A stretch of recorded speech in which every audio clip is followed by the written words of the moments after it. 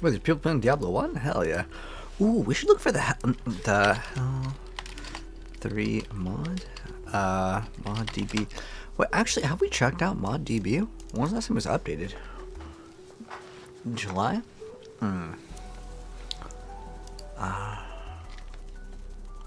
May 28th? Yeah. Still working on it, man. What about Diablo like 2? Is there any like good mods for this? 18 hours ago?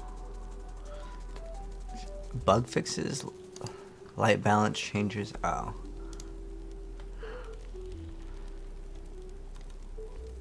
What is this? These new classes? Oh, it like adds Diablo 3 artwork. What else are they doing? It changes up the interface quite a bit. It's not even in English though, so it might be kind of hard. Materials Might, a custom server. Oh, okay. Oh, material. Oh, that's kind of cool. Dude, we should like check out Diablo mods again. But we have to play this today because today is the final day of the Diablo PTR. Last day, the final day, man.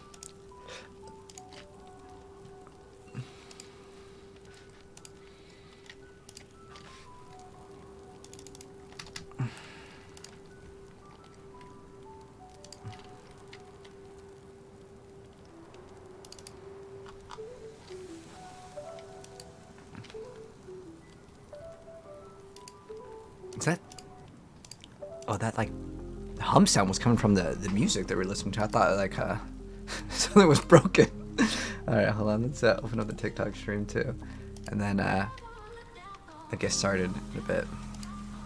I got the builds already ready today too, so it won't take us too long, Kappa. We're gonna do Spiritborn first. All right. A thorns Spiritborn. We're gonna start off with Canny. What is it? So spiny skin. We get 35% thorns. Okay. Does it really matter which way we throw it? I don't know. I want to say at this point in the game, it probably doesn't matter which way you put like these things. And the reason why it doesn't matter. Wait, you just get flat CDR on this class? That was pretty nice. Just get free CDR. That is quite good. This class is dex based, so we want all this, right? Oh, we need to tag in the keyword thorns. And then, what did they slot in this one? Hubris? Oh yeah, you have to, okay, so you want as much dodge as possible. Hubris.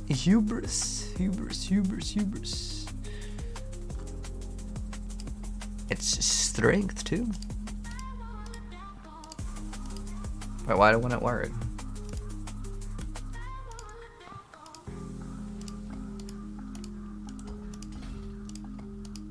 What? What? Am I tripping? Like, why doesn't this one work? Is it here? Oh, let's see. What's the starter board have for strength? 59.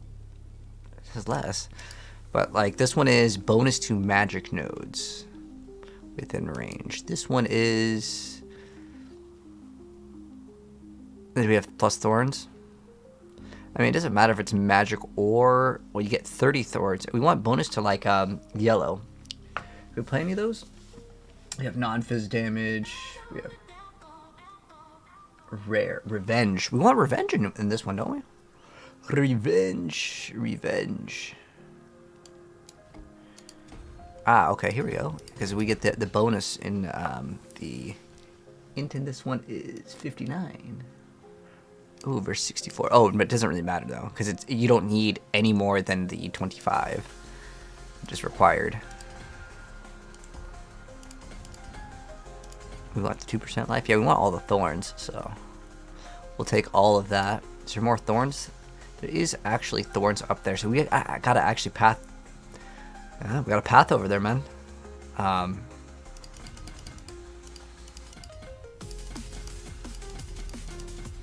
kind of a far path. To be honest, let's see.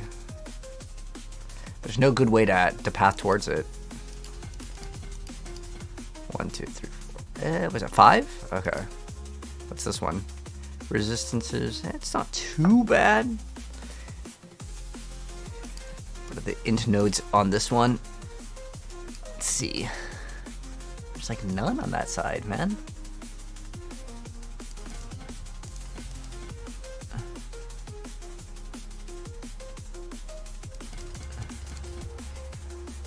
We don't even have the required int with that?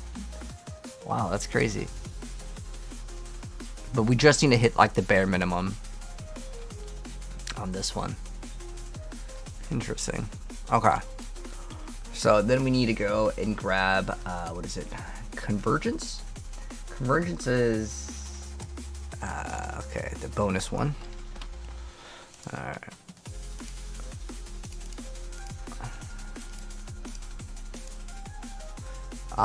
Thank you. I appreciate it, Ash. Thank you.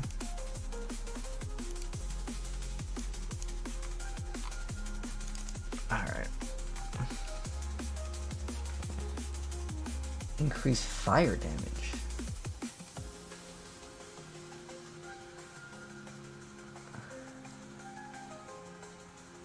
So you get to reduce your active cooldowns and you just spam toxic skin. I thought there's more things with thorns in here. Let's see what else exists with thorns. Thorns. We haven't even chosen a passive. Noxious resonance. Okay, so crit strikes cause the poisons to burst. So it's a crit build too. We need to get massive amount of crit. Oh, okay, that's interesting.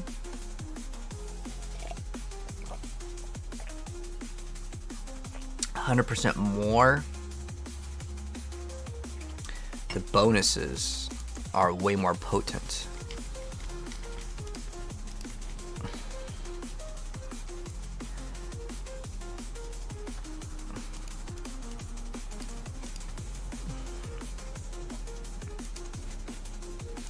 Okay. We have like the 100% bonus. Oh, no matter what, it's always 100%. What's that cooldown? 17? So that gives you like, wow, that's a big amount of cooldown. That basically maxes it out without even having to get cooldown reduction on the build, which is pretty insane. Now, what else gives us thorns on the build?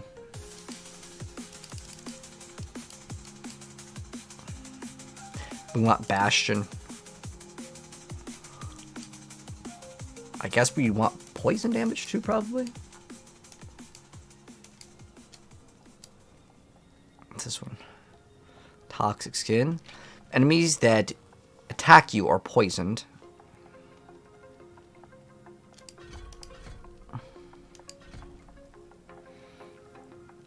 Well, it passively increases thorns. Oh, okay, so we want to keep this up 100% of the time.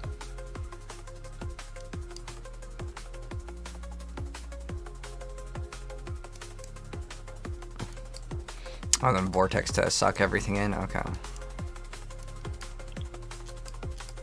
And we don't need Quill. That sucks that we don't even apply Quill. Because it's just based off of our Thorns damage. Right?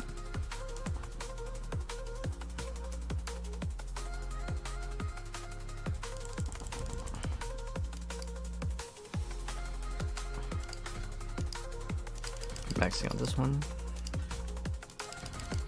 Oh yeah, we want that one for sure. What is this one? It's just 5 extra DR. We don't get this? No way. I'm putting on this one. There's no way we don't get this.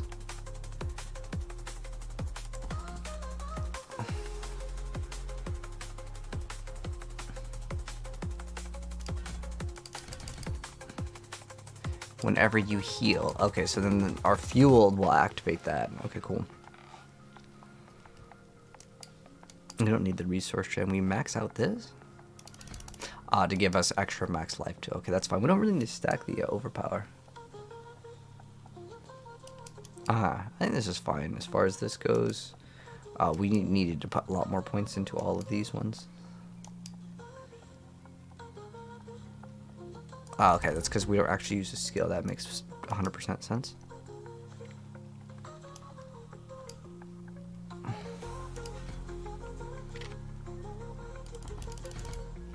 Alright, where did I put too many points into something?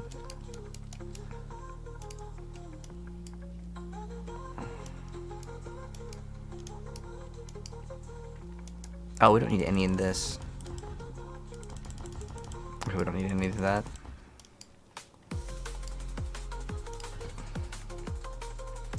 Makes you become unstoppable. Do we need that?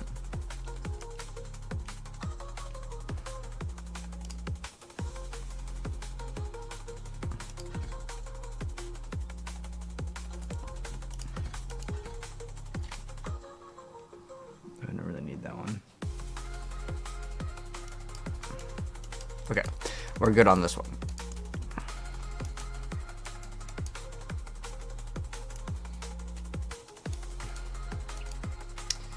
Alright, now we got two. Our next step is to get the, we gotta get the Paragon board done. We're actually like almost halfway. Got 2 out of the 3. So next we want, what is it, conversion? Okay, that makes sense. We want lucky hit.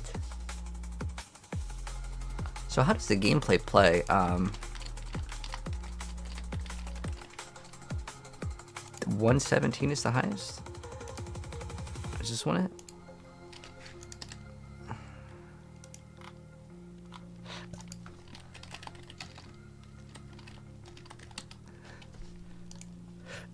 I think how it plays is this guy's been doing a lot of Spiritborn stuff. Okay, this one was 2 days ago.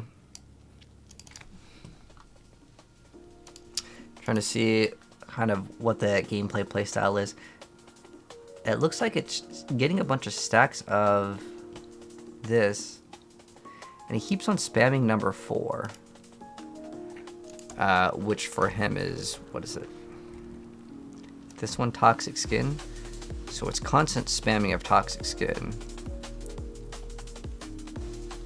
I don't need that.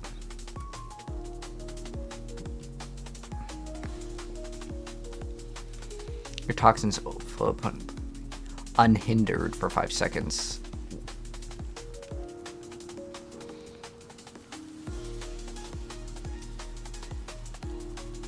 I don't know why you would need to spam that though.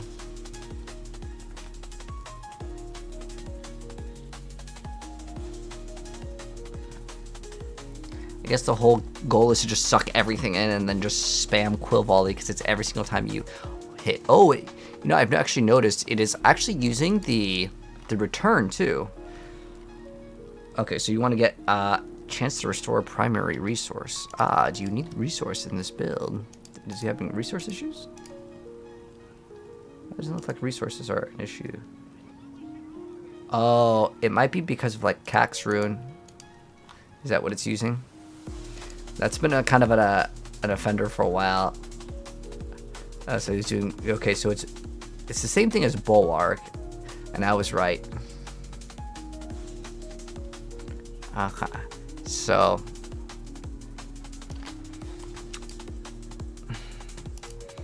he's using that. I just don't understand why Razorplate isn't in here, but we'll figure that part out later.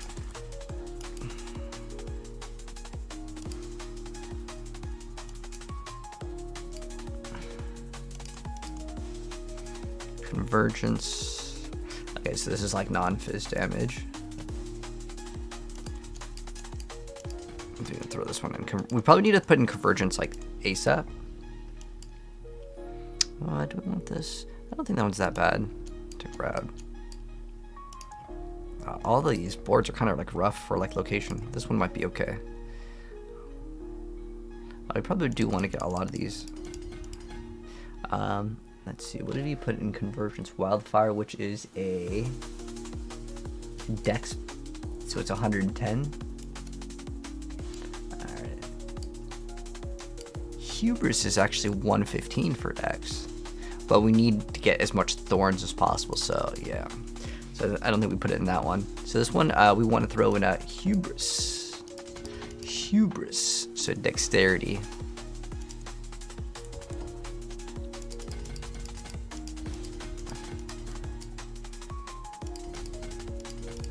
And ideally, we try to tag all of the dex nodes. Oh wait, we don't need that one. We could just go that way. Boom, and we're good. Hubris.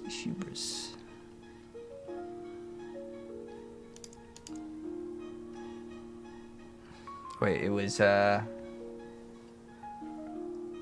already had that one. It's Wildfire. That's the one we want. Should be at the bottom. Wildfire. Okay, cool. And then now we can see the nodes much easier.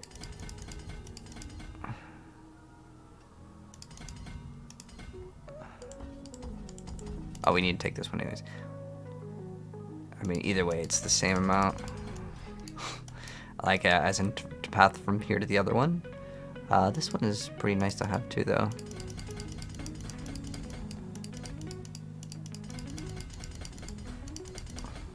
It's actually a pretty nice board overall. Because we want this non-fizz damage as well. This is a really good board. This is actually one of the greatest ones to start off with. I would probably actually start off with this board over any of the other ones.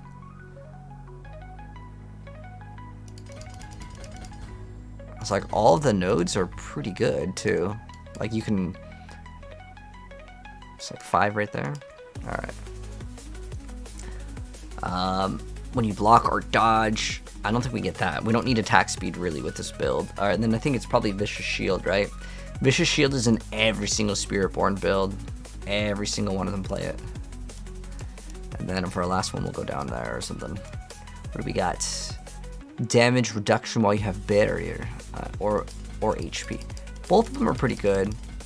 And then in Vicious Shield, we play Revenge. This is bonus to rare. I think I put, did I put Revenge in here?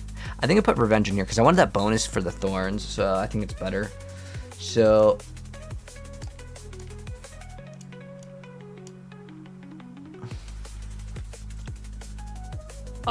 I hate Mystic Circle. I'm not playing that. Do I have to play Mystic Circle?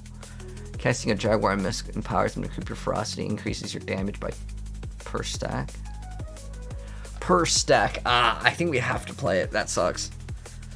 I hate Mystic Circle builds. I hate them so much. You still run the Duelists, Conceited, Ocelots.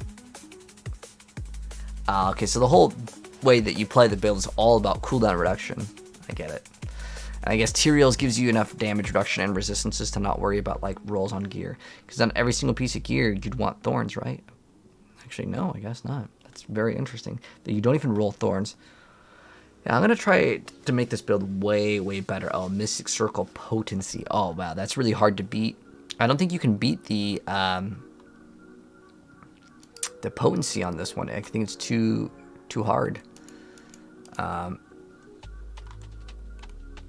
Can I like search community builds season 9 PTR, search for the Spiritborn?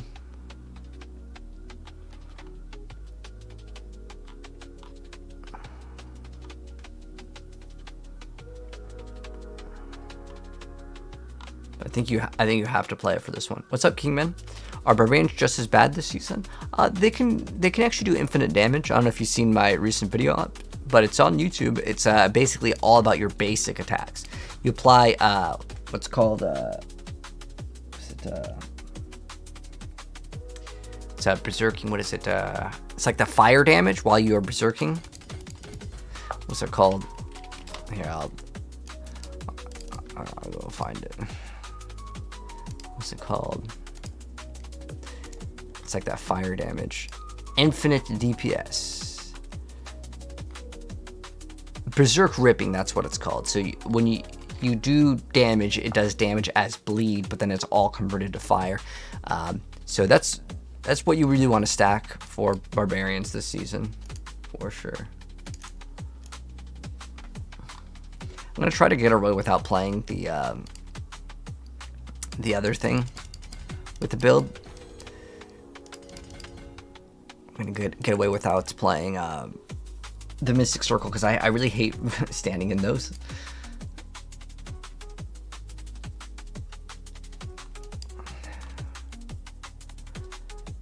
We do non-fizz. What does this board have? Vicious Shield has Int and Will. That's fine. Bane. It's non-physical.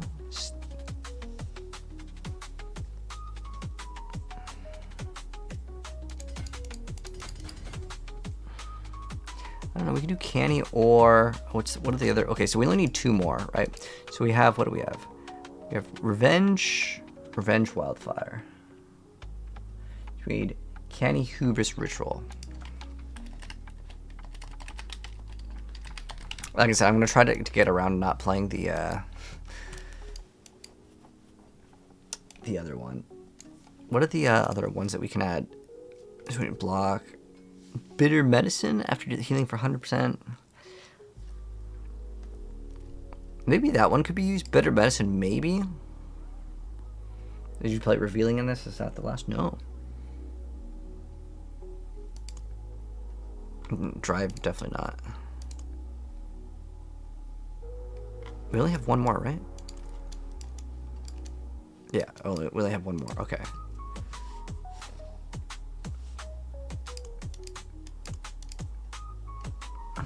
Okay, Sapping is the last one. Okay, for sure.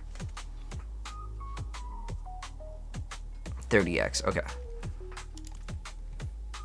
Was the other one 40% damage to vulnerable? Okay, yeah, the other one, Sapping is going to be way more consistent.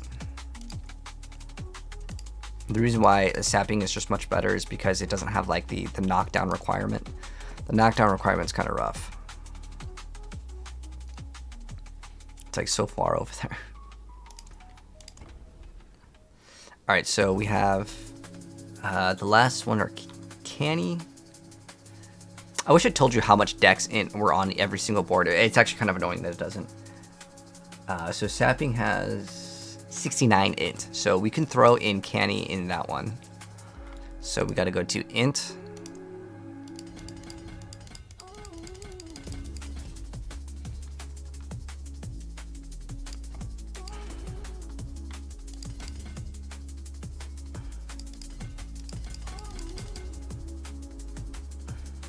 Oh, that one is that one tagged? No, it doesn't work. Unlucky. We don't really need resource in this build though.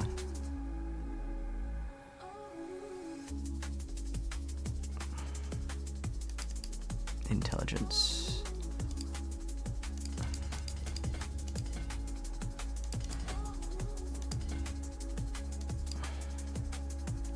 We could tag all of them, but I don't think it's necessary. I want these extra. Oh, we want all the dodge chance actually in the build. Is there any more like dodge? Okay, that's it for dodge.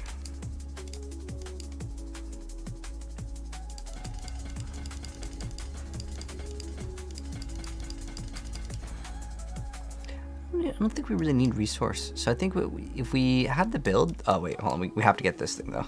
So Canny, and then what's the other one? Ritual. I want to get around Ritual. I'm not going to play that one. So we could do either Resolve stacking, because it's just damage, right? It's bonus with Gorilla. Lightning. Crit.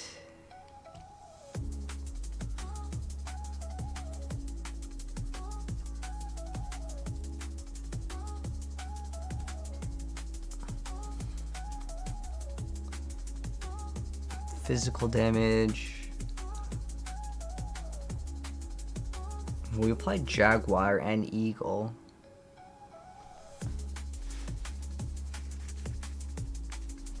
Once per spirit. Okay, if we can fit in Menagerous, that might actually work. But I think the Ritual one is probably just the best. The reason why is I don't think you can get around. Wait, how much Mystic Potency can you get? Wait, this is another int one? Wait, how much can you get on this? This just seems crazy.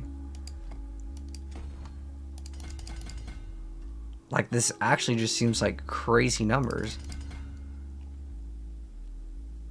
Oh, it's 30% potency, and you can also craft on. So you can have like double the stats of getting like a huge multiply. It's probably impossible to compete with, to be honest. Like, I actually don't think it's possible to compete with. I wanted to go ahead and try to play it without having the Mystic Circle, but it's just way too good. It's way, way, way too good.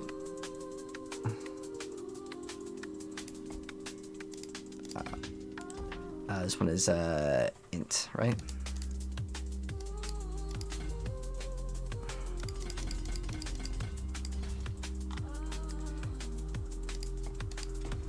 All right. We have all of them in.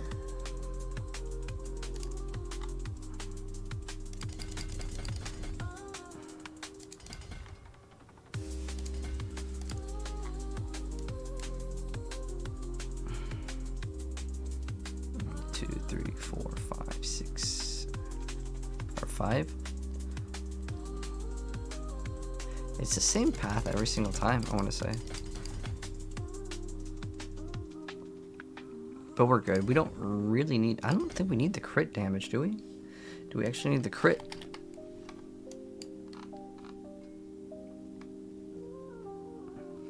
No, I don't think we really need the crit damage because it's based off of your crit strike chance. Like when you would crit, you get something else. And we'll take the damage while you have barrier. We'll keep like the extra points. I don't think we really need it. Or is it gonna like keep on popping up? Because I know that thing can get annoying where it keeps on telling you, hey, you can here's the barrier generation. Alright, so we don't need the crit in the build though. Oh, you definitely want all the non-physical damage for sure.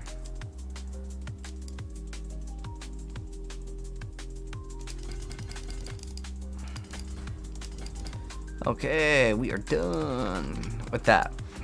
The next step is to, of course, get the correct items. So when you want quadri, good luck. Okay, we have some options though. So you can do Air of Perdition. I guess the whole goal is just to do the thorns damage, all the damage that you've done to like activate 2 times. And then you get Mystic Circle Potency. Wow, you can get 33% just on one offensive roll. That's crazy. It's that Rod Akipalike. Unfortunately, we can't use it in this build. I thought it was a really good roll too. But we just need a regular item. Okay, so what are we gonna get? For the helm, we want this one, and we've already got it. And then for the chest piece, we're gonna run that. And then in the other ring department, we want Starless Skies. So that Starless Skies sucked. It rolled lucky hit. I know it's random on what you get, but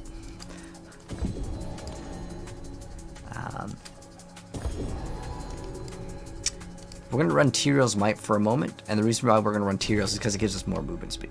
This way I can go back and forth between things much easier. And let's get a Ring of the Starless Skies that has just either attack speed or crit. I don't really care which one it rolls. It's kind of a 50-50.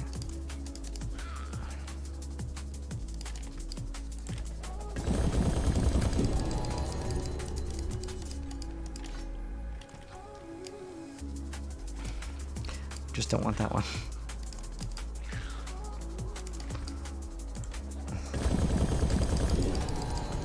Just don't want that one.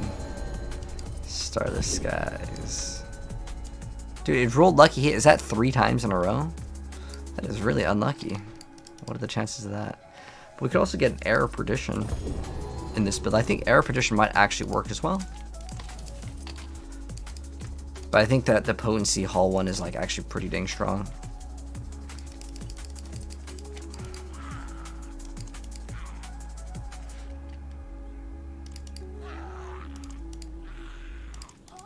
Oops.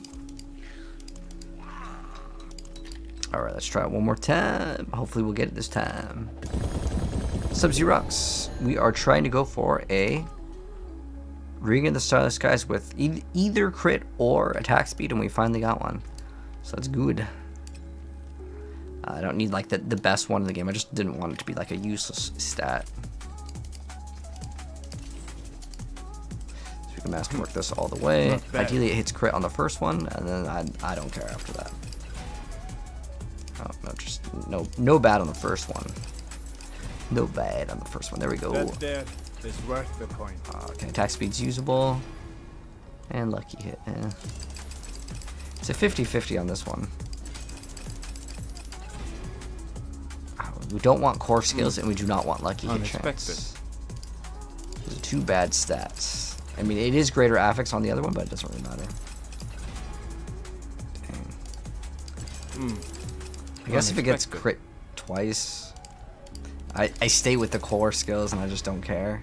Because it just takes too long. Like, this, even with infinite materials, I'll be honest, I really don't like it.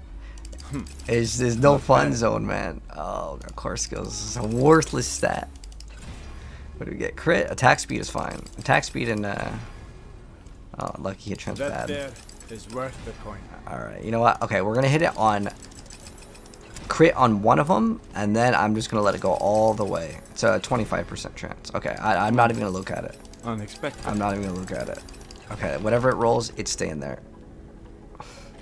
Okay, I lied. Dude, it rolled two absolutely garbage stats. Lucky it does nothing as far as I'm aware for this build. Oh my gosh, it keeps on rolling that lucky hit chance. It's like a magnet for this thing. Not bad. It's just so not fun. Holy, do you guys see this every single time? It's like, all they want is the top two, and it always rolls the bottom two. Oh. It's just trolling me. Alright. We don't have to get crit every single time. Okay, whatever this rolls, we're sticking with it. Gosh. Okay, whatever. Like I said, I don't care at this point.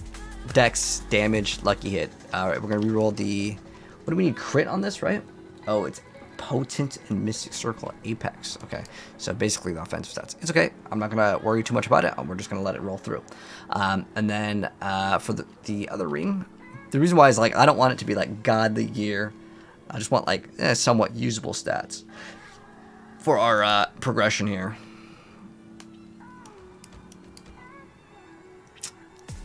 Dang, it just takes too long to do this. Like even on PTR, like I don't even want to do it. All right, we got to go for what? We got to go for a better at loyalties. We also got to get a razor plate. We need a GA chest. So in this one we need a helmet. There's only one helm too? Perfect. We want that number I think to be, ideally it's on damage reduction, but or all stats, but I think for that chest armor, GA, nope. Helmet. Helmet. Oh, I forgot about that one. That one's good. It's a good helmet, but not for our build. 56, that's pretty close. Yeah, I knew it was going to be like that. Okay.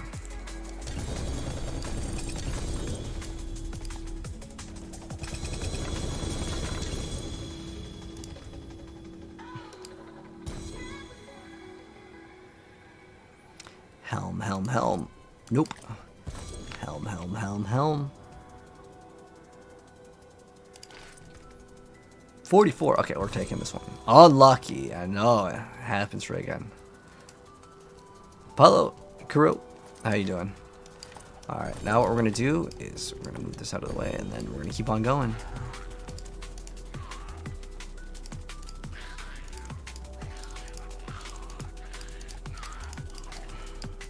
So we're just looking for the generic unique now.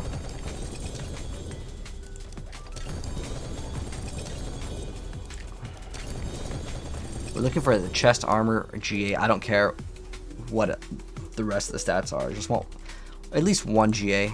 That's all we want. But we're going to keep the Tyrael's Might on for now, because when we walk in between the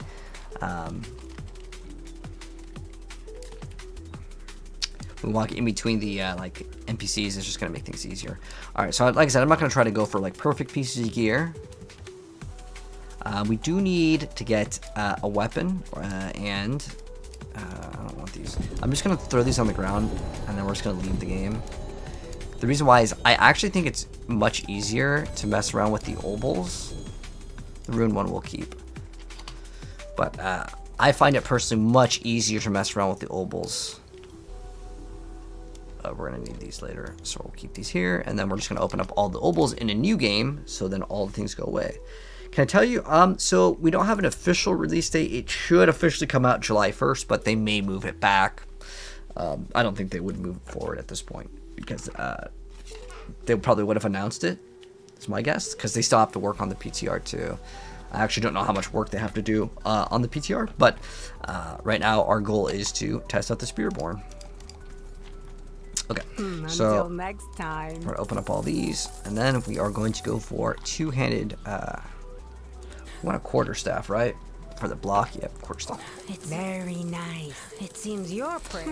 Not much, is it? Okay, we got okay, usable. We don't use overpower, so that one's done. So staff is done. Awesome. Let anything break. The gloves, we forge want is hot. crit on the gloves. Okay, so we need crit. Crit.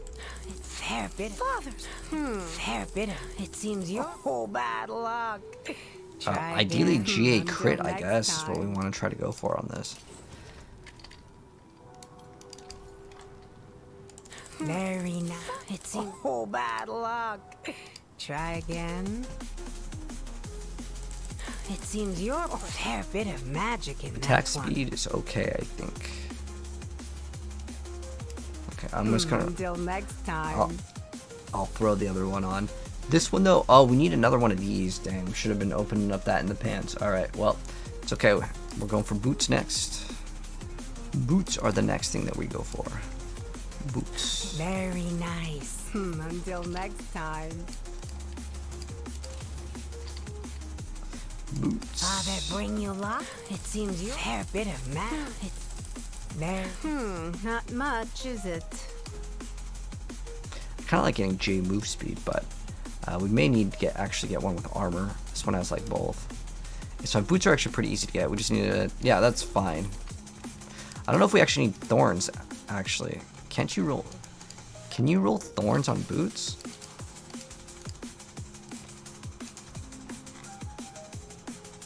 You can't. I think you temper on thorns now. I don't know, a lot of pieces of gear. Let's see. What will it be? Come back if you need work. Let's see. Is temper? Or not temper, but yeah, you can't get it on that. Can you get it on this? No, you can't. Okay. Can you get it on the amulet? So it's all tempered now. What's interesting is they're not even tempering on it. It's all Mystic Circle potency. Very offensive. I guess there's vortex size too to pull everything in together. Fare thee well. It's one skill I'm not particularly too fond of. And then what else do we need? We need another ring. A ring with what? GA crit? Oh, we want to go for attack speed or crit, so. Ring. Attack speed or crit. Very nice. But good. Not much, is it? Did not get You it. can-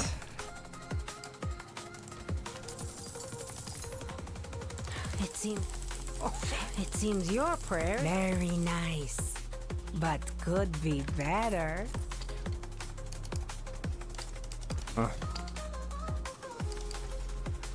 Fair bit of battle. It seems you're very not much. 2 is it? GAs. Attack speed. Attack speed and then damage. Yeah, it's like no good. You actually don't want damage in this game to roll. It's basically like a non-stat. It seems fair. It's very. It seems fair bit of 1 magic GA in the that whole one. bunch. That's crazy. It also rolled damage again. Came apart nicely. It seems. I know there's a ring that can roll thorns actually on the It seems your Spiritborn. prayers have been answered. Damn, nothing.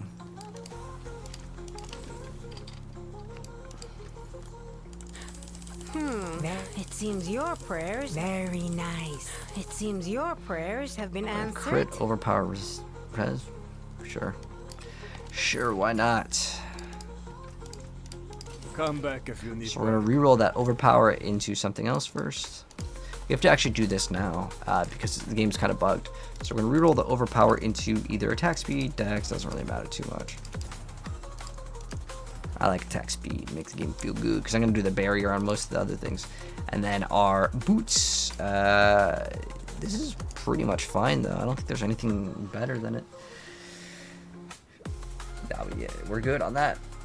And then the gloves. Gloves we need to get crit instead of armor.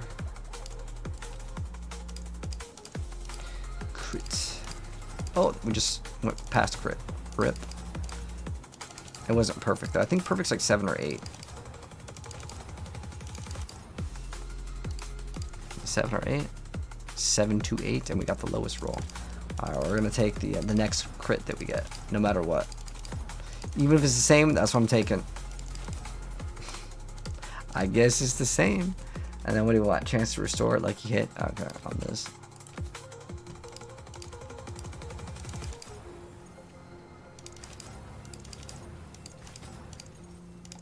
That is it like the super rare one again? Oh no. This is the bugged one? Oh no, we're good. We don't need that masterwork. Okay, so what we need is, oh, you get Jaguar potency. You don't even get the quill to come back? Wait, hold on, let me see. So I thought he was running the thing to come back in the gameplay. I was like positive. No, it looks like he's definitely running it to come back. Father bless.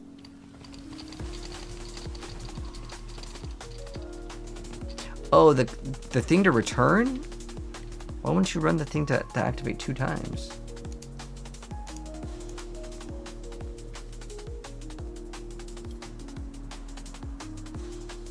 Alright, this one is...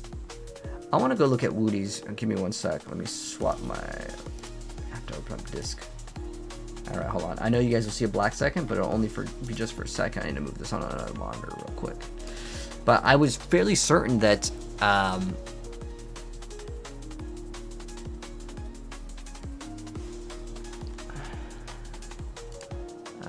me go to the quill.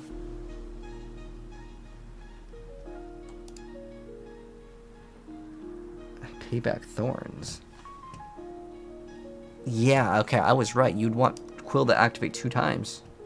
I was absolutely correct. Alright, let me move this back on this monitor over here. Yeah, so you would run the thing for quill volley to cast 2 times, not potency. Wow, you get potency on that one too. But I feel like it activating twice is just too big. It is way too big. So I'm not crazy on that one. Cool. And then the quill volley coming back is what you run. Okay, got it. That is basically the same though. My boy, I think he's possessed. Worry not, Peter. The cathedral will not abandon you. Oh, it is razor plate. Yeah, that's so weird because when I was looking at the other build, it had no razor plate, and I was wondering like what's up with it. You still have to run Mystic Circle. Dang. I was hoping there's a variant where you don't have to run Mystic Circle potency because I didn't want to play that. But you're not even throwing on thorns. You can get quill vortex size, or I don't really like playing vortex. I like the lazy way to play the build, so I'm gonna opt to maybe make that an automatic, and then you could play Cax, or was it Q? So you have to play the bulwark somehow. Actually, I want to say maybe you get away without running the bulwark, and then you just run it in the powers. That's actually 1000 IQ. Well, yeah, I think I got a better idea, guys. So we run the power. So the way I'm going to be running it is I like the laser. Oh wait, I need to throw in the poison. The poison, the laser. We do poison, laser, and then we run vulnerable. Oh wait, we actually don't need vulnerable in this build. Oh, that's actually quite nice. Very nice. You don't run this in the build, huh?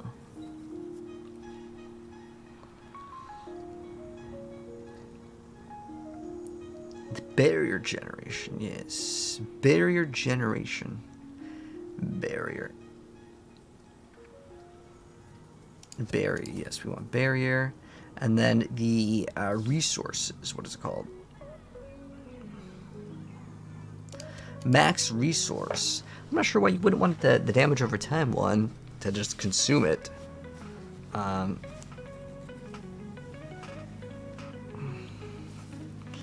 Yeah, I don't know why you wouldn't want that one. Then the Jaguar hull goes even crazier because it ticks as that damage, right? Like that, at least to me, makes sense. I wish we could throw in the Spiritborn stuff. Actually, looks way better. There we go. Lock it in. Confirm the look. Oh, I can't even confirm the look. Wait, what? Really?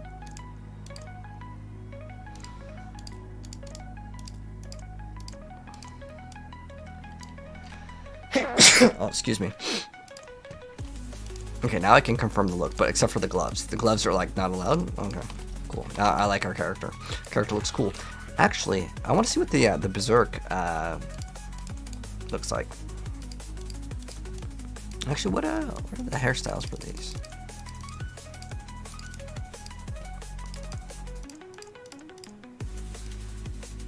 I think 11 looks pretty good.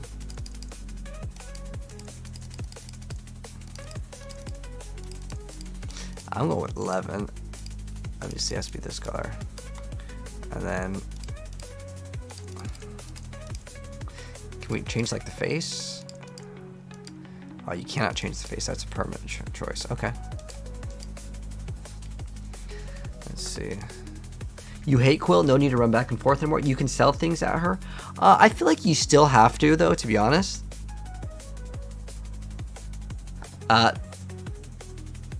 The reason why is because like the salvage all, I still think overall is much faster. You know what I mean? All right, I got this on my other monitor. Sorry, I gotta do the mercenary.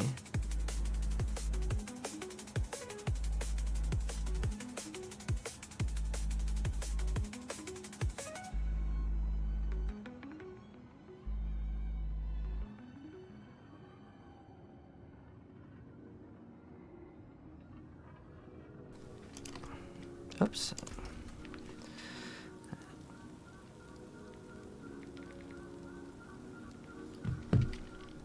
But this one is actually going to be thorns in terms of like the build. So we're almost done. We just have to temper, and then I think we're ready to finally play the game. I know it takes a long time, but like this is the way the game is. We would want Bastion. Ooh, we need to get a better. Okay, I'm gonna try to shoot for like a good one on the pants.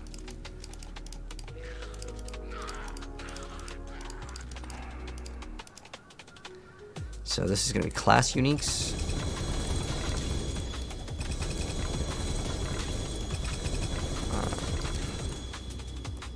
Pants. No good. Helm. Good. Pants. Pants. These are the wrong pants. 240, 240. Okay, we're gonna keep on opening because like this is like not impossible for people to get.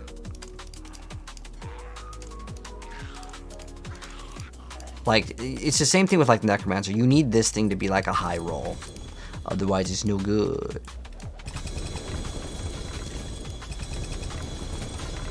We got a core staff. Well, what is it? Kipulike? Oh, some pants. Where's the pants at? Pants. Boom. The wrong ones. Here we go. Pants. Pants. Pants. There's like two pants. Alright, back to the drawing board. I hate how like you can't get rid of these ones. You can throw them on the ground. But it might be faster to open them up, but then that creates even more items. I don't know. I also don't want the game to lag out, so like that's why I'm not just opening up all of them.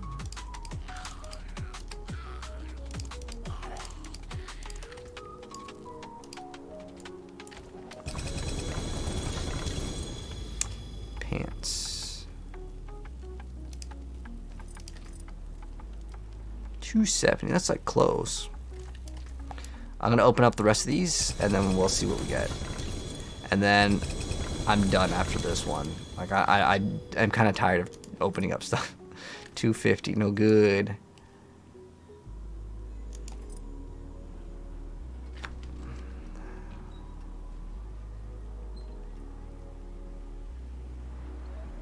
Pants.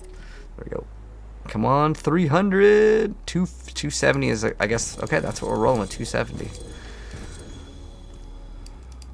Okay, Need something so for now it? that we've done this, we gotta go now temper. Okay, so on gloves, what do we want in temper on gloves? So temper on gloves is... Oh. Temper on gloves. Mystic Circle and Barrier Gen. Ah, okay. Mystic Circle, Barrier Gen. Isn't there thorns on one of these? Oh, it's right there. Okay. And then for the offensive, it's Mystic Circle Potency. Mystic Circle Potency, so it's Jaguar Finesse. Oh, don't brick on me. Mystic Circle Potency. Oh. Please don't brick. Oh, it bricked and glitched at the same time. Cool. Woo! Even better. Unlucky. Oh, but it seems you're a fair bit of magic in that one.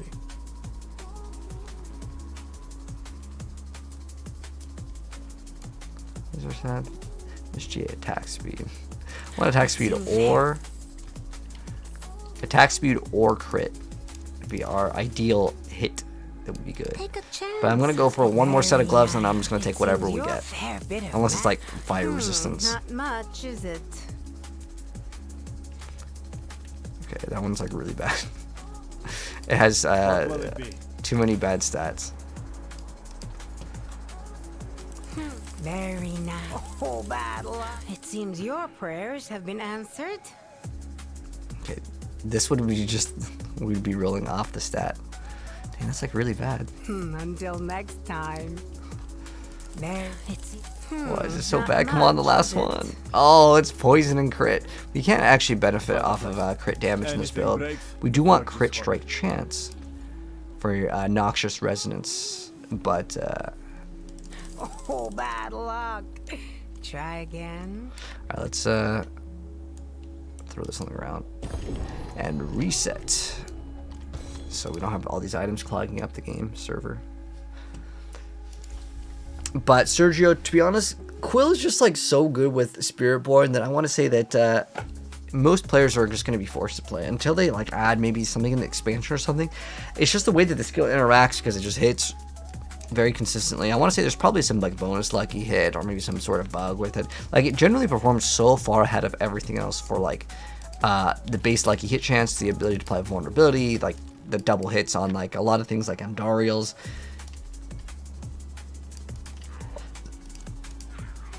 Like I said, my guess is it's probably some sort of a bug in the game, and it's just like so good. Probably gotta make our obols go over here. The reason why is so we don't have to move. Fair bit. It seems you're very nice. It's oh, bad luck. Try again. Okay, this is good. So we just get. I can take common, turn it. We have to do this first. Normally, I would say you do this after.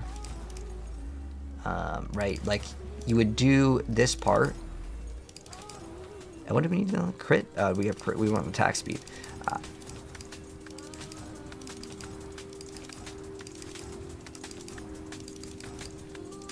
Why is our attack speed so rare? Finally, there we go. Boom. Perfect. Now, we gotta hope it doesn't brick. So I'm gonna go to tempering. Put that bad boy in there. And then we want Jaguar. We want that Mystic Circle Potency. First try. Not the best roll, but that's okay. Want Barrier. I don't think Thorns is that bad, but we want Barrier here. Oh no. Alright, cool. Got it. We want that movement speed.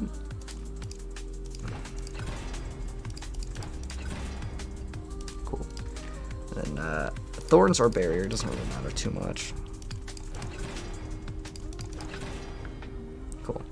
And then with the Amulet, we want Mystic Circle Potency once again.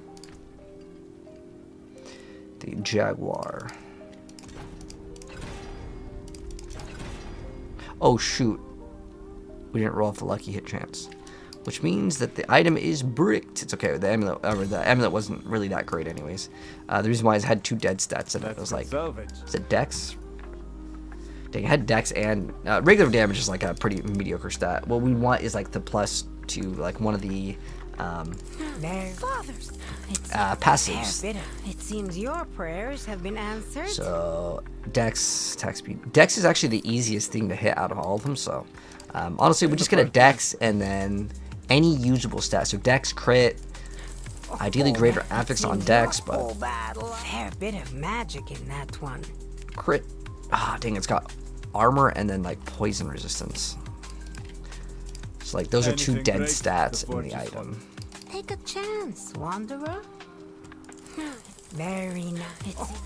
Fair bit. It seems your prayers have been answered. Fair bit. Wow, I didn't even get 1.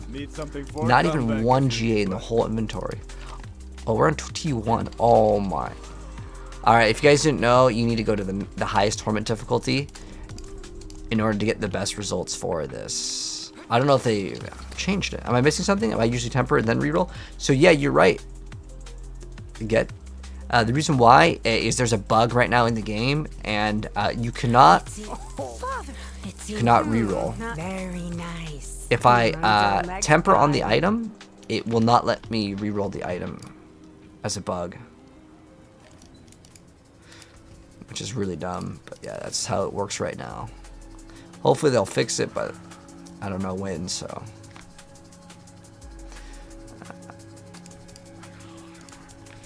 alright, let's get some more obols and let's keep on doing the gamba, man. Take a chance, Wanderer. I wish you could hit like buy all. It seems your prayers have been answered. Fair bit of magic. Okay, we got 2 this time. We got damage, that's no good. Crit is good. Ravenous? What does Ravenous do? Let's check it out. Until next time. Ravenous. Nope. We do not have Centipede, so it does not work. Father, bring you luck. Oh, bad luck. It's very nice. We got 1, 2, 3, 4. Blinding light. It seems your prayers have been answered. Move speed. Damage, Dex. Vigor on kill. Like, it's so bad. It is so bad, man. Amulets are like one of the nastiest things in this game. They have too many stats that they can roll, and then all of the passives, they're just like way more rare for I don't know what reason. Because it's already hard to get a good amulet. The fact that you need to get like GA plus all the good stats, like it's just where this game feels very not like beginner friendly. Even though the rest of the game is relatively beginner friendly. Oh, this one was almost good but it has like 2 dead stats, which is life. I just wanted the Dex. Dex damage. Nope. Movement speed. Nope. I guess we're doing Dex max life. It's like whatever at this point.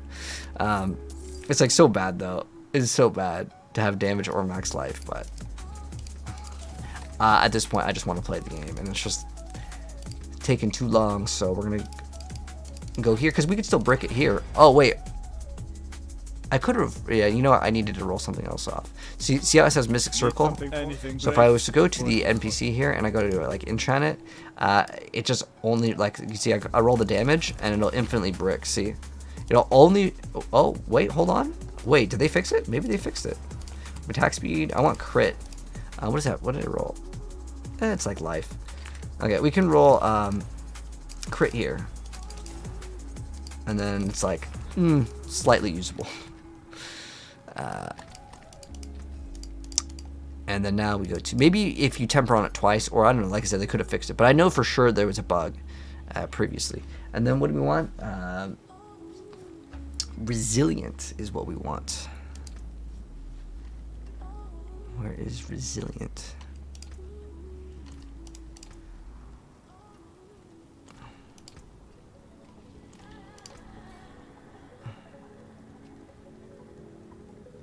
Resilient. What does that one actually do? Let's find out. Resilient. Oh, it's like 10x life, so it's like just for defense. So on both, we have resilient.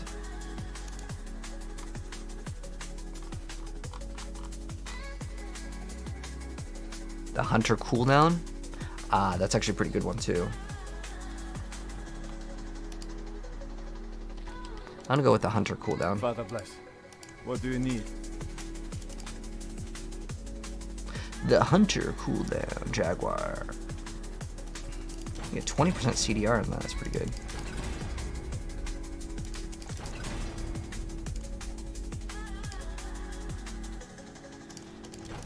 Didn't even get it once. Alright, there we go. Alright, last ring. Alright, nice. We already have the things rolled on it. Okay, cool. So we're gonna go temper on it. Oh, we got temper on that too. Oh man, so much work. Now we get, this is one of the hard ones to hit. So we need Mystic Circle and we need to hit Quill. So yeah, Jaguar. Oops. This one's Eagle. Right? Quill Volley to cast twice. Okay, 27 is like the lowest roll. 30 is okay. Okay, that's fine. Like I said, I'm not gonna try to get perfect pieces of gear.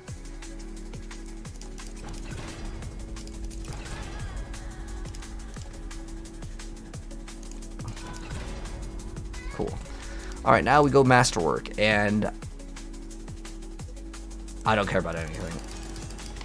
I except for the weapon. That one I'll actually look at. I just want, because like I said, I just want to play, and like, it takes like an hour to make these builds. Like, actually more than an hour. It took like 3 hours. Not bad. Because you have to do the Paragon board. You have to like get the items. It's like all the work that goes in. Like, there's a lot of work that goes into like everything in this game. What's our armor at right now? Ooh, it's pretty bad. Do we run Juggernauts or something? Or how do we get our armor up?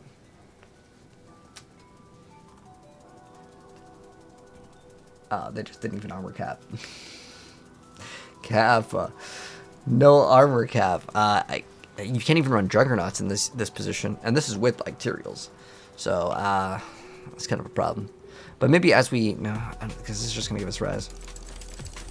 I think you have to get like armor somewhere. Maybe it's on the Paragon. I don't know. Oh, actually, you know where it fixes armor? It actually is the, this we actually need to get Quill. Alright, cool. Please just give me Quill 2 times. Not bad. It's 50%. I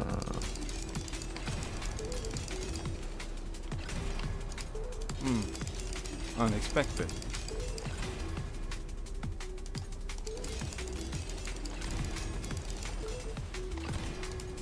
I just want to get it 2 times. That there is worth the coin.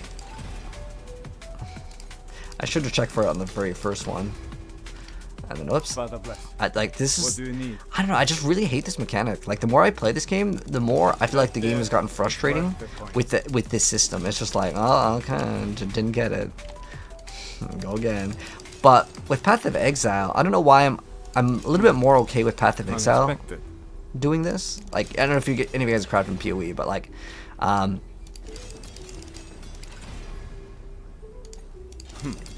Not bad. I don't know. I think it might just because like I see Diablo as like it's just like just give me my thing, you know.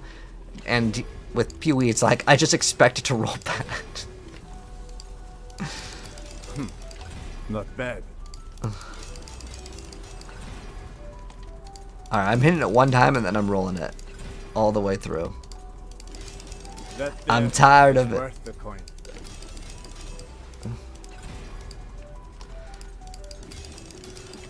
Like this is not what I consider like peak endgame gameplay. Because this is how it is. Like if you want like the rank 1 like push, like this is what you got to do. Like you sit here, and each one of these normally like to go all the way up. It takes a really long time. But like I said, I don't care at this point. I just give me my stuff. I want to play. You know. This song has like just a really weird beep in the background. I don't like it. I'm gonna swap to another soundtrack. Okay. All right. So now that we've got everything, we now gotta go socket. Oh, we don't need to socket that one because we are running a razor plate. Razor plates. And we're gonna masterwork this. I don't care what this one hits. Ideally, we would hit the thorns 3 times. Ideally on the GA, but it's okay. It's not that big of a deal. All right. So now that we've done that, we're gonna add another socket to it, and then we gotta throw in the runes, the gems. Although I think I know what I want to throw in here, so it's not gonna take that long. So what is it? Ahu Q. Ahu Q.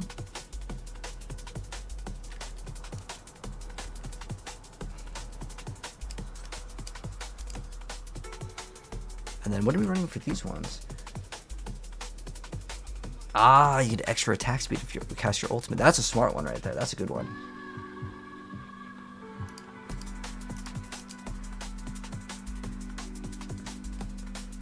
%30 more barrier. Oh, that one's really good. Wait, it said thorns too?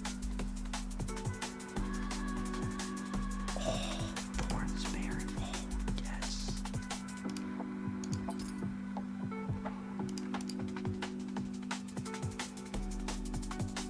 I like this one though.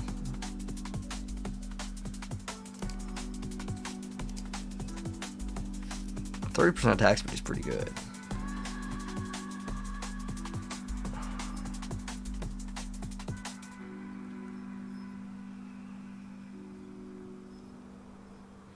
What is the other one? Primary core, yep.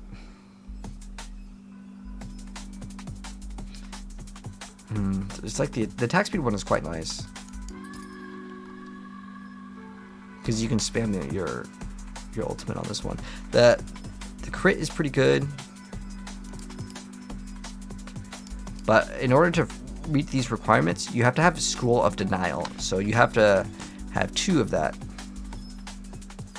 We have to put one more denial. Denial.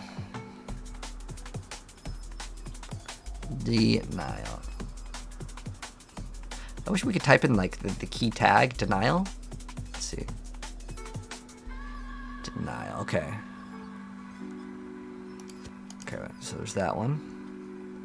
Let's see if there's another denial. This is a good one for denial too.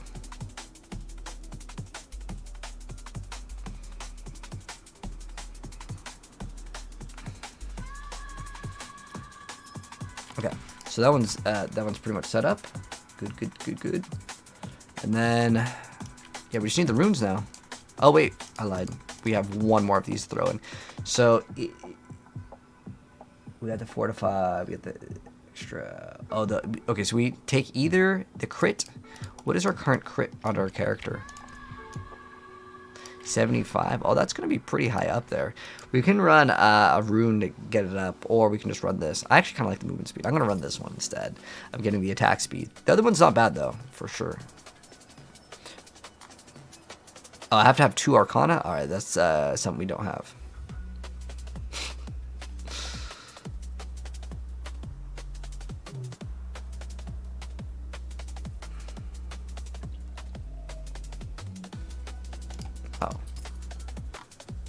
Oh, okay, I already threw that one in there. Okay, that's fine. Let me see what other people are playing. Oh, the infinite dot. It's good, yeah. Okay, so now that we've got this, we gotta go socket in the rune words. So it's Ahu Q. So Ahu, and then Q. And then what's the other one? It's like what's the barrier one? The bulwark, Pock Q. Pock Q. Alright, we could do Igni Q, it doesn't really matter. What is it again? Tizik? No, it's Q and Cax. Cax. Okay. We have to add another socket there, but that's fine. I'm trying to think of what else is good. Cleanse these both from my skin, and I promise to become your most devoted So you can do, servant. I think you can do Ohm or Gar. I mean it this time. Oh my gosh. Okay. Seer is good. Seer, Igni. Neo. I actually like Vex as well. I think Vex is a really good one. I almost want to say we can get away with running Vex. Where's Vex? That's like my favorite rune in the game, by the way. Oh, you know what? It doesn't work in this build because it doesn't increase her like damage. It only gives us to plus to skills, which none of these give us like damage on thorns. So actually, in this build, it doesn't actually work. So Ahu and Ahu Cax. And the other one is, you can run Igni, or it doesn't really matter, to be honest. It's just every few seconds we get it.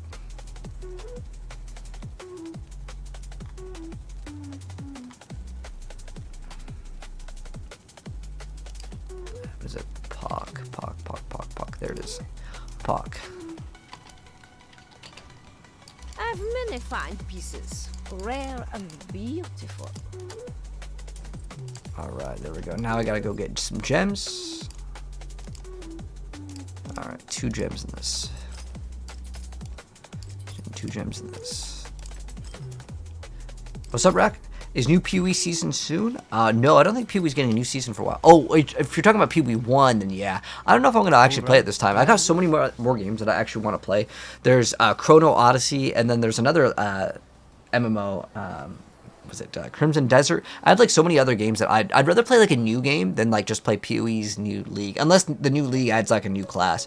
If it's PoE 2 and they get a new class, I'll play it. But like, I'll be honest, I'm getting kind of tired of the action RPG rotation until, well, actually I still have Last Epoch to play too, but there's a couple other games that I wanted to play. I want to play the new Borderlands, and then there's also To Kill a God.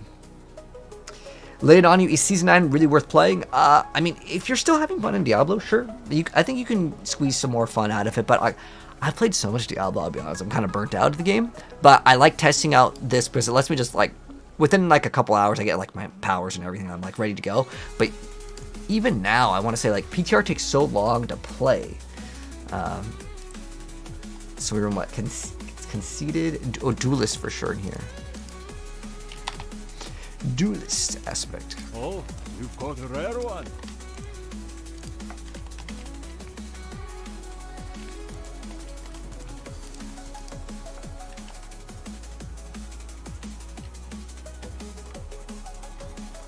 Conceited. And then ocelots. This on both. Yeah. Oh, conceited. Rebounding should be in the ring.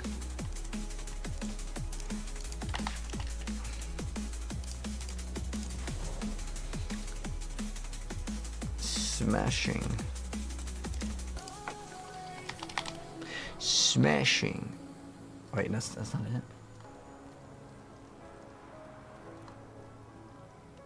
Plains power.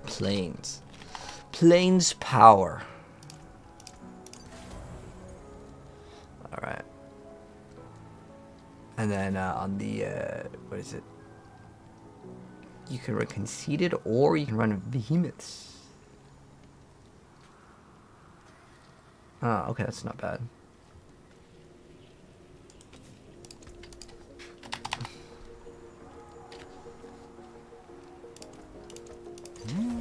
I think it doesn't really matter, Conceited or the other one. You have to do your ultimate every 8 seconds. The ultimate, now this is the ultimate spam build. I might actually play it without Vortex. Where's my eyes? I don't like pushing that button. Even though I'd have to push this button, I only have to push this button every 6 seconds. Vortex is every time it's up. So I might actually play without it.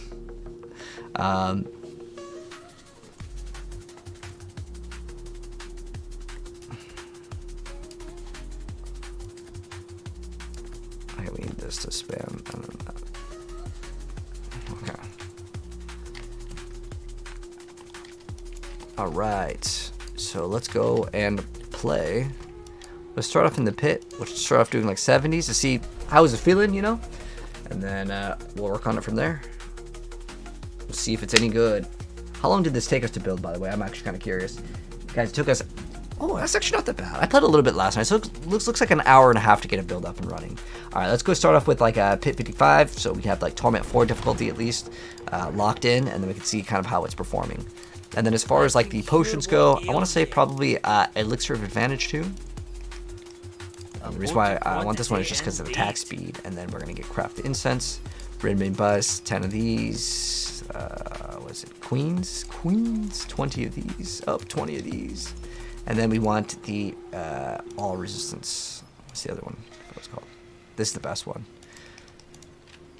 Speed of the pack. All right. Give me a second to take a quick piss, and then we will get to start with the brand new build, guys. This is the Thorns Quill Volley.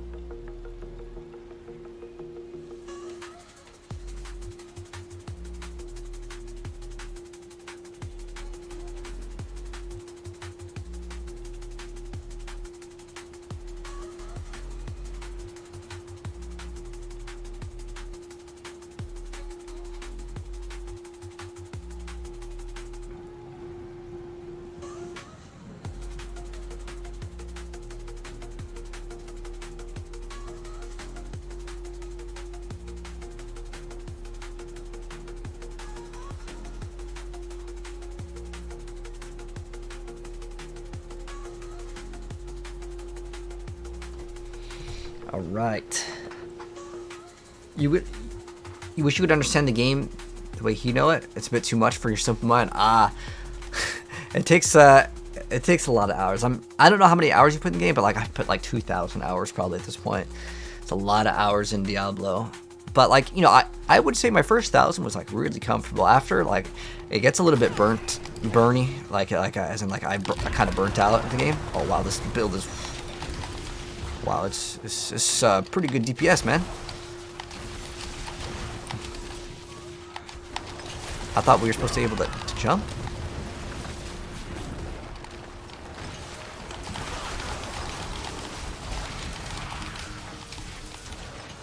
When active. Okay, we just have to activate that a lot.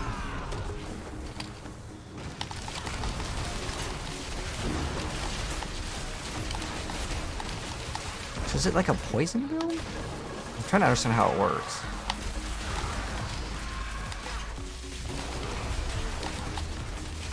Oh, it behaves very, very weird like this.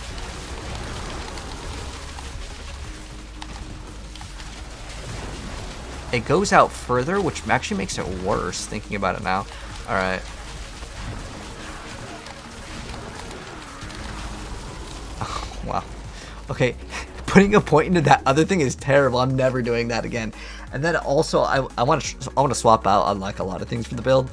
After just trying out like right there, I can tell you for sure there's some things I hate. All right, one, I ain't playing this skill. I never liked playing that skill, and I still don't want to play it. We're gonna lock in some extra damage with that. All right, then we have to constantly push that, and then we're gonna spam that, and Scourge. While I don't actually mind it, because it does give us a bonus damage, increases the damage that you deal with crowd control. It's not bad, but you actually get a bonus with this.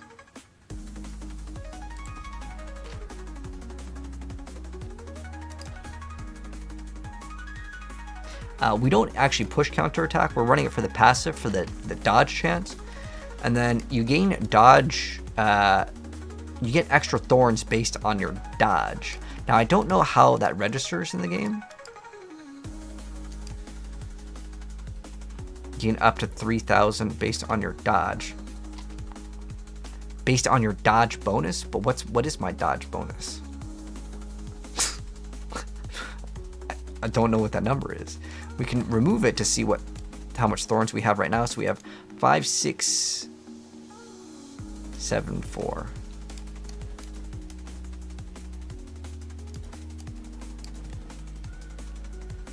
Okay, and then once we add that on, how much more does it give us?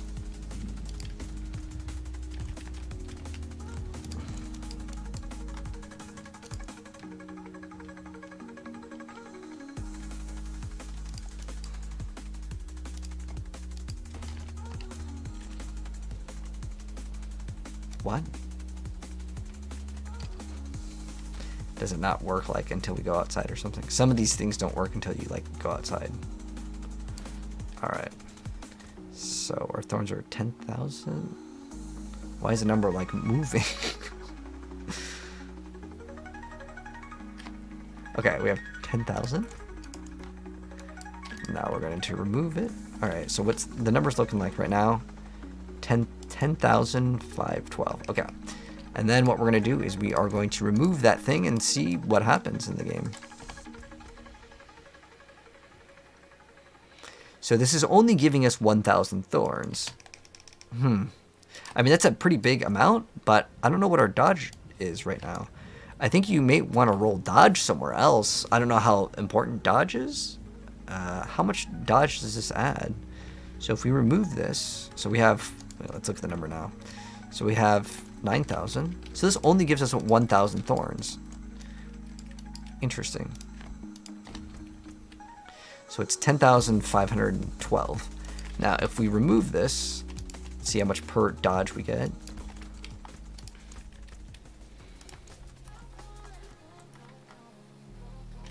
So this is 500 per 10. So it's 250 per 5. Which means we get 50 per 1% dodge. Okay, got it. So I know how it works now.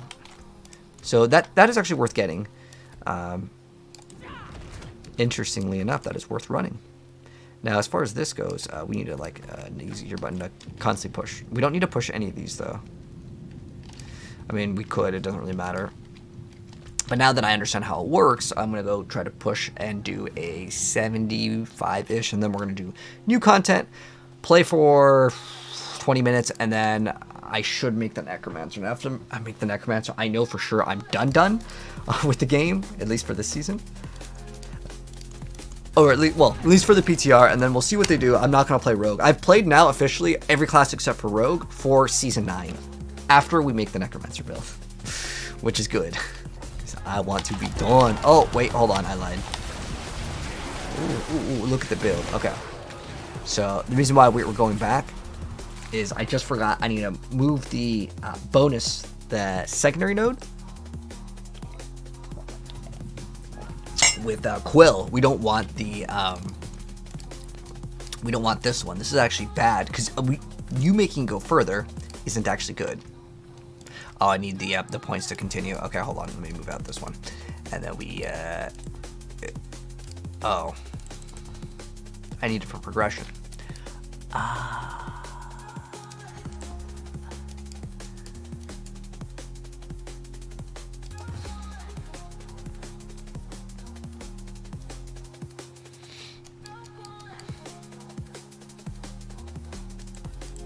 I mean, it doesn't really matter which one you take. Because this one, oh no, that one actually does make sense, because getting your Vigor generation does give you stats. That's good, actually. Yeah, we're good.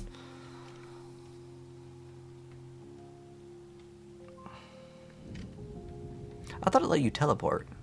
Ah, okay, yeah, it does. Yeah, give me that. That's the whole reason why I'm playing this. Yeah, okay, cool. Okay.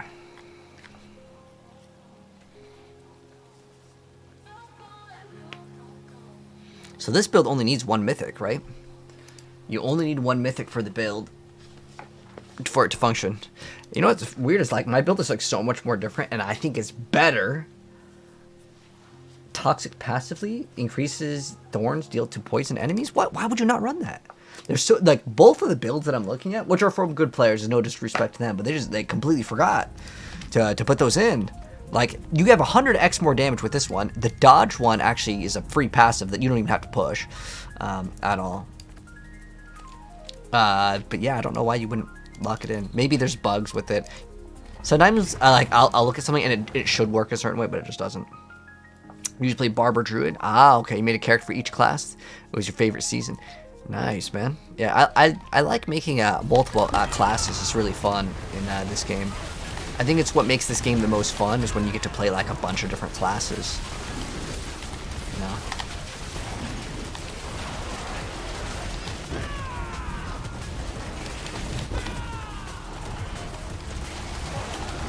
I mean, Spiritborn feels pretty good, man.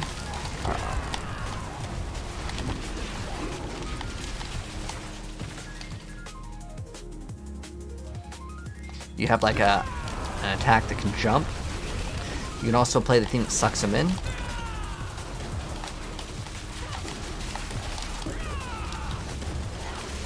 I'm gonna do auto vortex.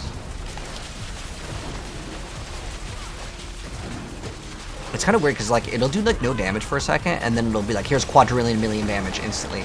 I think you want to pull in all the enemies, and I'm gonna make the vortex like an auto, just because I'm lazy. But like the build does perform. Like I can tell you, this build actually feels really insanely powerful.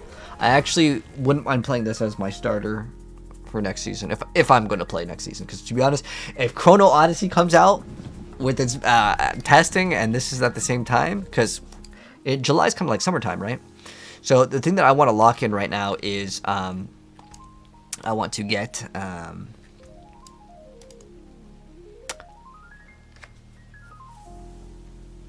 I want to see if we can get away without the barrier here. So we're going to remove Q.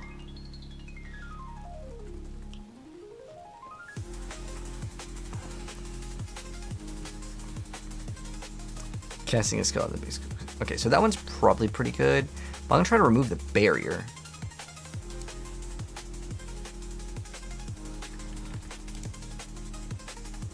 But if I have the thing activate more than every 4 seconds, then the barrier should be able to like go up higher uptime, you know?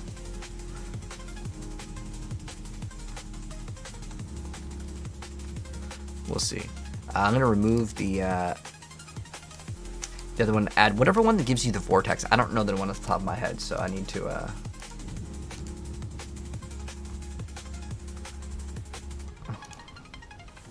I don't remember it.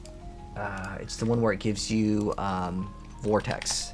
Cry. Cry is what we want. We want to cry.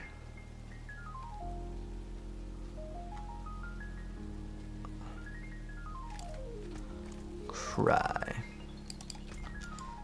Grab another rune. So we're gonna put in the 3 points, and I think for the points, what are we putting in? So I have to put additional 3 points in, which is going to be okay. So we have vortex. Oh, we don't need the damage. Well, you have an active barrier. Vortex is 300 and knocks enemies down. Critical strikes reduce its cooldown. All right, I'm not gonna run that. I don't even think we really need anything. Like, All right, oh, cry. traveler. There it is.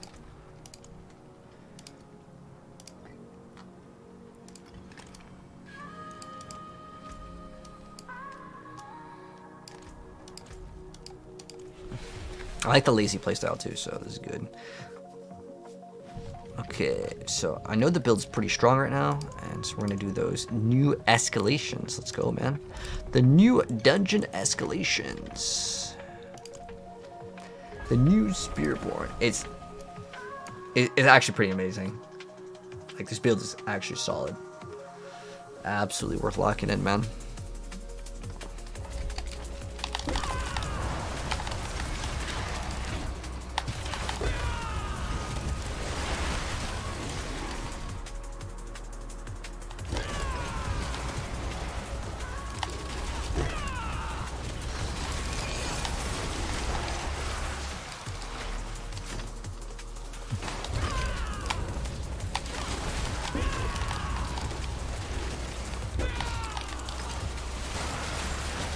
Wait, I have like no cooldown on my like ultimate, like ever. What? This is so good. Dude, this feels incredibly responsive. Wow. It feels so good, actually. Because this has always been a really good skill. Oh my gosh, the druid is, not the druid. This one is absolutely amazing. Like, actually.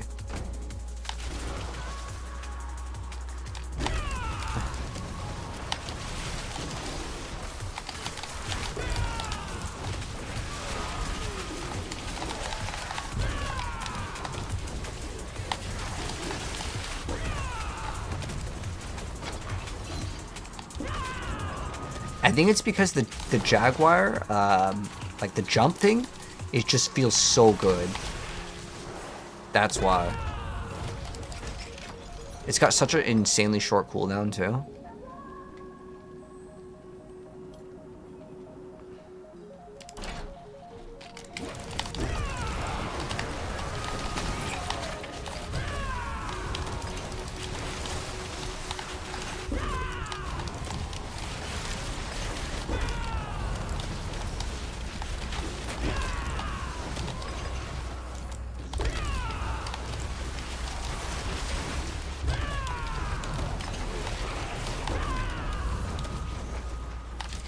We're gonna kill all the enemies. Can it go through walls? Yeah, it can, definitely.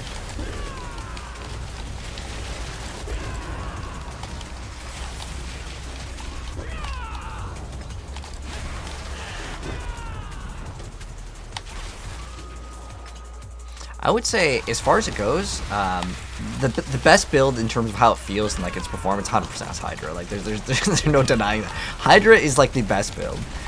This would be number 2. What else do we play? The bar build is obviously like not intentional.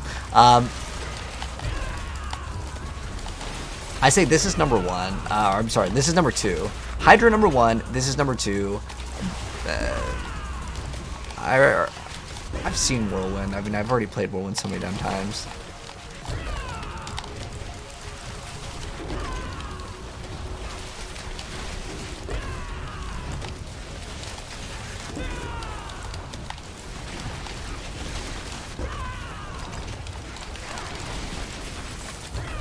Okay, we're hitting into D's.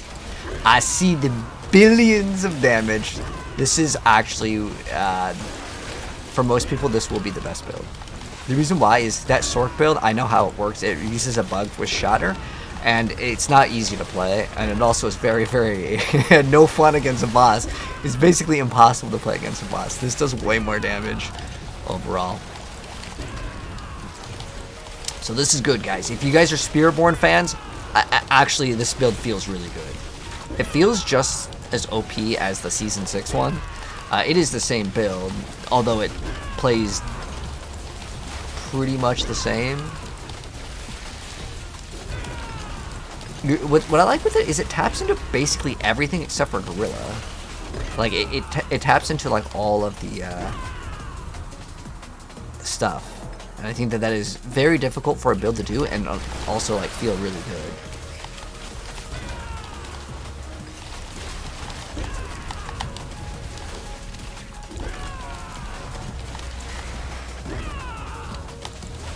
I actually like how Razor Plate is actually like usable in this build.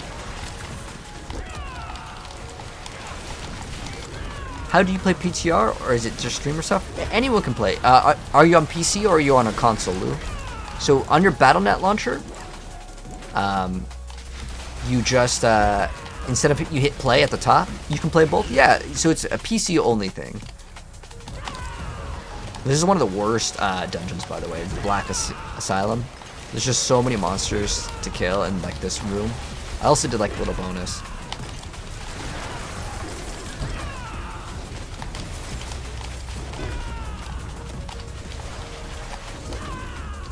But it just feels better than anything else. Like in terms of its responsiveness, the Spiritborn for some reason just gets like way better bonus. Oh, it's all the way over there, man. Unlucky. Yeah, I'm really excited to play Spiritborn next season. If I'm not already playing Chrono, honestly. Like I said, I feel like I've exhausted all that Diablo has to offer. I'll still probably play it. And I want to play this, actually. And this is coming from me that I wrote Rogue every single season. But this one, I like this one. So yeah, right above play, there's something that says like live, and then there's a little button you click and it says PTR. So you want to click on PTR, and you will have to reinstall the whole game though. By the way, this ends today, so lock in right now, play right now. It doesn't take that long to make a class. Like you will get max level instantly. Just getting the drop for your husband. Just getting the drop. Oh, for the Twitch drops. Oh, nice, Tinkerbell. I think today's the last day, the 3rd, yeah. Well, what, repeat? The PTR, if you guys want to play it. Today's the last day of the PTR, and today's also, I believe, the last day of the Twitch drops. There's like a Twitch like sub drop thing, like you can get some sort of cosmetic. There's also Berserk cosmetics in game that you can purchase, and I believe today's the last day. I'll double check later, but I know it's not like forever. Just like any skins in video games or events, they have a limited time, and if you don't get it, I don't know when they're coming back, so you might as well get it right now. It's free too. Some of the stuff is free, some of the stuff you have to buy. The cool skins, yeah, you gotta buy them. Yeah.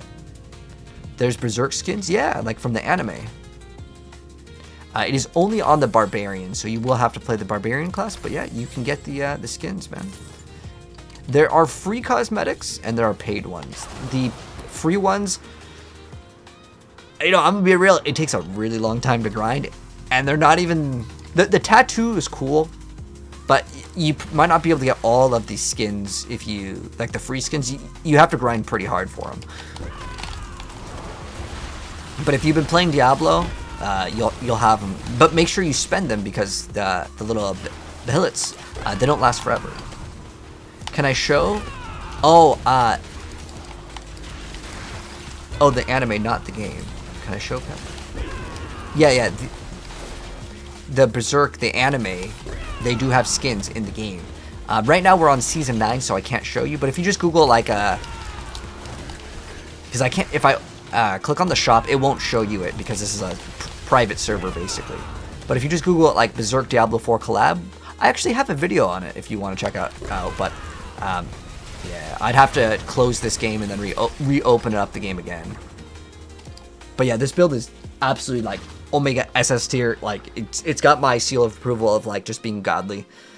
This one is good, like the best one in the game. I think for majority of players. The reason why is it's the highest push with this is 117 at the moment. Oh, this build feels like way better than anything else. You have infinite teleports. It's just, it feels so much better than anything else.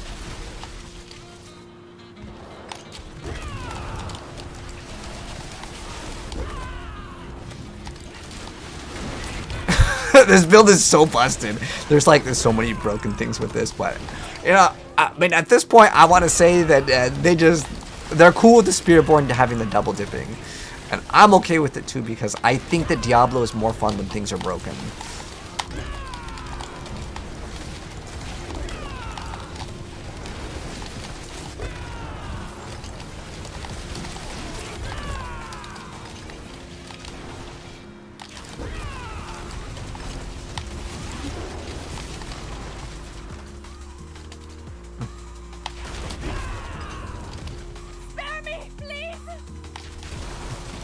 No, we don't. We spare none.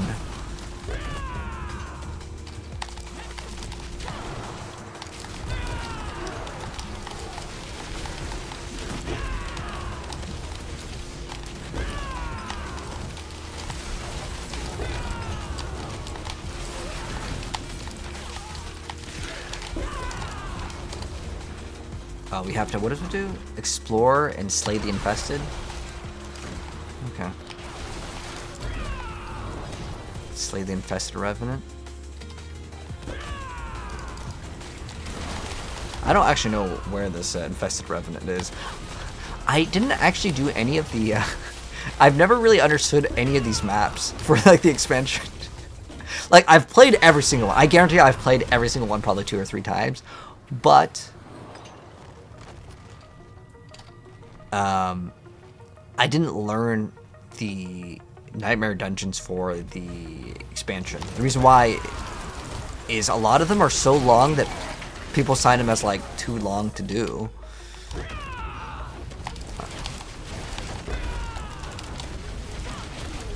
$14 billion damage. Alright, next one. This is the build though. What's the top build for Rogue? It's the same build, but guess what? It's worse. It's the same build, but you have way less DPS. Yeah, it's I know it's not the exciting thing to hear, as far as I'm aware of though. Look at the billion, 38 billion, 100 billion. Spiritborn is absolutely back, baby. Did you see the billions? Holy. As soon as it lets us DPS, he just insta-melted. Alright, give me the loot. Oh my gosh. This is, I think, the best build in the game. Like, actually, this one is the best, man.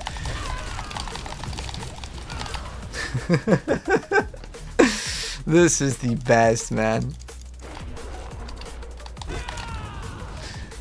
It is the best. Look at this bug! What the heck is this? The greatest bug. Okay, let's go. Hey, we're gonna die again. That was unfortunate, but yeah. It's so good though, man. It's so good. Okay. So let's see. What do I want to do? I can do another one of those, but we need to like not rip at the end. That felt really good. What's our attack speed at right now? 93. Sweet. Okay. All right. Let's do another one of those. I didn't get to do the little like inside the Nightmare Dungeon thing, so I'm gonna try to hopefully get one because I want to show off background gameplay. And we had Black Asylum, so that one. Deleting that gameplay, man, that was terrible. Will I post this? But you bet so, Travis. The Rogue is getting nerfed again. Every class gets nerfed, man. To be honest, every single class gets some big nerfs, man.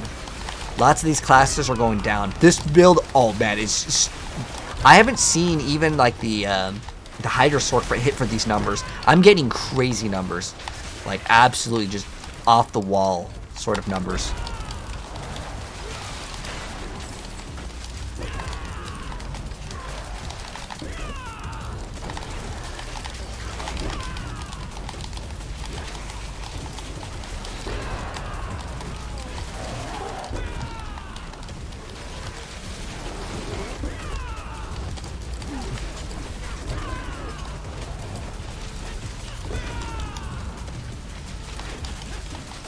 I kind of want to run it with accelerating to be honest, and then I want to go to like 200% attack speed.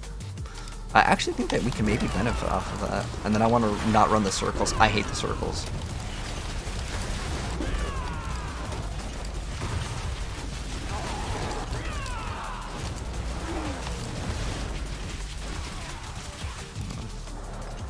All right, we'll see how many points that we can get.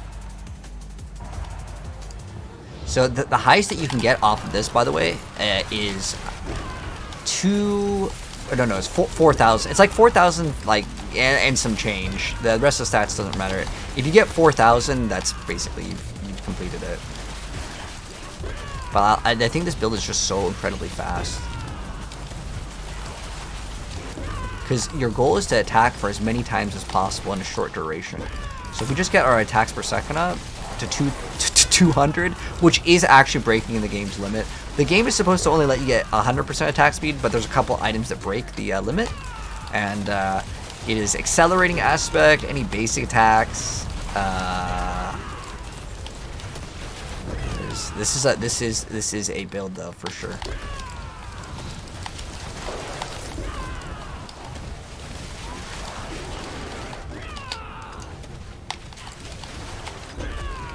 Like, I'm killing them so fast the monsters literally cannot spawn in.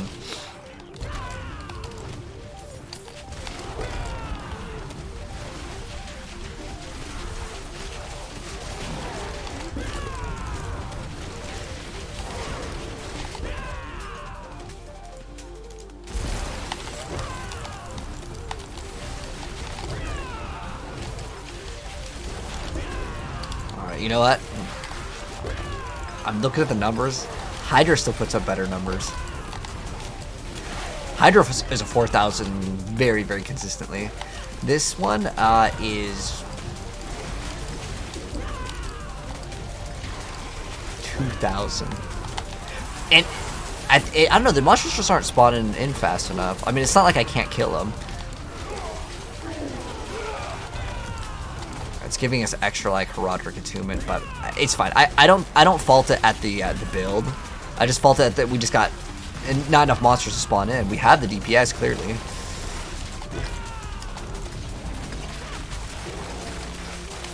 This build feels more responsive than anything right now. I don't even want the rewards. The attack speed buckets, yeah. There's so many things with this game. I genuinely think that are just like broken, not on purpose though. Like, it doesn't make sense to have these attack buckets and not tell the player. It just makes it really mean, because some people are like, oh, you get attack speed here, you get attack speed here, and they're like, oh, I'm full. But like, the thing is, you have to move the attack speed around. Like, we're at 94 right now, and it feels really damn good. I couldn't imagine this build with another, we're gonna get more though, by the way. 100% lock in. So we're gonna swap Conceited with the Mystic, the little like Plains Power thing, because I think you need that Plains Power to actually reset your Jaguar. So as much as I hate the Mystic Circles, you have to play it, as far as I'm aware of. But like that jump is like almost on the same level as a teleport. It is incredibly fast. The fact that its cooldown is like non-existent is awesome. So I like that a lot.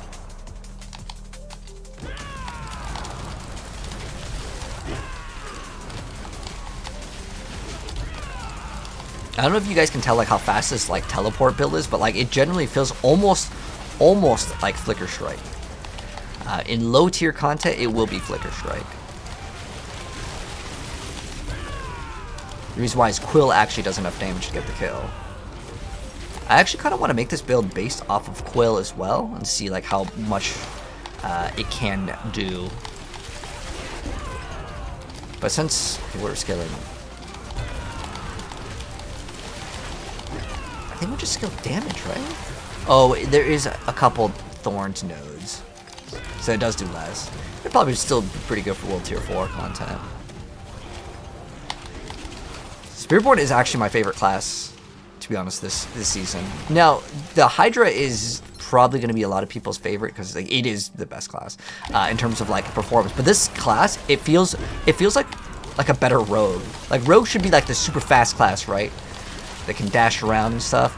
And with Rogue, Death Trap being the best, I don't know, it just kind of loses out on its identity. Because Rogue used to like be like, you would go down and throw down a bunch of death traps again and again and again.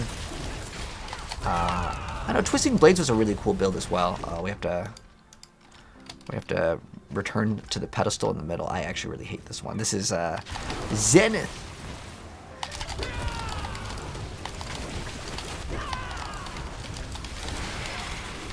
The other one that's like not very fun is Bloodsoaked Craig. That's a pretty bad map too. But yeah, I love how that feels. Really short cooldown.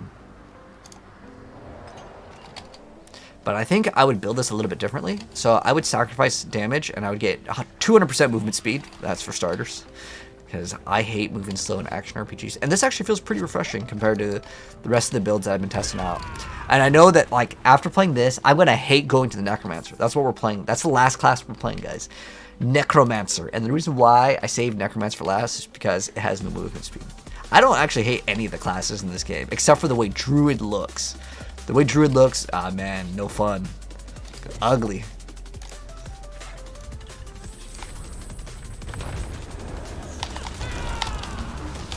Woo! Billions of damage. Let's go to the next one. So it took us 7 minutes for that full run. I'm guessing the area is designed for a 5-minute run, and then basically we did the dungeon in like 2. Something like that. I also love how this class can go through walls. Not very many classes can go through walls. Rogue can go through walls if there's a target, but this is just like a mobility skill, so I can just go through the wall right there, just no problem. And then I can just go through another wall. That's why I like it. Oh, we have to collect the stones though.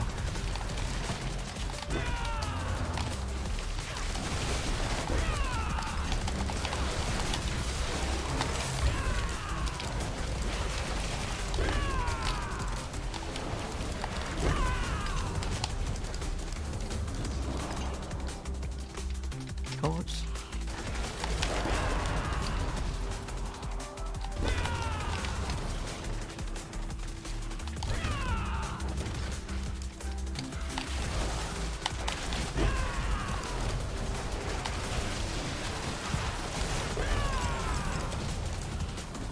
Oh my gosh, there's like 20 monsters hitting me at once.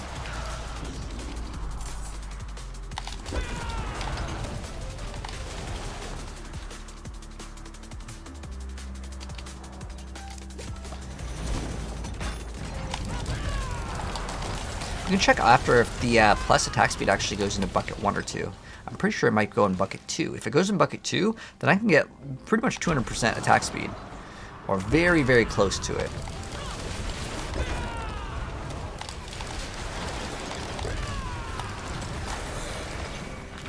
Gosh, that's so amazing, man. So good.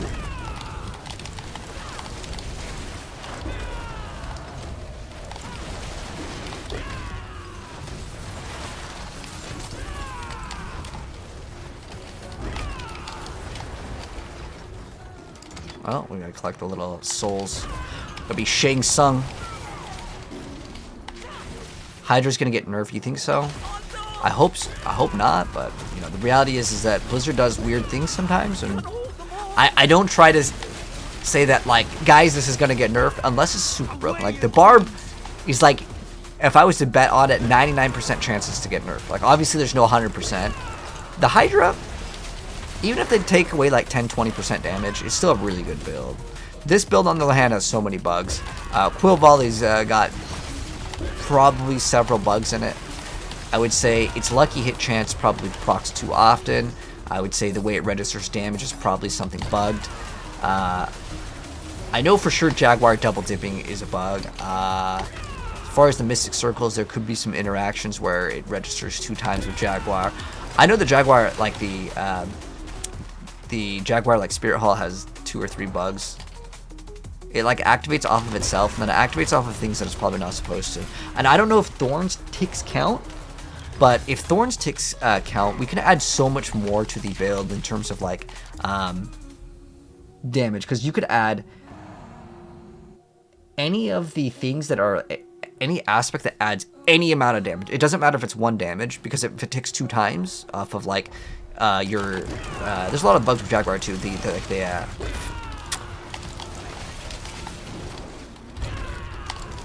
The things attacking 2 times to register.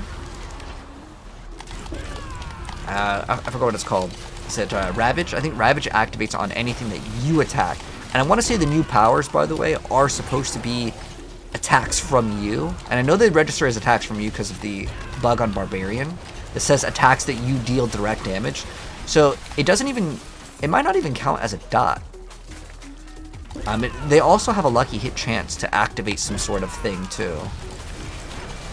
That's why you're seeing, like, sometimes on that boss, I don't know if you guys saw that boss, Ashroth, but we hit for like quadrillion million, like the damage just went through the roof and he insta-melted in 1 hit. Same thing with the Barbarian, but the Barbarian, like you can see the negative damage numbers. That one actually does more damage, but that one is basically infinitely like multiplying off of itself, and it just goes to infinite. This one, I don't know, maybe they can't really figure out the bug and the fix, which is totally fine by me, because I think the game is a lot more fun with this bug. But it's weird that, like, they wanted to change up the Jaguar ultimate because everyone was using it, and they've been buffing the other ones, and they're like, guys, we're going to change it. And they made it actually better. Like, it's not actually nerfed. It is actually, like, a massive buff. I don't even have this on cooldown. I don't even have, like, a Harlequin, and the thing that I love the most with this build is it doesn't need any mythics. The Hydra build... what did we play? Did we play Era of Perdition? I know the Hydra build probably wants mythics, but this one, you don't even need mythics. You need Razor Plate. So I would say the best class to play next season for most people will be probably Hydra. Although I'm going to say I like Spiritborn more, and I'm going to vote Spiritborn. And I'm not even a Spiritborn player. I play all the classes, except for I play Rogue probably 3 times as much as the rest, but I do play all the classes. So I'm not too biased. I just particularly don't like Necro because they don't have movement speed.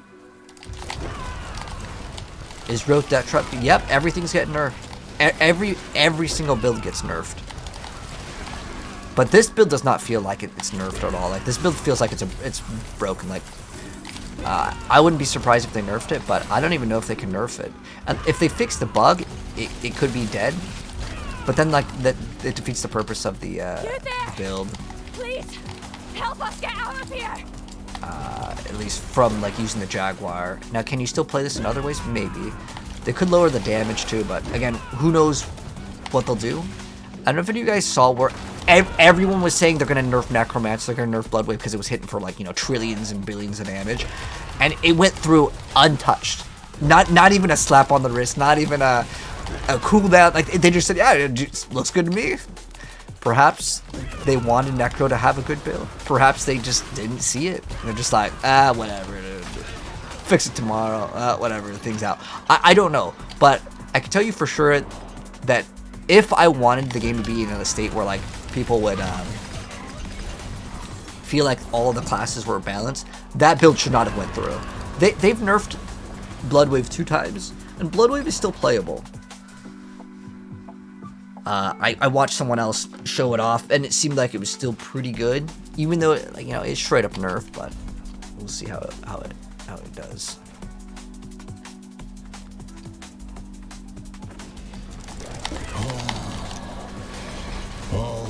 Look at 248 billion.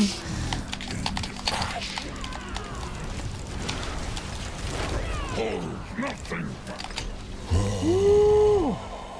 How sweet the pain of destruction.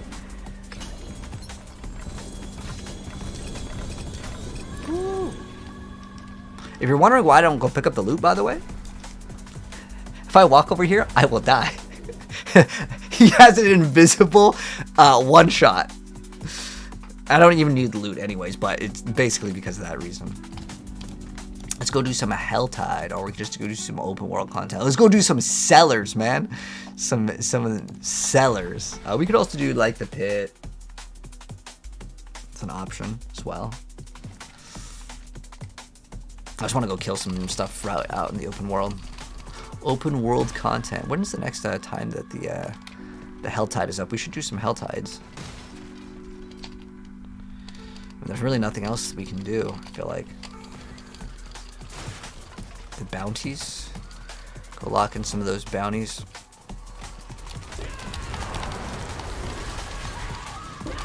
The daughter of hatred demands blood.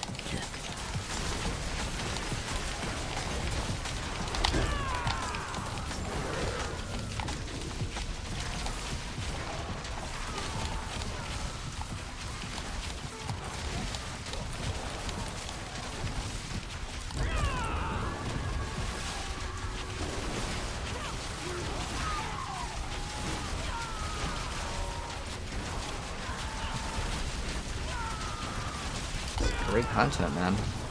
Just so chill. So good.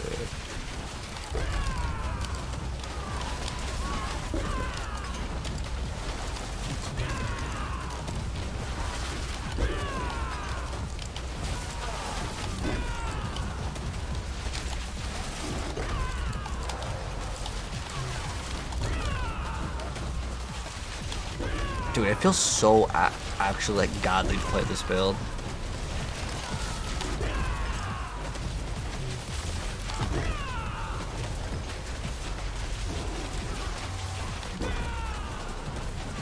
Bearer of Lilith's blood. Okay. Alright. I'm a new player and a lot of time to my death trap build. Does this happen every season where they nerf? Yeah, critted. I'm gonna be real with you. This is Diablo. So it's kind of like whack-a-mole. We find cool things to play and then Blizzard's like, nope. And then they're like, okay, we got this new thing to play. And then we play it for a season and they're like, nope. And that's kind of how the game works. A lot of it has been fixing bugs, but there have been a couple of things that have lasted. Like Cataclysm's been pretty much good for 2 seasons, but a lot of stuff is kind of discovering like new stuff and interactions that are probably not intended, but they're broken and they're fun, so people enjoy them, you know, myself included. I'm gonna actually swap the conceded and rotate that 30x for extra attack speed. And actually, I want to figure out if that the attack speed is actually in category 1 or 2. So we go to attack speed. So we're gonna go open up this. I know that the crit is in category. Okay, so we need, yeah, accelerating is always in cap 2. Adaptive stance. Okay, we can't use that one. We can't use that one either. Okay. All right, so let's see if I bet you the other one's in category 2 as well. So let's see, attack speed bonus 168. So we can get to 190 attack speed. Woo! Let's go, man. We're gonna do it. 190 attack speed. What's our crit strike chance though? We actually want that near like 100. Ooh, 75. It's close. It's close. We may get some other bonus that gives us like 10 or something. So we could get a better. We could get a GA crit. We can get triple crit masterwork. I get a crit there. I could get, yeah. We could do a little bit better in gear. But do we actually have max res too? Wow. How do we have such good resistances? Is it just this ring? Oh, it's just that ring, dude. It's literally that ring. If we didn't have that, dude, our res would be garbage. All right, but I'm actually really excited about the Spiritborn build. Let's go salvage all this garbage, and then we can lock in a video and talk about it as well. I'm down, man. But I want to get accelerating here, and our goal is just to activate as many times as possible. Attack speed. It's called accelerating. So now we will be at as much attack speed as possible. Conceded is okay, but I would say it's not necessary. We could also see if there's anything else. We have to run 2 denial. And we have to run this. Yeah, let's see. Yeah, increase your per stack. Oh, it's like 100 and something X damage. That's pretty hard to beat. And then this gives us... Wait, what? Okay, this is broken. What? How is it 100 or 0? Wait, is this actually broken?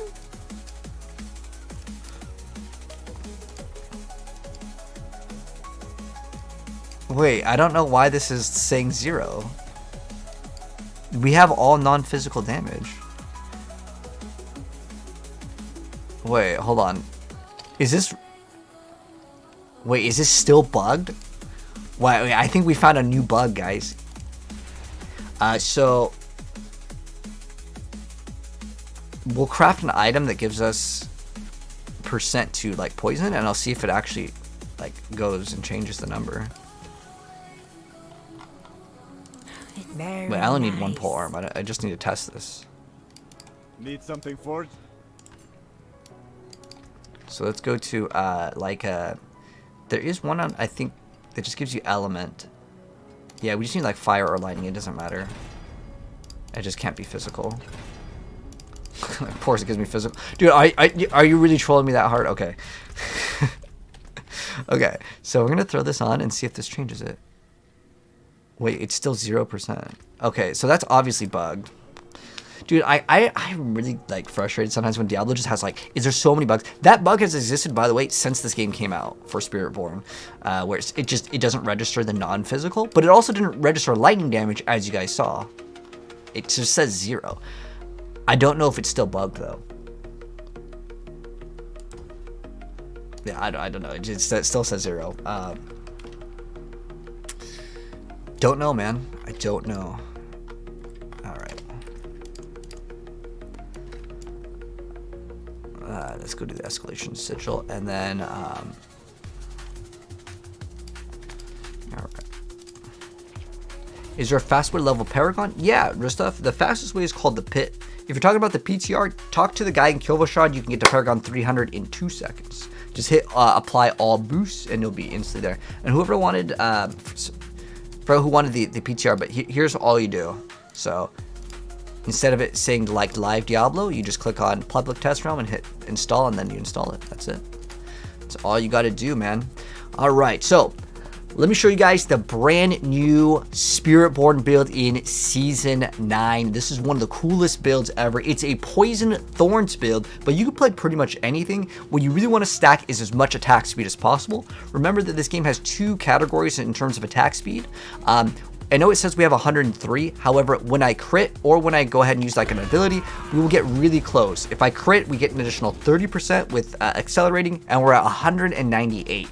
That's actually pretty important. And the reason why is we are using a mechanic of double Jaguar with combination of Loyalty's Mantle, which makes the bonus of the brand new build to get more of these ramp ups with our Poison Thorns and the Jaguar every 15 attacks. We want to hit as many times as possible whenever we deal direct damage. Now, interesting enough, most of these interactions will count as direct damage to the enemy, including the brand new powers.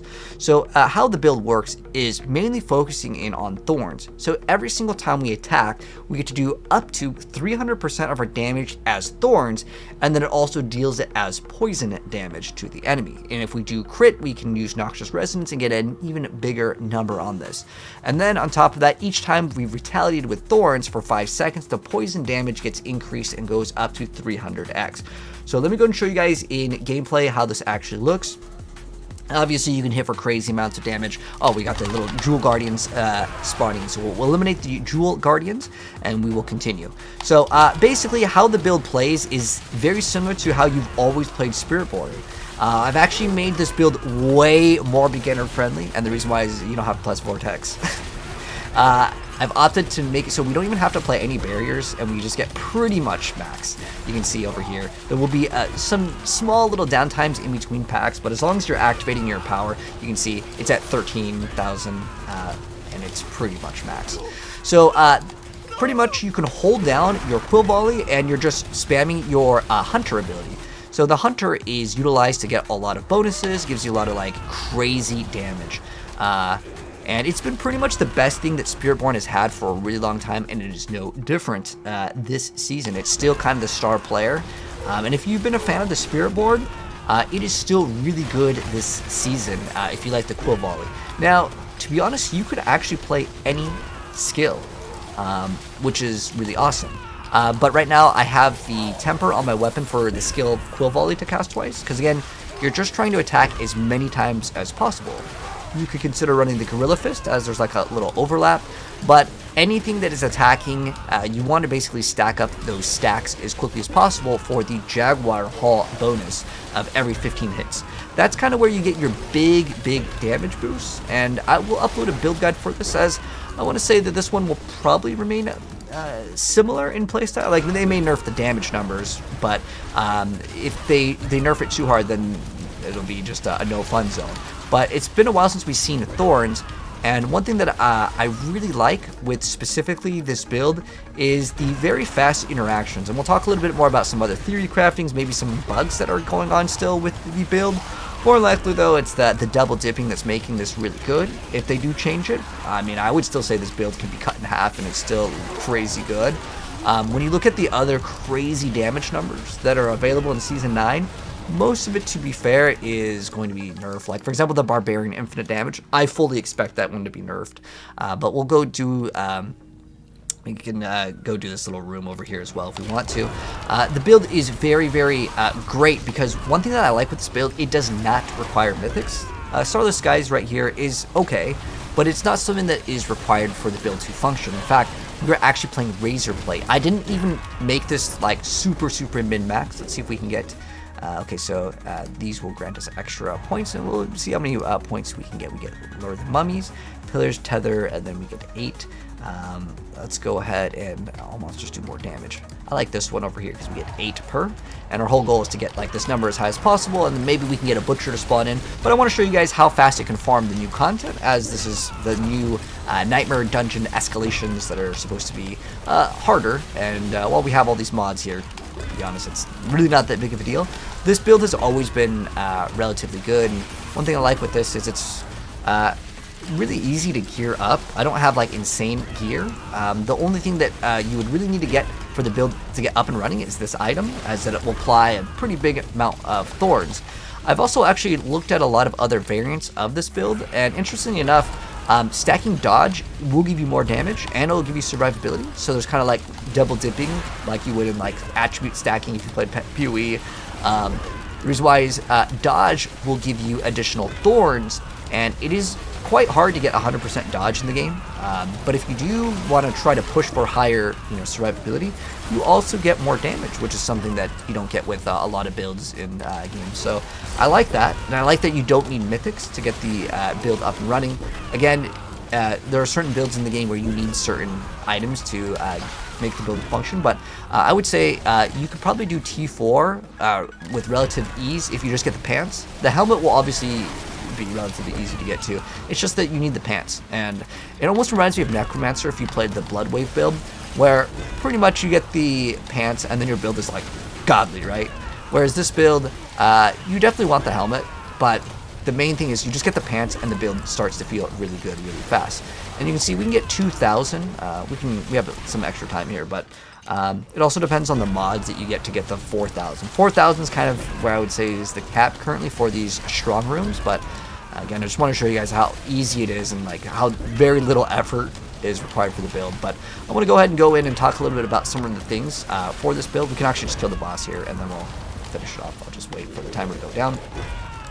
But you see, once the boss comes in, it takes a second because you have to hit for those amounts of damage, and then once the little circle comes out, it's GG's.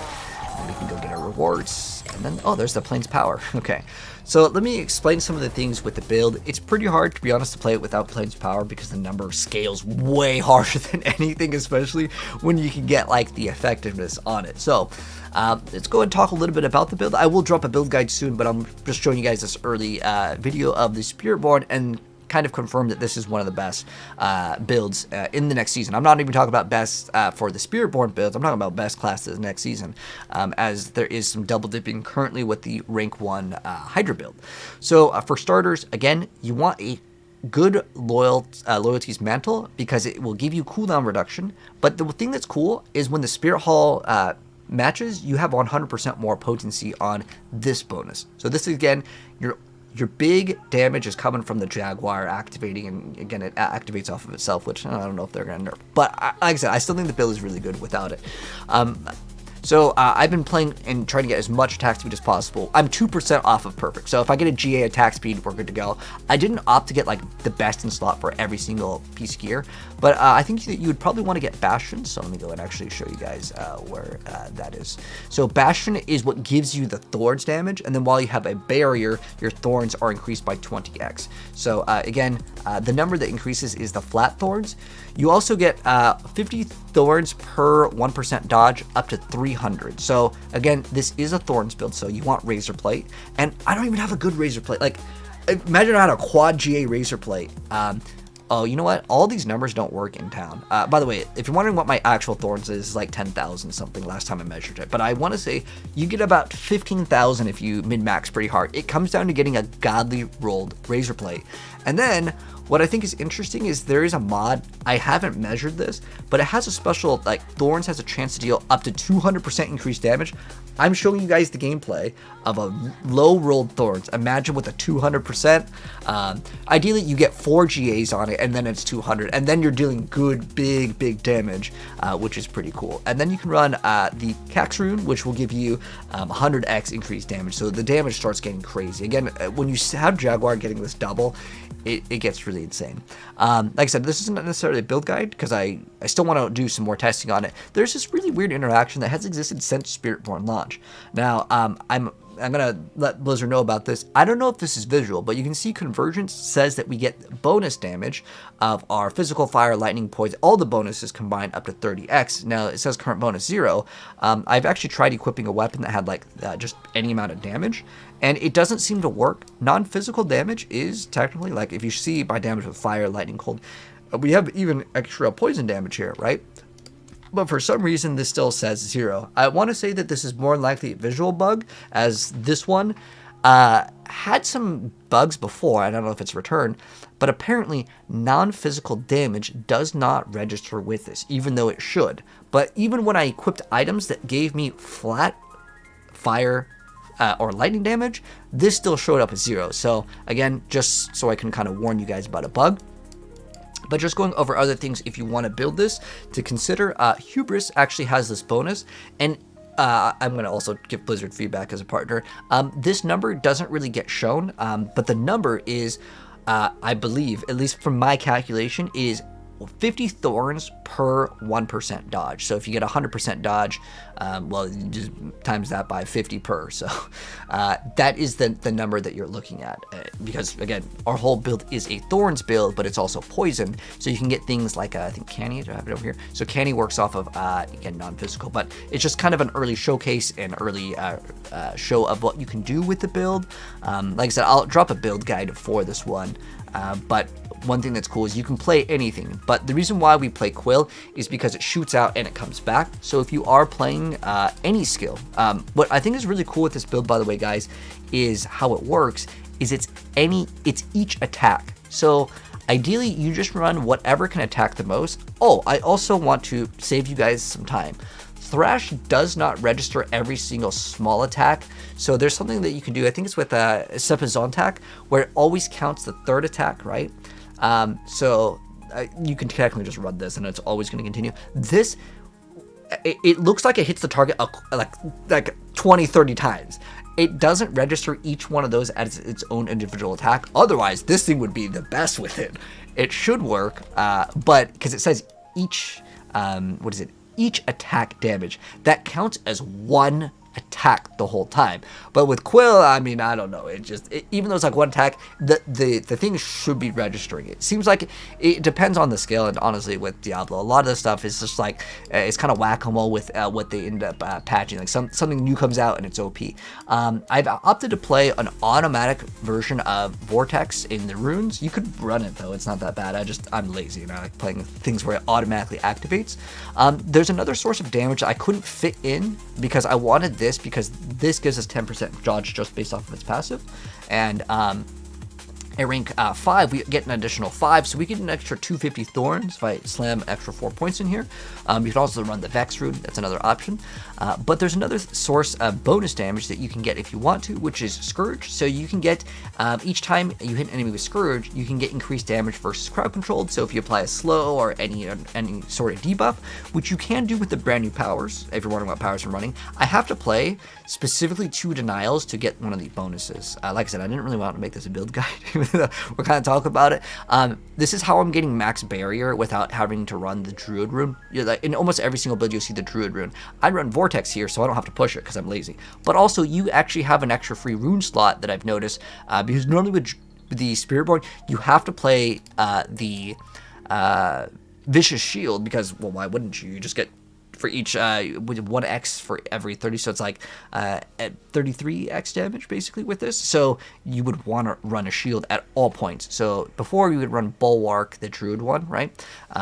But like now you don't have to, because this gives you 50% automatically, and then you roll Barrier Generation and you get a couple on your Paragons, and this will be good to go. You can also get Vortex Size, that's another option, but your main thing that you want to get is the Transfer Quill Volley to activate 2 times, but yeah, I'll drop more info on this one soon, but this is just kind of a brief introduction showing you guys what Spiritborn can do, and I believe the highest pit push right now is 117, and that is pretty dang strong. But anyways, yeah, that is the Spiritborn for Season 9, but let me know, guys, what you think of it. If there's any ways to improve on it, let me know, and I'll update it before I drop the build guide, which will be out very soon, so that way we can kind of check out what is fun with the build. But yeah, like I said, you don't have to have any of the mythics to get this build running. This does give you a decent multiplier, but you can run conceited, and that's 30, and then just get attack speed crit, and then you still have like your even higher mystic circle potency, which is actually pretty good too.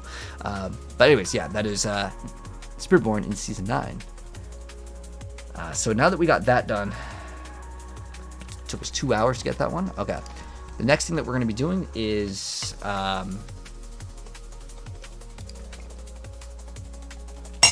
the Necromancer. Necromancer is the last build. Whoops, hold on. I need to grab my build for this one. I need it for myself. So I have to like look at my own gear. All right, this way I have it for reference on the next time I play.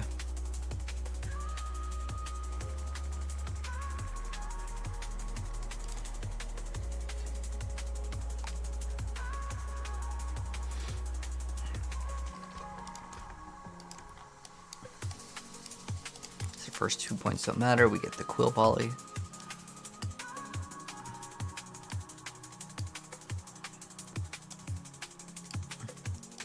Yeah, that's why I have it for myself.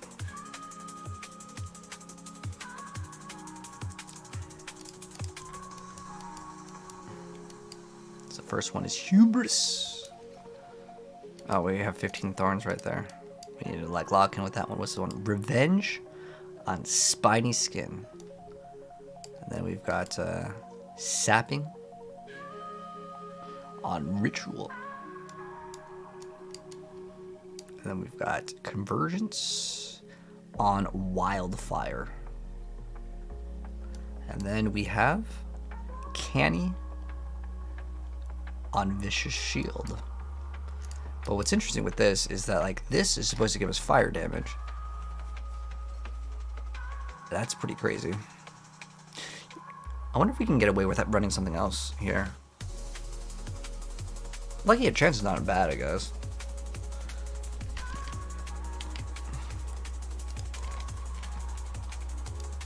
Okay, so we're done with this build. Yeah, we got everything. Just had to like make sure. Now, guys, the last thing that we need to do, which is the Necromancer. And I'm done. I'm done.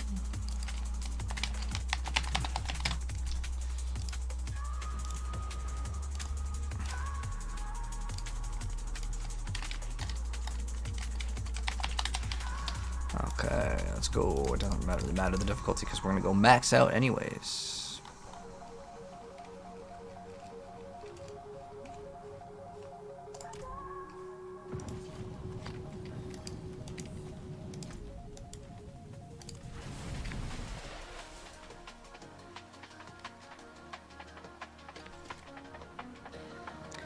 All right, let's show it off, guys. How to do on the PTR. You see we're level 1 right now. We're going to go to max level, max Paragon. So all we got to do is we got to go to MRAC, click apply all boosts, and then it's going to say warning. You just click it and you click it on again. It says current class, boom, Paragon 300. And this is instantly for the PTR. And the location of this guy on the PTR, guys, is going to be Kilvoshad, and then you just go to MRAC. If you want the mythics, by the way, after you do this, it's going to give you items, but you can also just go ahead and click on them and hit nevermind, and then go to equipment, click on them again, and then click on grant all uniques. It's going to give you this purple chest, and then boom, you right click it and you see all the mythics. And you can do this again and again with them. You just go to equipment, and then you go to all uniques, and then you get another one of these purple ones, boom. And if you want to get all your gear instantly on the PTR, again, it's so easy. Look at that, GAs, you got the mythics, and in less than a minute, you will be ready to go. Now, you're still going to have to put on your Paragon points and your skill tree. You still have to fill that out, but it's going to be way faster than leveling up on PTR. So yeah, MRAC, again, in Kilvoshad for Season 9's PTR, instantly. That's how you get the mythics on the PTR, and as well as level up. So I got that question asked, so I figured I'd make a quick video on that one.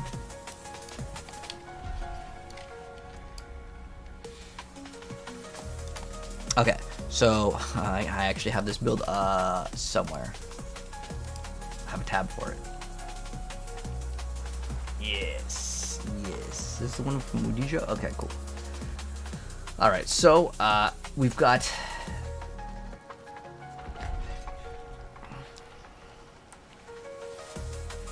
Oh man, it's like so much work to do this. Okay. First off, Air of Perdition. Lucky hit chance, apparently. Okay. Do I want to... What do we want on this? We want a Scythe.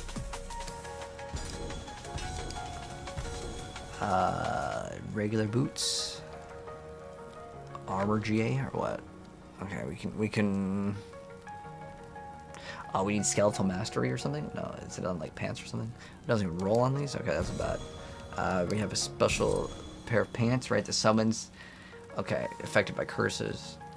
We want the Hand of Naz, so that's the brand new item, so we need that.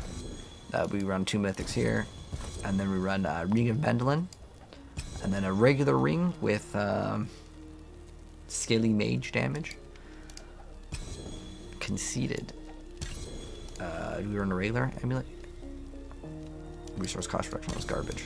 Okay. So we are going to grab the Shroud of False Death. Shroud of False Death. And the Helm. Air of Perdition. I actually have an Air of Perdition. Let me see if I have a Shroud of False Death.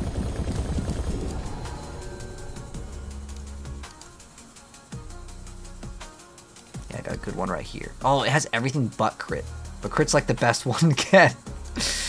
Unlucky. Alright, well, whatever. Maybe we don't need it. Kappa.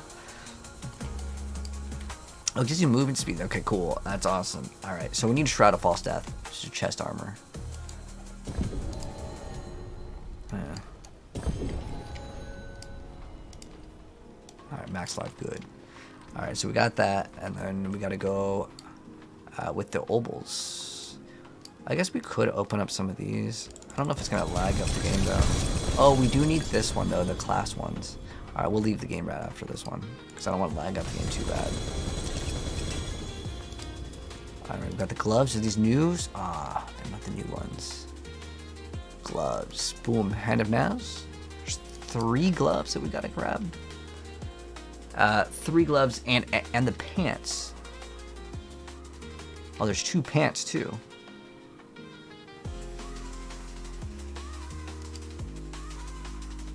These look exactly the same, do they not? They didn't even... These are the same. But the one that we want is the Blood Moon Breaches. Blood Moon Breaches. And what we want is Hellbent Commander. Hellbent Commander. Alright, well that's not there. We need the class uniques.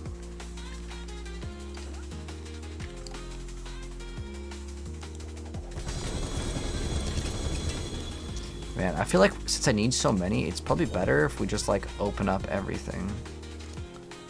Dang, alright, I'm gonna have to just open up everything manually.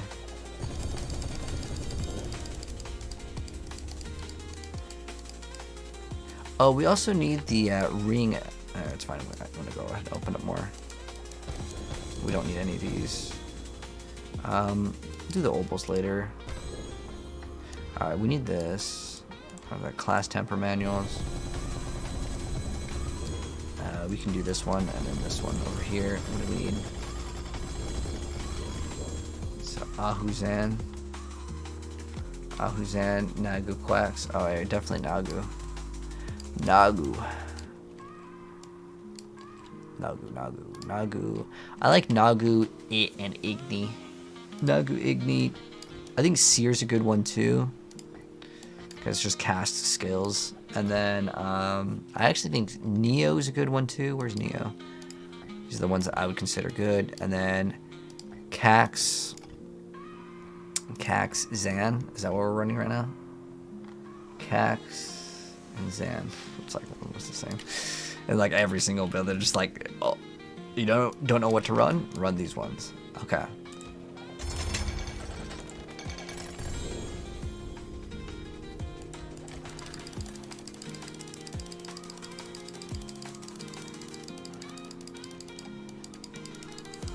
Okay, so we're good on this. And then we can go for all the things. So we need the Ring of Mendel. But we want the thing to be greater affix on the ranks to skeletal mastery. But there's also, oh, I guess we don't have a weapon, so it doesn't show up. Let's grab this so it actually shows up the number. So it's like 6,000. We'll leave this game and reset it in a moment. I want to see if we can get the ring. There's 2 rings actually with the Necromancer. There is the Ring of the Sacrilegious Soul, and there's also the Ring of Mendel. But again, we want the other one to be greater affix. I actually really like this ring. So if we get a perfect one, I may actually run it in the build because I like to play lazy. And there's like a lot of Necromancer builds you have to consume corpses. How many builds can do T4? Oh, I think every single class can do T4. You can play T4 on almost any single build, Ahmed. But, like, are you going to be able to be good and fast? Your mileage will definitely vary. Definitely will vary on that. Alright, so let's go grab all the pieces of gear. It just takes a really long time, to be honest, with all this. And I really hate that they don't have, like, these builds ready for us. And I think it would make way more sense for PTRs in the future to just have all the builds ready. I know it's kind of like asking for a lot, but I think that it would make the testing so much faster if you have one person do all of the work here, and then that way thousands of people don't have to sit here, and this way we can get way better feedback. Alright, so what do we need here? We need boots and a scythe. Not fair bit of magic. You know what we need to do as well, though?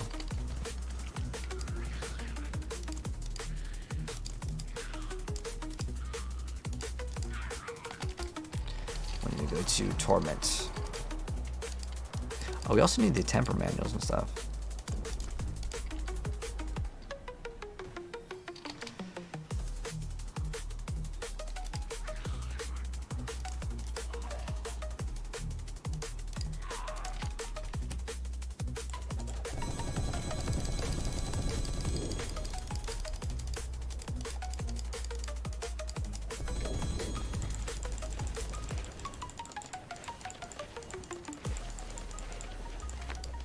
Okay.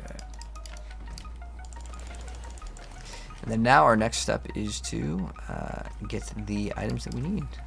It's 2-handed scythe. It seems very.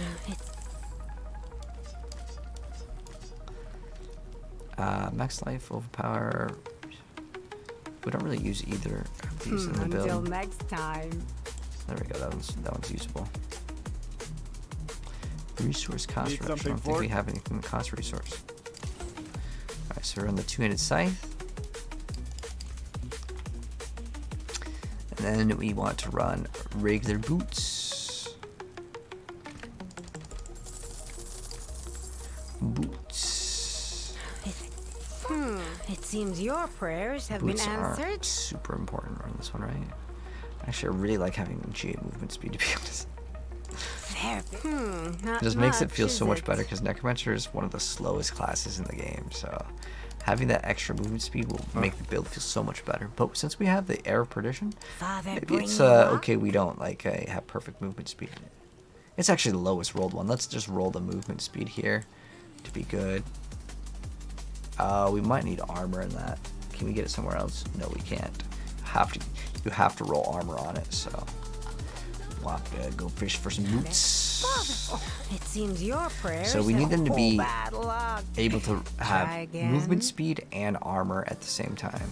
So I need it to hit movement speed or armor Not much, is it? on one of the rolls. We have movement speed here, GA. Okay, and then we just roll armor on it, and then we'll be good to go. Came apart nicely. And we now need to get 1 ring and 1 amulet. Not. It seems your prayers have been answered. So what does the ring need to roll on it? Max life.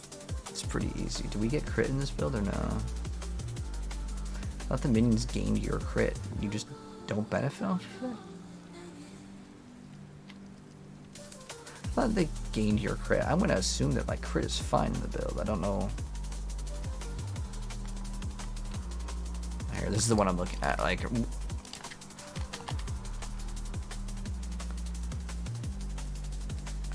Oh, the pants have crit? I'd rather have 100% crit. I don't know why this one's stacked right there. It would make more sense to get crit. Okay, so we're gonna get crit here, and then you can also get crit in the amulet department. I'm gonna go for 100% crit. Because why wouldn't I? My wish list for next expansion is PvP. I want PvP so bad. I want PvP honestly more than anything, and then I also would like for them to do PvP. I want like a ranked PvP basically. I also want this game to be like esports because like I like playing games competitively, but I also really want to just play Diablo. And I want like, oh sweet, a subscriber! Thank you so much, Rockstar.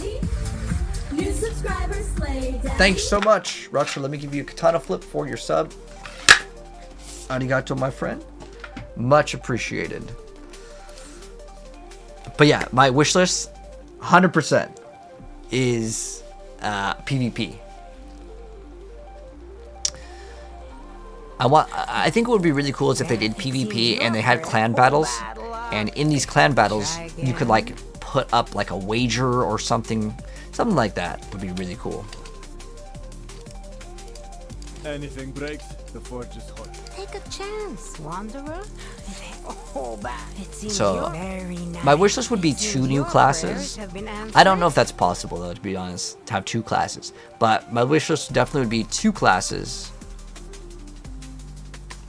2 classes and PvP. I expect there to be 1 class.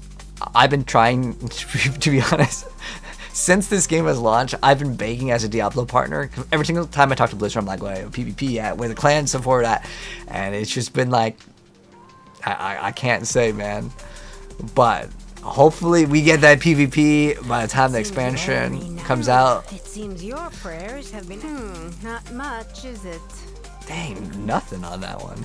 I like how our character has 0 armor. What? Good salvage. Maybe we need to get 1 armor roll. No, we have this, and we're gonna roll armor on that. All right, come on, let's get that amulet. Bit of magic. I'm not even looking for anything like really rare in the amulet. You can come back if you need work. Just like any stats that are usable. Attack speed, crit, int. It seems your prayers have been This answered. one might be a little bit better. Nice. All right, what do we got? But could be better. Evolution. What else we got? Move speed. All right, what does evolution do? Evolution. So well, the way I do this, oh, your bone skills. All right, that's a non-stat, so no good. Maybe for the blood spear build, but we're not playing that one. Need work. But thank you so much again, Rockstar Girl. I appreciate it. The sub. All right, let's go continue on getting our amulet. It seems your prayers have been answered. Cooldown reduction. Now, I don't think this build really benefits off of it. What's Death's Embrace? It's like more damage if we've killed something recently or something.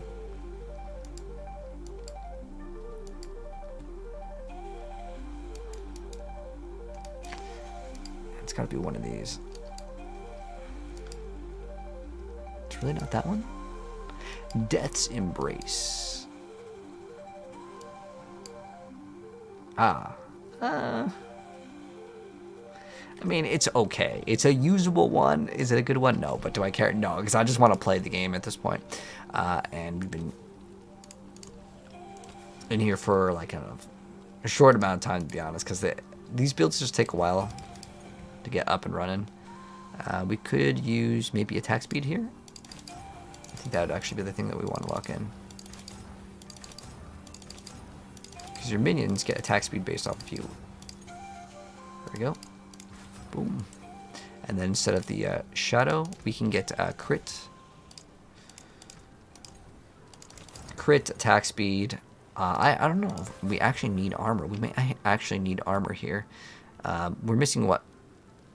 I don't know. Can we throw juggernauts on this build? Because I don't actually know how you get max armor. Is this a build that just doesn't get armor? It's 1,000. Oh, I think on the tree, yeah, there's a bunch of armor. I know that there's one with armor. This one, yep. All right, let's go fell at the tree first before I waste my skill points. This is in every build. I hate how Necromancer has to play Blight in every single build because it's just like a free multiplier.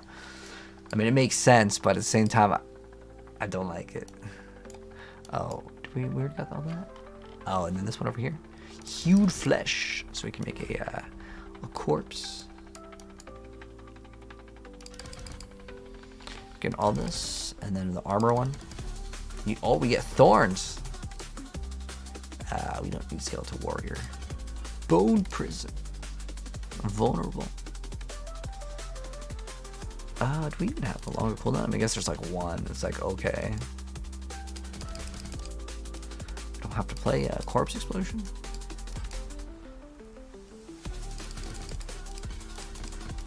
I actually like that one that has like an aura. Oh, we want to max that one out for sure. That's our entire build. Movement speed, I'm maxing that one out. I hate how slow the Necromancer moves. Necromancer is just in the spot where you always have to play like these exact same skills. Wish it wasn't like that, but that's how it is. All the shadow damage.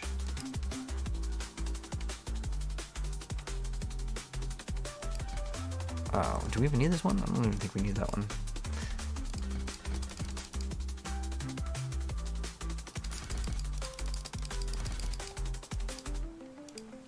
We have extra points.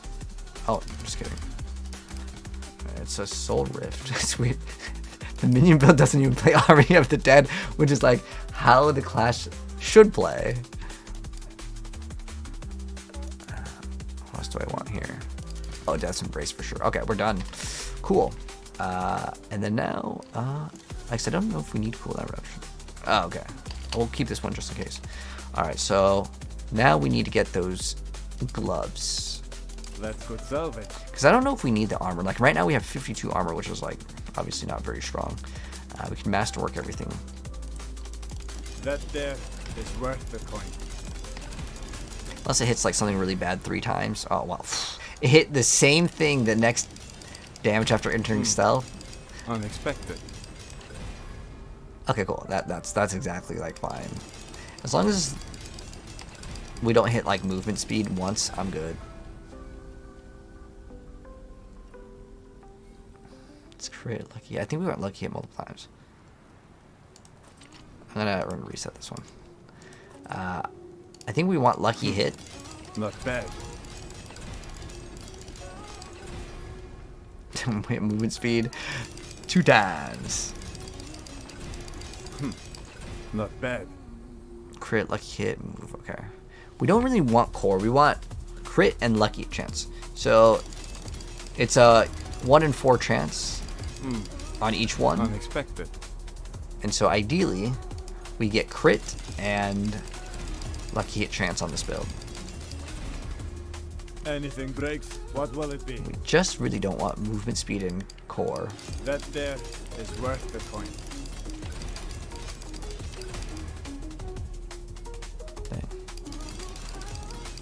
Dang. Unexpected.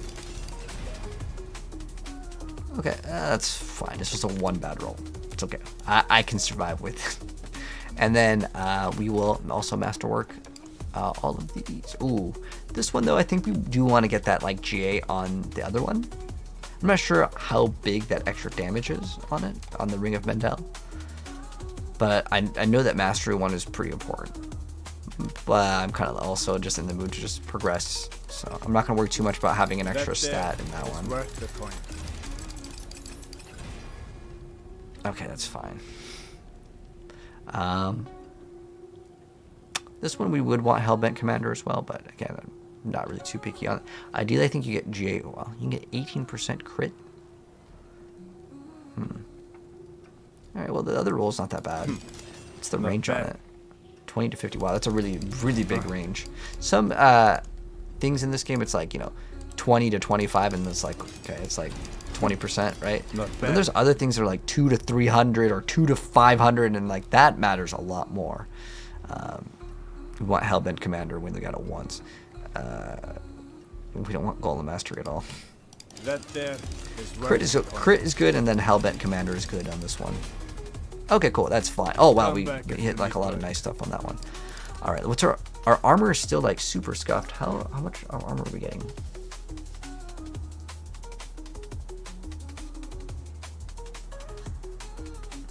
Wait, our rings give us armor? Oh, because of like the base stats?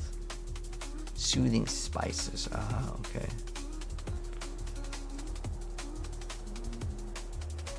Oh, we need to roll it on the boots. That's our area that we didn't get.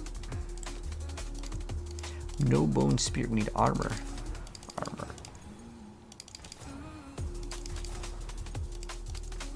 Okay.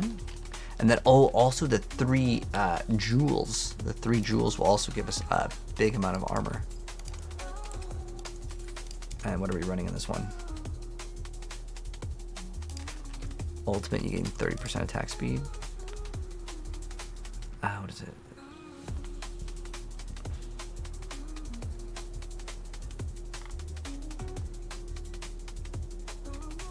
But you don't run the summon one. How could you? Okay, I don't know about this build. It didn't have the summon one.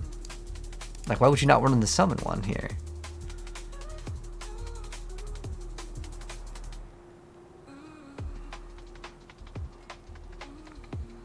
I like the extra cooldown on that one too, and then like the X10 one is good too. Or is it like X6 or something like that? Okay, wait, the summon one.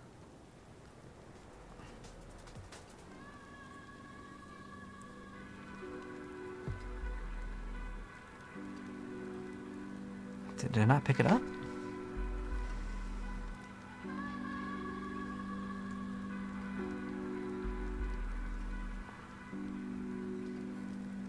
Okay, here it is.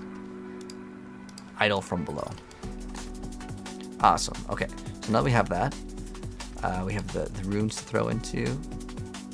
So we're gonna run Nagu, and what is it?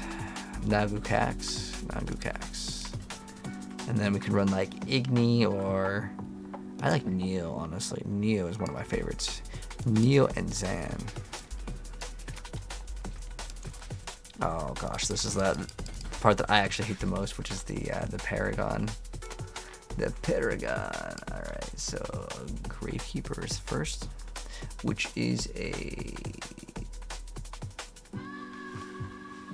close corpse. I actually hate that one. Why would I? Okay, I'm gonna skip on that one.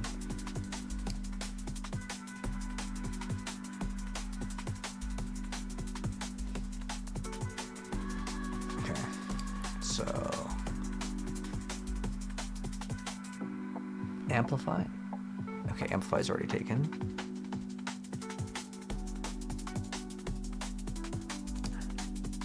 Let me just throw it in the first one. What is Amplify? Int. Do I even need the bonus? It's just bonus to the other ones.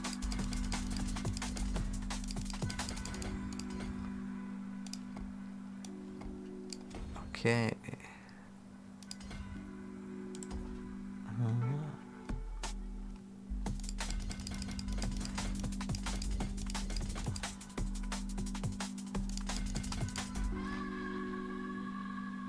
Trying to get rid of any other int ones if we don't need. I think we can just path this way.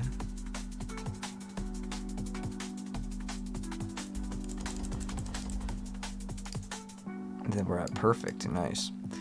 All right, so we have Amplify, and then what's the next one? Probably. I hate the one where you have to consume corpses. And what is the consume corpse? Corpse tendrils only. I feel like that's why I like to bring the Sacrilegious Soul, so it automatically consumes the corpses for me. So I don't even have to mess with it. But I feel like with the corpse tendrils, you don't have the ability to consistently consume corpses. Like, there's no other way to get the bonus. So I might actually not run that node. So with Cult Leader,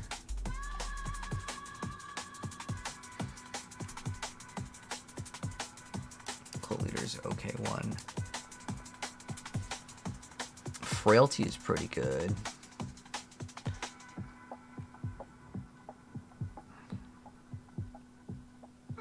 Blood orbs? Really? Oh, wait, hold on. Is this the one where you play the one where a corpse tendril has a chance? Oh, that is terrible. I hate that so much.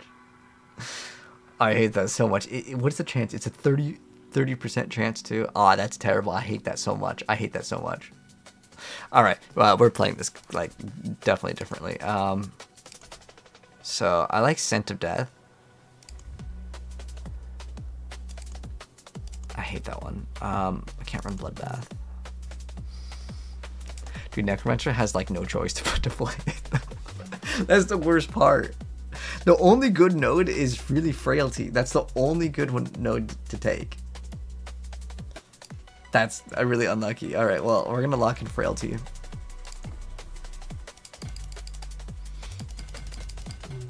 Okay, so what else are we playing here?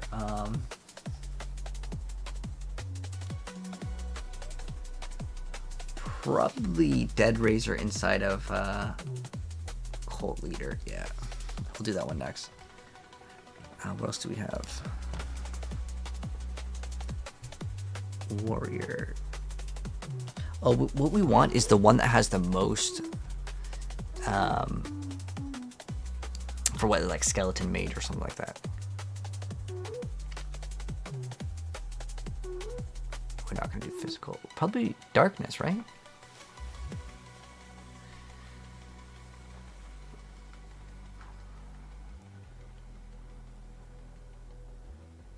Because that only works for summons. We can do that.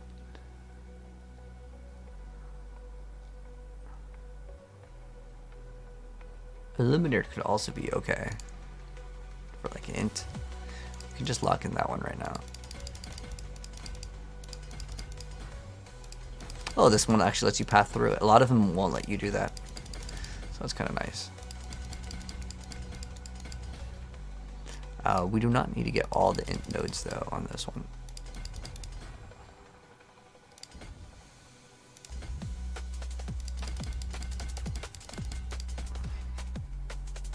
Corrupting damage. Corrupting damage is shadow damage over time, as far as I'm aware of. Right?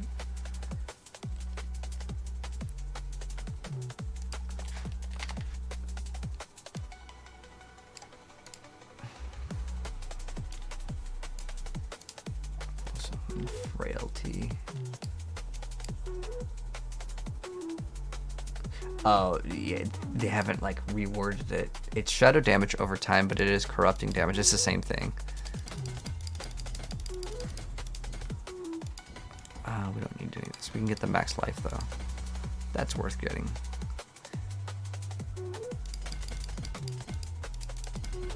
Okay, so we want this one for sure, and then we have to throw in the one that gives you the bonus dead razor, which is int.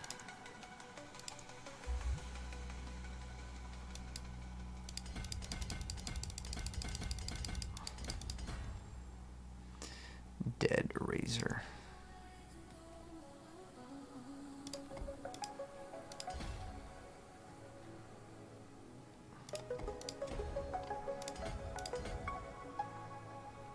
And this one, do we need? Oh, it's just bonus damage to the minions, so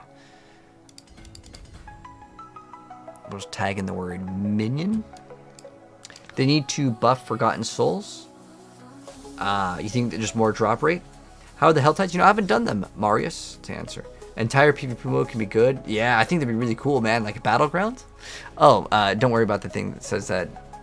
I like how it registered as a link. Don't worry about that, Ahmed, though. It's just a bot. You want to see sets, bounties. I mean, we kind of have bounties like Grim Favor. But yeah, hopefully above Paragon. Yeah, I actually don't really like the Paragon system. It just basically becomes like whatever 5 glyphs that you have. I'd rather these glyphs be like something that you just put in 5 glyphs in your character and then they level up as your character levels up. That way you don't have to like fuss with like the where you're putting them. This doesn't really matter. All these numbers pretty much equal up the same. Like the distance between the starting point and this is in almost every single situation. This is 10, and then these are usually like 12. Like, it doesn't matter which path you take. 1, 2, 3, 4, 5, 6, 7, 8, 9, 10, 11, 12. See, like, I play this game so much that I understand, like, so many of these mechanics, and then in between here, most of the time it's 10. Like, there are some some rare exceptions, but for the most part, that's on like 99% of them. So you really can't mess up your board. And I want them to make it so you can mess up on your board. Otherwise, there's no point for it to exist. You know, like if they're all pretty much going to be the same. Like some of them, like if it says that you get bonus to like minions, you obviously don't put them in like the wrong spot. But yeah, it doesn't really matter in a lot of situations. Unfortunately, that's physical damage. I don't know if we take darkness here. Do essence for dex. Dexterity. How's this one for dex? Not too bad. Not too bad. This one inside. Okay, cool. We got dex right there. Boom. All right. Next one. Let's see. What are we getting on the next one? I really hate most of these. Okay, we don't use Golem. Flesh Eater we will have to use. Scent of Death is one of my favorites that no one really plays. Only because I don't really want to play this. Did I accidentally select Bone Graft? I did.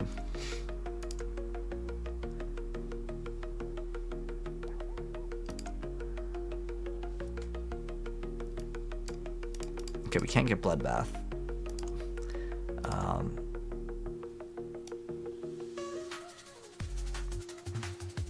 Well, you just get this forever? Wait, Scent of Death has actually gotten a buff.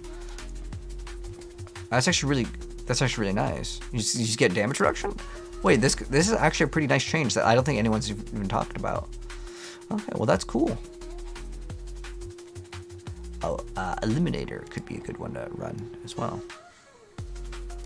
I wish you could do it like that. Eliminator is what? Intelligence. Intelligence.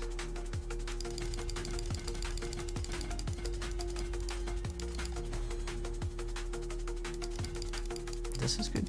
We will get this one. Just free damage reduction. I don't think we actually take this one. This is kind of a waste. We do want the HP though.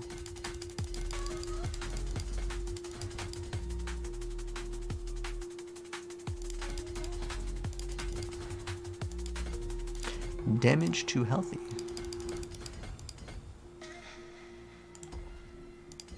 And injured. Okay.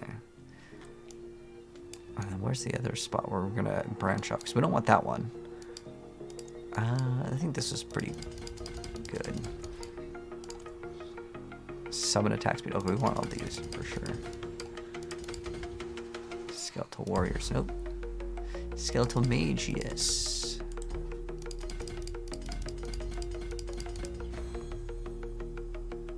I don't think we need the armor. I don't care if the minions die or not, but they really won't die anyways. The reason why is the new mod that like moves them out of the way and they just dodge attacks, which is good. Damage. Okay, I like damage. Damage, good. And then the last one that we'll get is I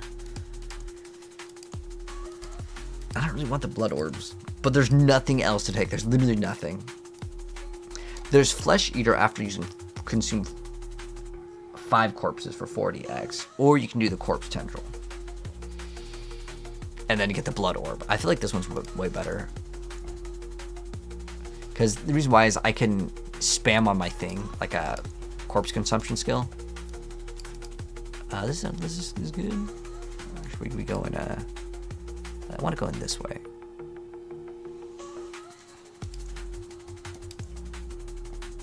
Yes. Okay. What are we getting on this last board, though? This is the last one, right? Oh, we haven't slotted an Eliminator yet. Eliminator, okay. Alright, we got this bonus. All the normal nodes, all the willpower. Alright, but on the last one, what are we getting? So this one, we get Skeletal Warriors. Damage to close. Corrupting. Thorns. Minions with resistance. Dude, you don't even run mage, do you, in this build? It's kind of weird because you'd think that skeleton mages would want to run mage, but they don't play it because it doesn't have an X.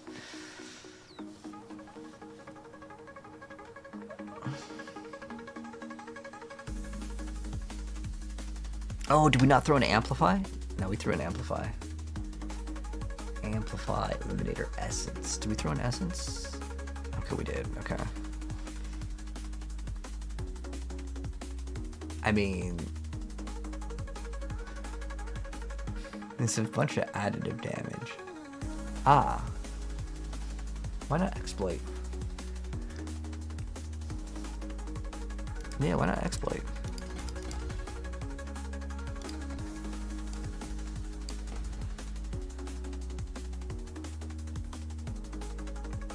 Yeah, and why not this one? That's another double X. What's the skeleton mage one do? Is it called skeleton mage, or what do they call it? It's called mage. It's 22. Okay, that's why. It's a pretty low number. The reason why you don't take it is because the additional bonus is pretty garbage. It's just additive. Or it's not additive, but it's just resistances. But like the main part is additive. This one's what? Dexterity.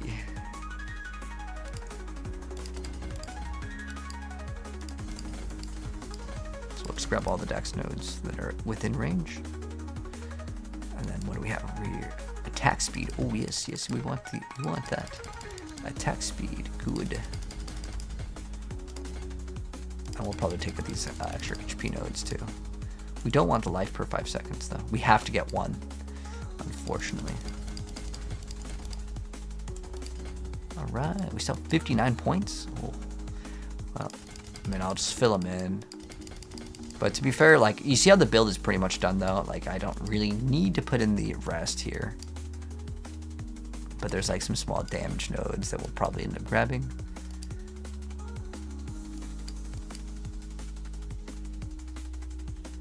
Armor for my summons. I mean, this build is done, man. Let's see what other damage nodes we have. Oh, there's one damage node that we forgot. Skeletal warriors, doesn't matter. Corrupting damage doesn't matter.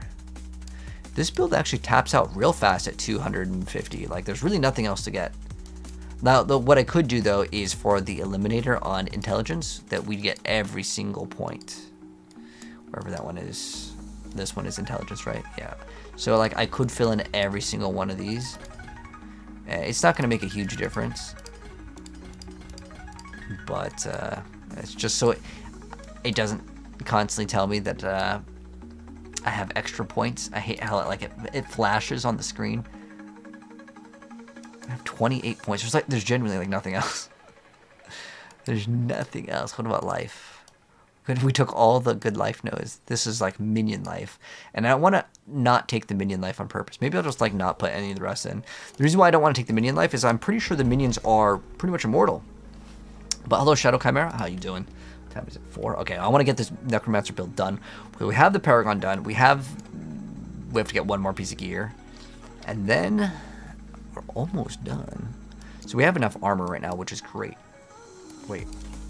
Ooh. Now, will masterworking this give us enough? Let's go temper on. What does this one require for the boots? We want movement speed, soul rift duration. All right, movement speed. Perfect. Soul rift duration. Decay innovation. Oh, we're gonna apply vulnerability with the soul rift, so we're good on that. Boom. I thought they might have changed it. What does soul rift do now? Oh, it automatically does. It's just we don't get the barrier anymore, right? I don't know why they just decided to nerf Soul Rift too. They're just like, not.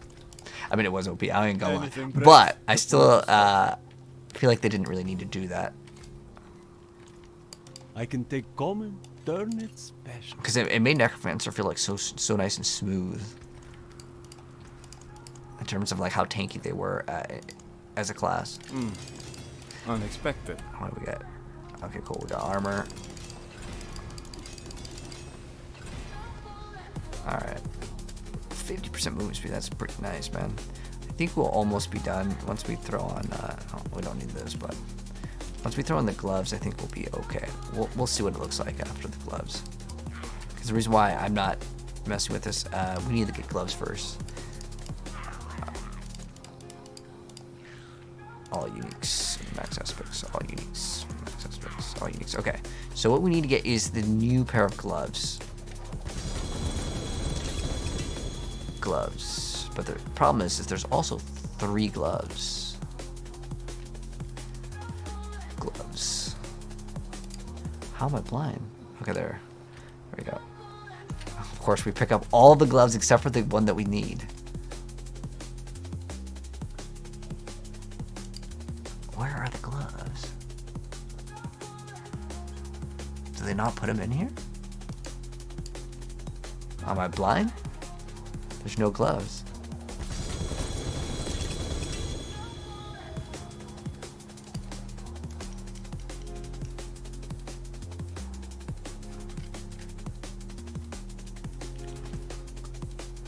Wait, are they not in here?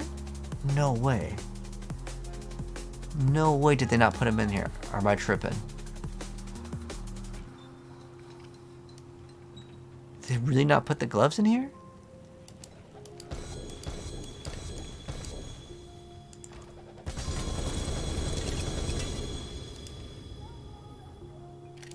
Okay, I gotta be tripping.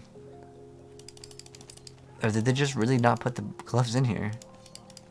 Oh my gosh, that's like that's so bad. Like, yeah, I don't see the gloves in there.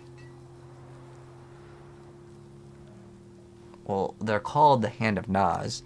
Now I don't know where they drop from, which also becomes a problem because like I don't want to find these. I'm gonna have to RNG it. Do I need it to be EGA? Oh man, it's a pretty big difference. Wow, that's so bad. They're not here. All right, well. You can take what's left. That really feels bad, man. That means we're gonna have to get them off of the NPC. And the drop rate of these uniques are incredibly low. I'm not crazy, right? Yeah, they just are not here.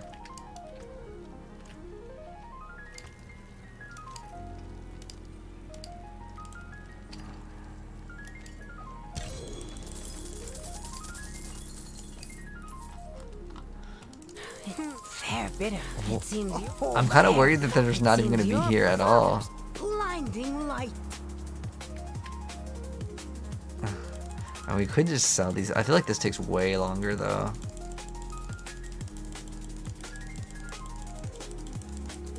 I wish you could just like buy all. Very. It seems very nice, but could be better. Until next time. I also hate how I have to scroll down for the gloves.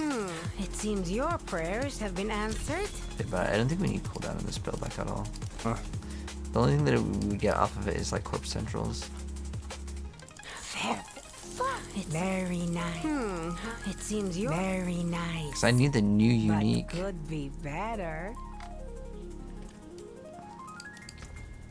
I have no idea where it even drops from. I just am more disappointed that like the new item for Necromancer doesn't drop from the. Hold on, let me see if I can look it up. The Hand of Naz. The Hand of Naz drop.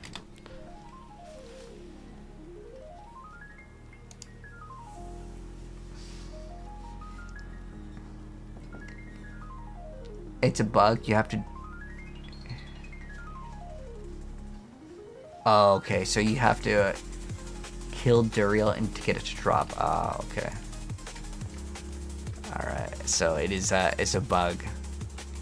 It doesn't exist, man. That's terrible. It seems your whole battle. It seems. Some people were saying it after.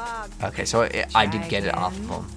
Okay, cool. What did it roll? 50. Of course, we get the worst rolled one, but it's fine. Like I'm just gonna use it for now, and then we'll get the proper one off of. Unexpected. Oh, it's because it's tier 2. Okay, right. Alright, done with that one, and then we need to temper on, like, probably Skeletal Mage to attack twice, and then Skeletal Mage damage. Okay, that's pretty. Minion, Skeletal Mage. Skeletal Mage attack twice. Skeletal Mage, Warriors, Mage. Okay. It's kind of a big deal to get the other one to be as high as possible, but... And then we want skeletal mage damage. I just bricked over there. I hate how it bricks like that. We also got resource cost reduction, which basically means the item's bricked. Mary. It seems your fair bit of. It seems your prayers, Father, bring you luck. It seems your prayers have been answered. What do we want in this? Primary resource? I actually want that? Okay. Until next time. What will it be? Let's try this again. Tempering. Golem. Army of the Dead. Mage. Okay, that's a higher roll for sure. Then we want the skeleton mage damage. It's mage damage. Ooh, close to perfect. Now we need a masterwork. We Not need bad. skeletal mage. Attacks twice. Hopefully we can get it 2 times. Ooh, okay, that's fine. It's done. All right. Then masterworking. I'm guessing it's like soul rift duration. Ultimate cooldown reduction.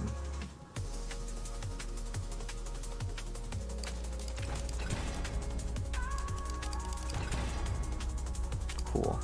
And then the last one is Skelly Mage. Oh, once again, it's the same one.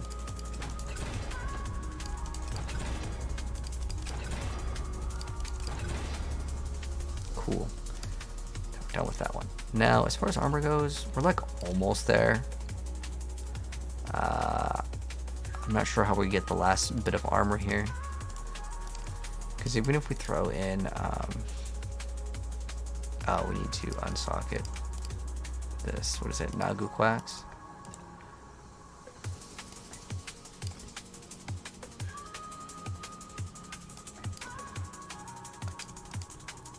What is it? Topaz? Topaz. I don't think it gives us armor for this build.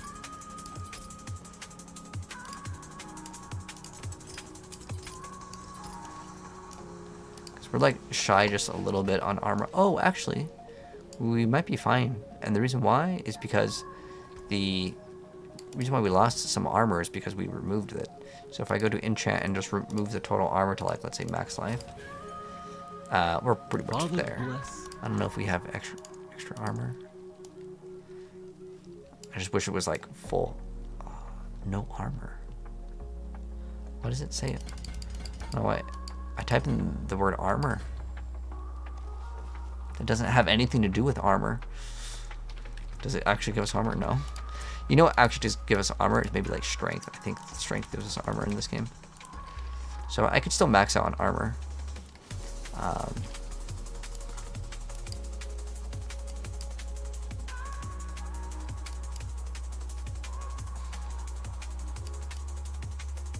Yeah, there's no armor. So strength, yeah, strength. Let's max out the armor. Be strength. Let's get a bunch of the strength nodes. I think there's a bonus to like the strength or something over here, right? We'll just grab a couple of strength nodes, and then we'll be done with armor. 3 left. 1 more. Whatever, it doesn't matter. Okay, we're good. Now we have 1,000 armor. We have 1,001. We have 1 extra. That there is worth the coin. And then we need to masterwork this thing. We could get an offensive stat here. Actually, this build in general has really low HP. What? 22,000 life. How? Oh, shoot. We needed to have HP on this. Why is vulnerable damage? And now it's only going to roll vulnerable damage. Oof. Big oof. How do we have so much HP? Oh, it's you. Oh, yeah, this. Oh, this is like really underperforming in terms of HP. You can get like 600 life here. So we're missing like 300 HP right there, so that's a big amount. So bring Marvel Rivals calling, dude. I have to play this because this is the last day for this. But believe me, I'm thinking about it, man. Alright, since I got the damage on the other thing, I'm gonna get more HP on this. So we need what? Ultimate cooldown reduction?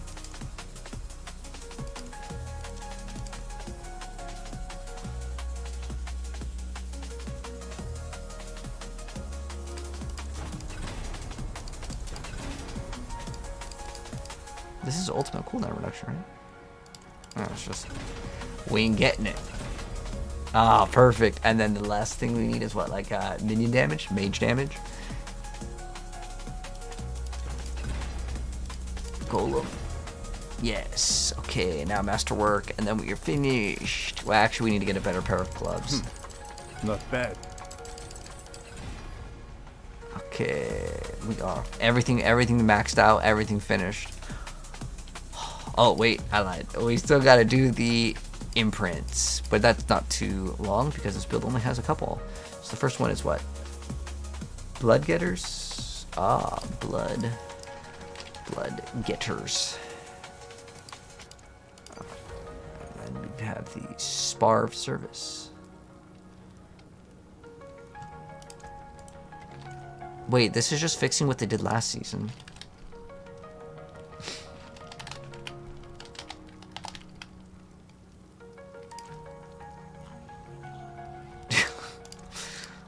Okay. Because that thing sucked the exploding minions. Reanimation. Reanimation.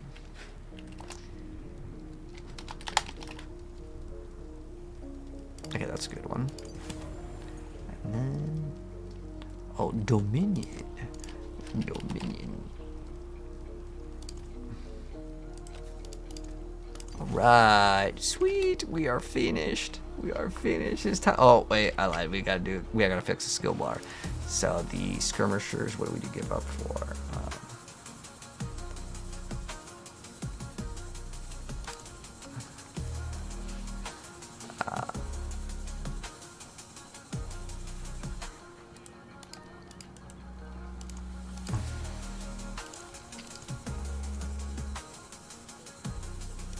We do more damage for each Shadow Mage. Okay, cool.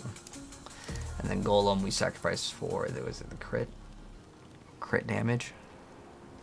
I actually kind of like the extra HP, but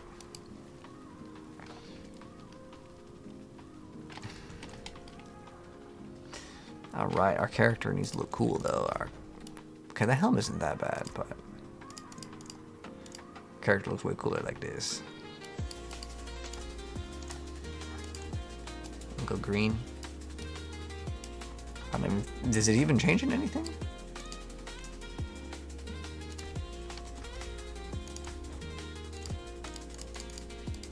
Oh, I actually have to click on it. Is that why?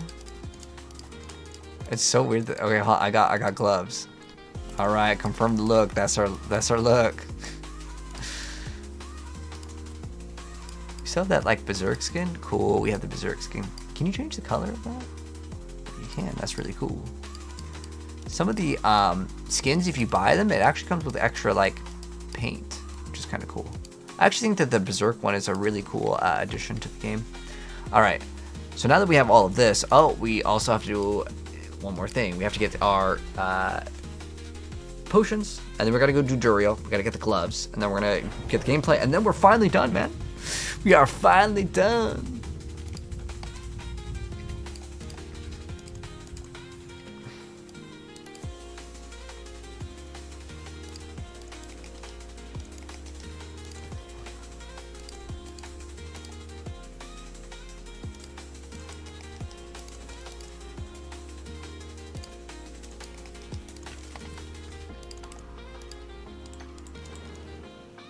Oh, we forgot one of the other ones. Oh, it's the one where it gives you main stat, which for our character is going to be intelligence.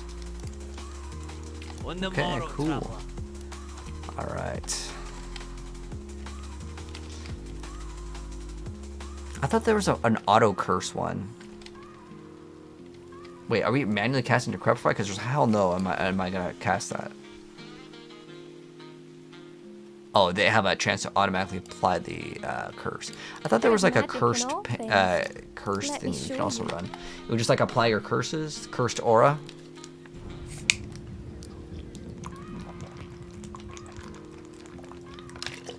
That's fine. I guess that we just rely on the minions applying it. Yeah. Right aura. It works. It's fine. It's kind of a waste of a thing. So it's good that it automatically applies it. So let's first off test it out in like the Helltide. Make sure it actually like functions. If people want more RNG gear crafting, dude, I also trust me. I want to play some PvP. The reason why is because we've been playing like a lot of Diablo because this is only a 1 week thing, and to test out every single class in 1 week is like honestly it's kind of rough. So we need to get our minions out. Debating on how we're gonna actually have that happen. All right, so we need raised skeleton, but it has to form from a corpse. How am I gonna get the corpse? Well, the first one we're gonna have to like attack with this. So I have to have this as a skill. We don't need decrepify.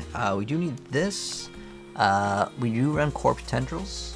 We could put a point into the other skill if we want to. Oh, we need soul rift too. We don't really need to push this. Oh, I think we actually do need to manually push that one. Alright, so we only need to reap one time.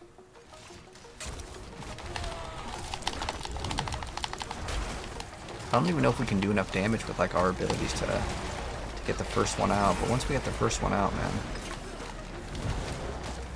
Okay. Once we get our dudes, we good.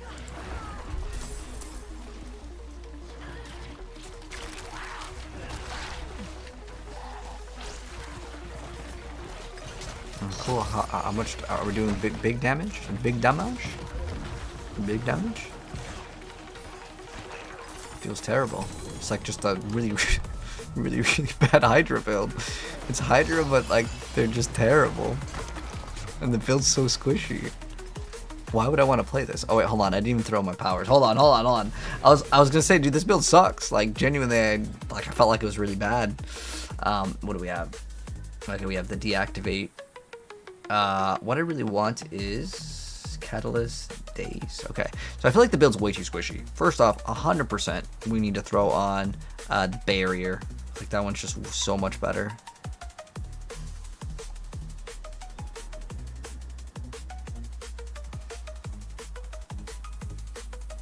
I think the fortification is not too bad either, but I think the barrier is 100% like a must. The cold will chill them, so they're affected by a crowd control. So I actually kind of like that. I'm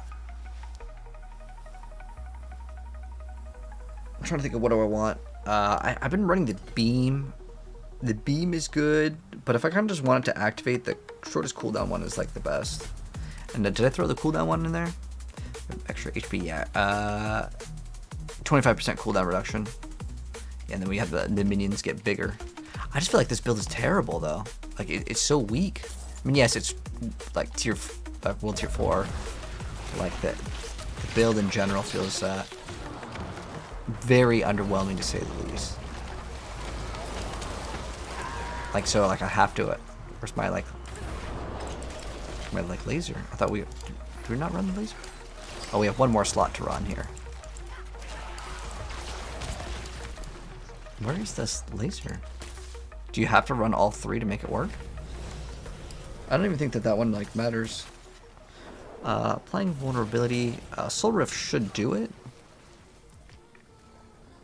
There's a movement speed one though. Let's see, what is our current movement speed right now? Movement speed. We're at 200 already. Wow. Oh, that's because we're stealth though. Oh, we're still already at 200. Okay, cool. So I don't need the actual movement speed one. Awesome, awesome. So yeah, I think we have the barrier one. What else would be good?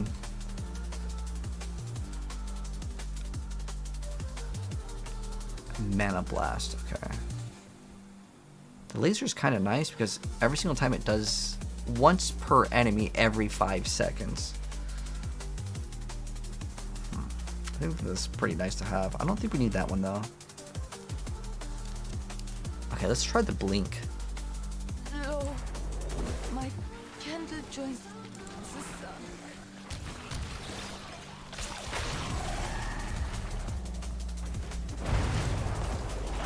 What? Oh, it's not on the right skill. That's why. I was like, dude, my thing was broken, and it's because we don't have it on the right skill. That would matter, man. Ah, there we go. Cool. Come on, hit him. There we go. Will it let me teleport to him? If I... Does it not work? Dude, it feels like incredibly squishy. What is this class? It feels so bad. I hate it. I hate it so much. Am I playing something wrong with this build? It just seems so bad.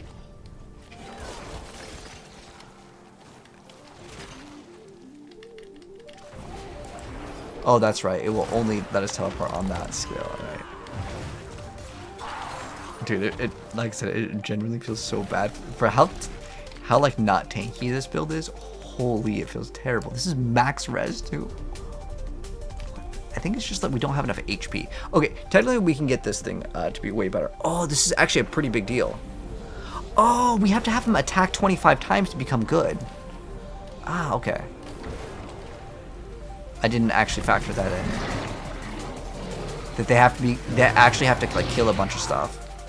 Now okay, now it's actually not that bad. Okay, I see the damage. So without the damage.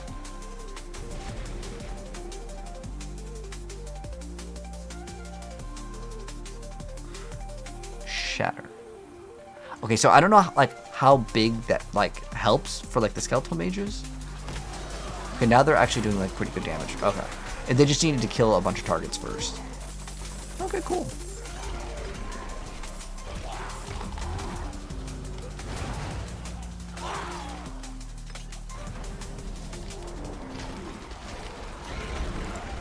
I still feel like the build's way too squishy. What else can we do? The blink is okay. Kind of makes the build a little bit more like interactive and fun, but I still don't like that we use all of our resources up at random intervals. That kind of feels bad. Wow. I feel like this build is it's just way too squishy for me to like want to even play. You could add the Druid Bulwark, added Fortification to the build. We could also add, let me see how it is against Belial. Because if it's good against Belial, then...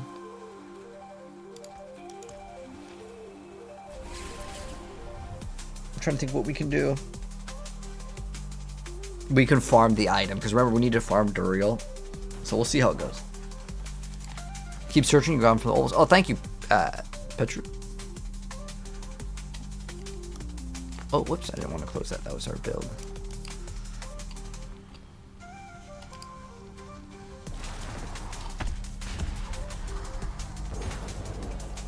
Wait. You face the Lord of Lies. Come, be crushed like the insects you are.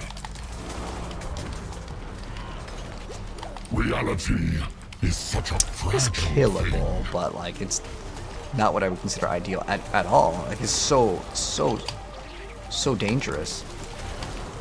Like I can kill him, but it's like an okay build. I mean, it still killed him before he was able to like interact, right?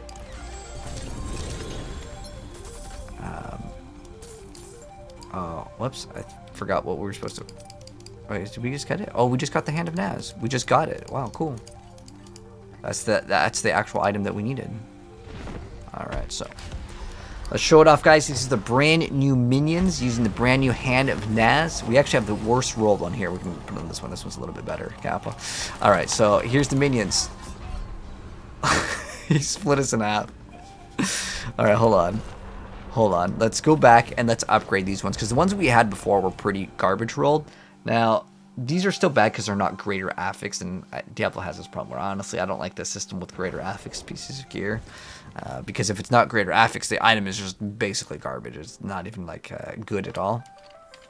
And I think perhaps their idea is stepping stones. You can just get the best gear in the game. Ready for whatever you need. Of kingly make. Use it well. Okay, so what did we get on this? We ideally want skeletal mage mastery, but it is a pretty big multiplier to miss out on. So what's our like crit strike chance and damage here? No, big crit, man. Big crit, 900 crit. But even on like this other build, what's the life? Max to max life, 22k. Wait, how do you have so much? It looks for fortitude. Okay, so they're actually running HP on that one. So like other areas we could have gotten HP, our ring, this could have gotten damage reduction, I guess too. This is something where we could have gotten more HP. I just feel like the build feels like way too squishy. We could have got HP on the boots. Yeah, the build feels way too squishy. I feel like if we go in, it's just rip. Like the insects you are.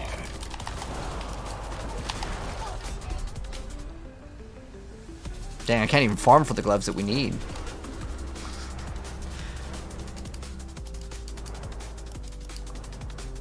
Trying to think of what else we can do.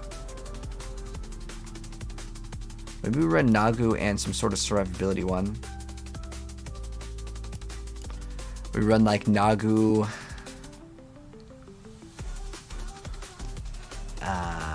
like Bulwark or something like that. I'm trying to think what would be like actually usable, because it's way too squishy. Where's the Spiritborn? Spiritborn one. That's what we need to lock in. Or the Dark Shrouds for Rogue.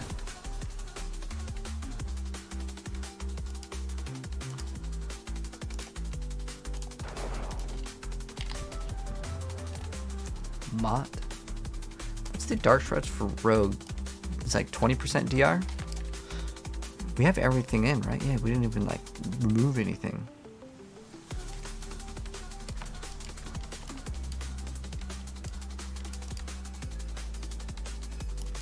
Oh, we definitely want a different potion here. You said I am not.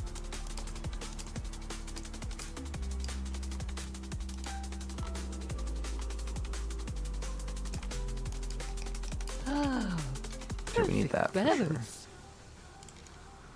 Light keep you. Okay, we have 10k, so we're a little bit tankier now, but I still think that we need to run the other rune.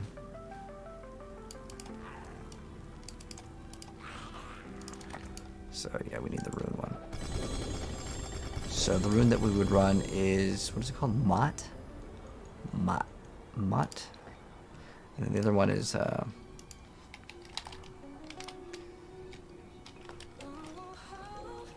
Bulwark is Q.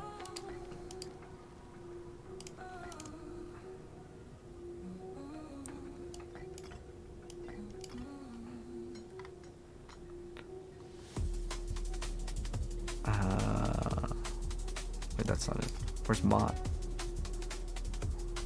Oh, did we not grab Mott? Mott. Oh, there it is. What is the rogue's, what does it do by default?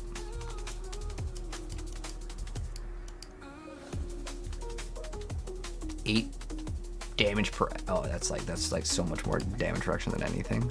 So we'll do Nagu, and then we'll add this. Like the build felt so bad, like in terms of squishiness. Like even just the open world content, it felt terrible. Oh, what the heck? Oh, we needed to go to Belial again.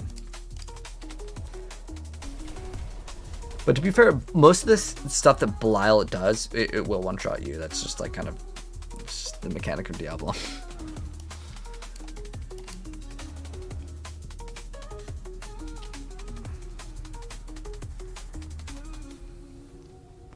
It's still easier Raygun than to get a mythic.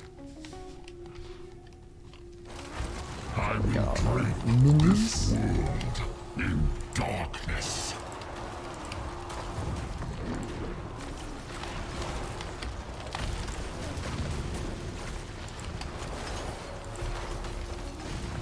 It's like doing damage, but it's not like super OP. Oh, whoa! Dude, it's like having real trouble against Belial. Holy. This is even with 10k HP and... Oh, wait, don't we have all of our Dark Shrouds? Oh, the minions don't come out until, like, the boss, like, comes out? That's kind of weird. How lovely to see you again.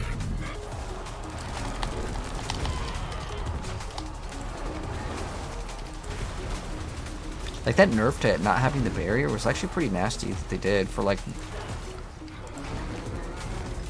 almost, like, no reason. Seeing is deceiving.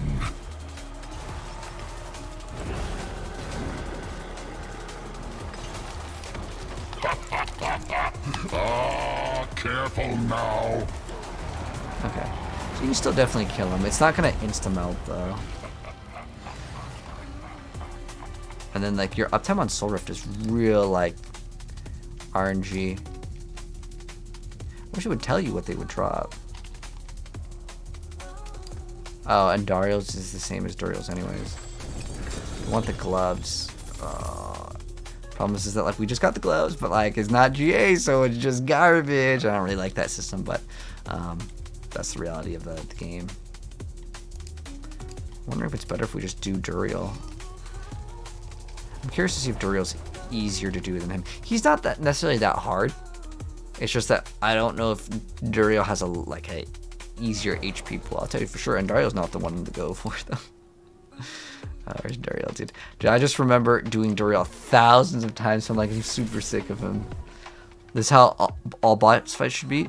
A challenge. You know, Damon, I actually don't disagree with you. I actually think that it's okay for the bosses to be like something where you have to like learn their mechanic and like you have to, you know, it's a challenge and you get around it.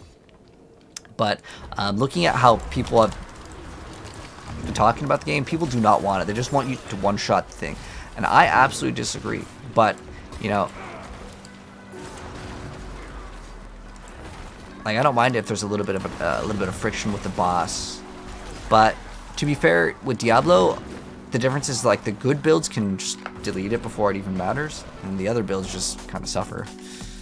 And it does not feel good, that's for sure. We'll see how this kind of performs. We should be getting more mages, but...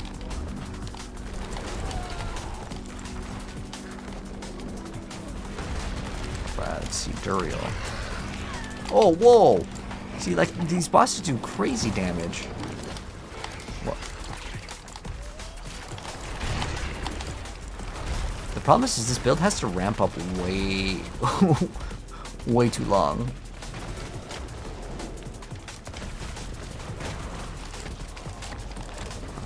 Play which one's the fake one? Woo.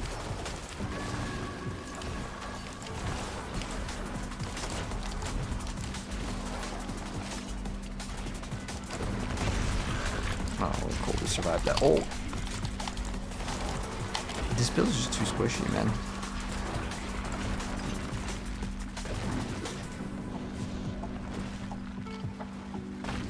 It's actually kind of cool what they did with Duriel and made him like kind of like pop out of the ground.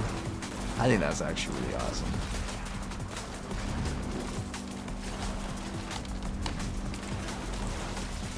So if we rely on Soul Rift for... I don't feel like there's high enough uptime on this. So like there's just no good uptime on vulnerability. Other than Soul Rift, right? I think we can put it in our...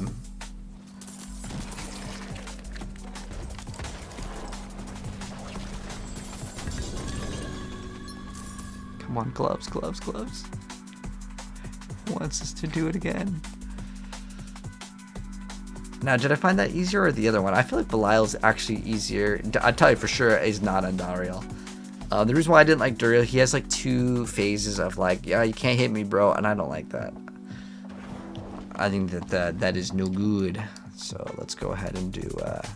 So I really want to do this again. Like, I feel like we could probably get away with just playing like the new content right now, without requiring it.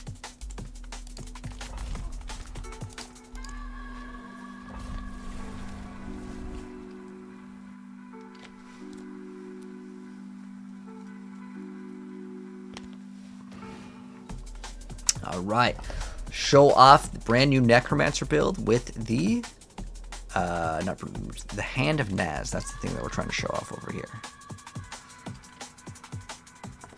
All right, so let's show it off. New Hand of Naz. Don't even have a perfect roll one, not even GA. So it's because it doesn't come on the PTR. It's kind of bugged. So what does it do that's good? Ideally, you would GA the Skeletal Mage Mastery, and you'd also have 100x. But basically what it does is it gives you the big bonus of sacrificing both Skeletal Golems and Skeletal Mages. Wait, what is it? Where was it? Okay, it has to attack 25 times. It doesn't have to kill it without... Wait, without dying? Oh, without... Okay, so it has to just attack 25 times. That makes sense. Okay. Do I think any news on D4 expansion this weekend? I'm hoping that we get an announcement. But I honestly don't think that we'll get anything until maybe like BlizzCon. And BlizzCon might announce the class. And then I want to say maybe if we're lucky, March, it will be like kind of something that we get unveiled. All right. But let's show off Season 9's new Necromancer build with the Hand of Naz. I don't even have a perfect one, but I just want to show you guys the gameplay of it. The reason why is because you have to actually find this item. It doesn't come in the PTR, unfortunately. It's a bug. But basically, what we do is we sacrifice our Skeleton Warriors and our Golems. It's going to grant us additional Skeletal Mage for each minion sacrifice. So you would lock in with the one that gives you the bonus Skeletal Warriors here, and that will give you additional 3. So it's really nice for that. But then it actually has a cool ability where if they attack 25 times without dying, it gets to be upgraded into a Super Skeleton. It's a Skeleton Archmage. And then it's going to be able to teleport and not take damage. Oh, these guys spawn in because of our jewel randomly. But then you get a multiplier of up to 100x. Again, I don't even have a perfect one. These are quite rare on the PTR because you just have to just sit there and go again and again. That's why we don't have a GA one. But as far as the build goes, honestly, to be real with you guys, Hydra is just a better version of this. Now, you don't have to constantly cast the minions, but you still have to cast your other things like Prison. You have to activate your bonuses with, let's say, like Corpse Tendrils. Maybe you can spawn in a Blood Orb to get more damage. There is a couple nice newer changes. With, like, Scent of Death, there is a newer change, and I'll show you guys that. But, for the most part, this is how the build plays. Is it a good build? I've seen people do pit 90s with it, so it's not, like, terrible. But I would not say it is, like, a build that feels very good. I've actually made a lot of adjustments to make the build tanky enough to survive. One issue that this build has is it's very hard to upkeep your Soul Rift, which is your source of vulnerability. It also used to be able to keep your build alive. Necromancer feels incredibly squishy in the next upcoming season. It's like it wants you to get GA on a lot of the life because they absolutely destroyed Necromancer with the survivability in this most recent update. I'm going to give them some feedback because the class itself, if you've ever played Diablo 3, Necromancer was in a position where it felt squishy for like a very long time with a lot of variance. There are some builds that are totally fine, but it was an issue that it had, and it's kind of resurfacing back in Diablo 4, where it just feels way too squishy. I had to throw on the Dark Shroud, I had to throw on the Barrier, I had to throw on the Druid's Barrier in order for the build to feel comfortable at World Tier 4, or Torment 4. We're doing the brand new Dungeon Escalations, but one thing I wanted to show you guys in terms of gameplay is that they kind of get left behind, and that is an issue with any pet builds, like its AI. Now, they do have the ability to kind of move on their own by teleporting, but it still doesn't feel good. The best way to kind of put it is if you played Path of Exile and you have like the minions are aggressive, it's one of like the support gems, it just feels like the minions are kind of weak in here. Now, what you can do is you can throw in the ability to teleport with the brand new powers because, well, you have brand new powers, right?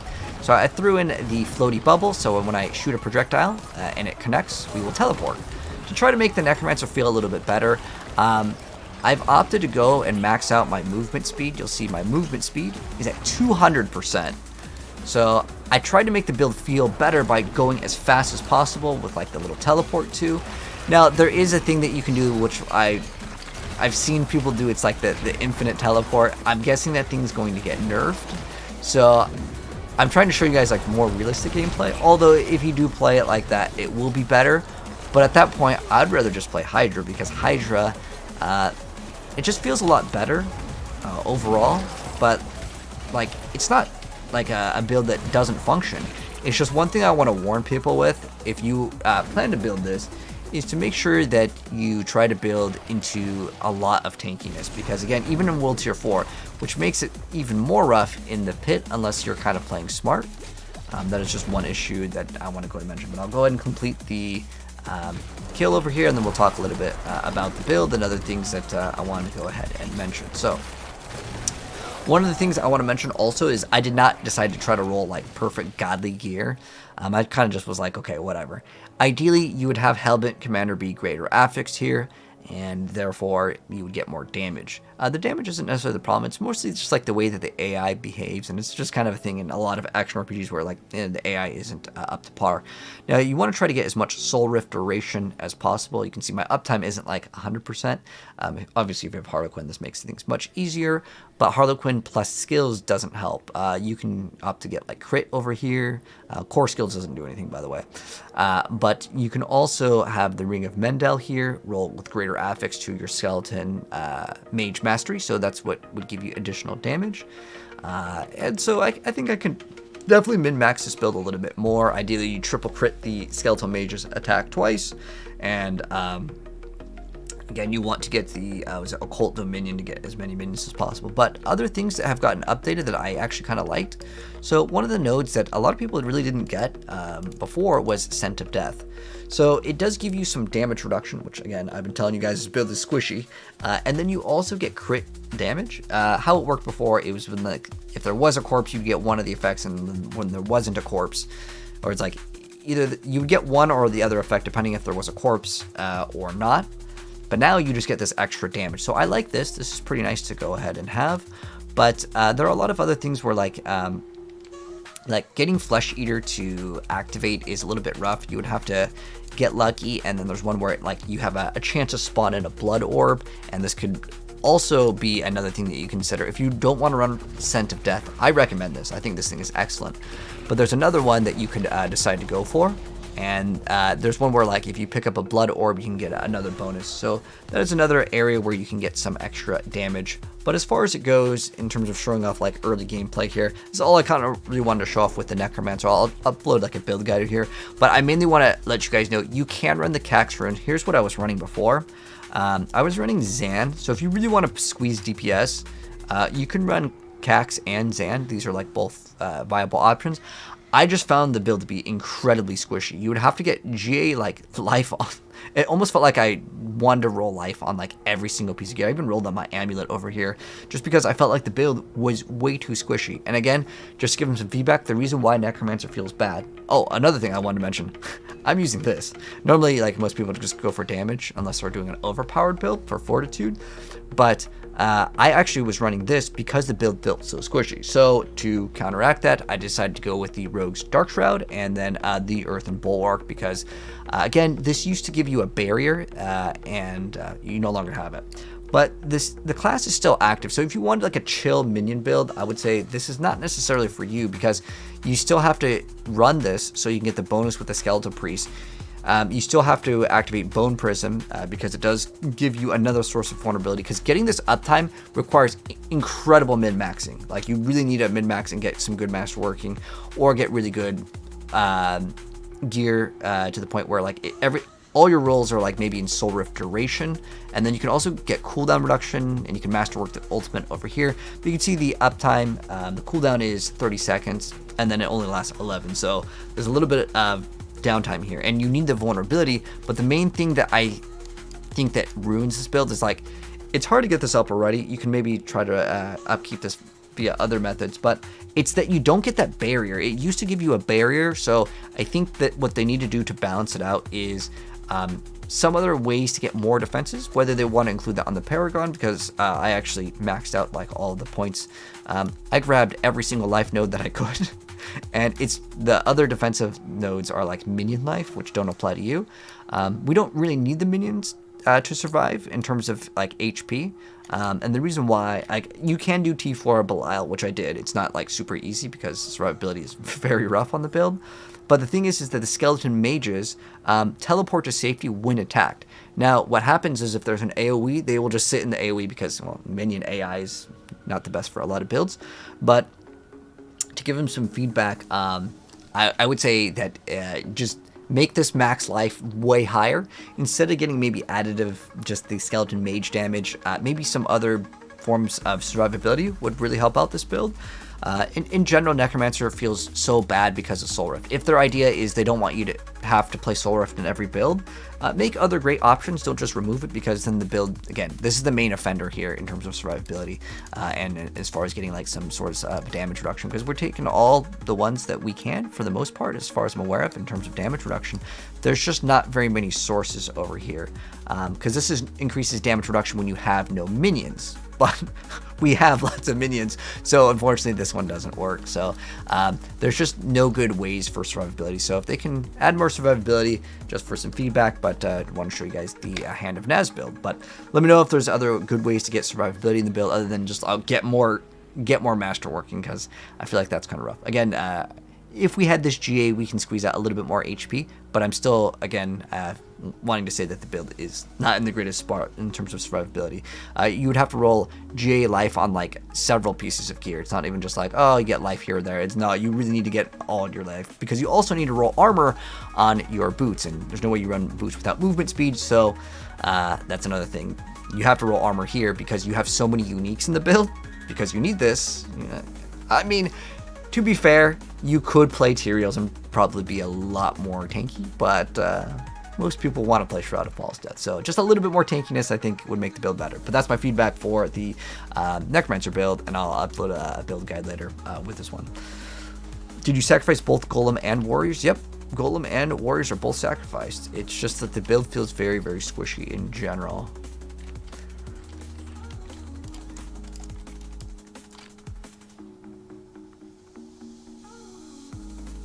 Oh, actually, hold on. With this one, Memento Mori, oh, we could actually put more points into that.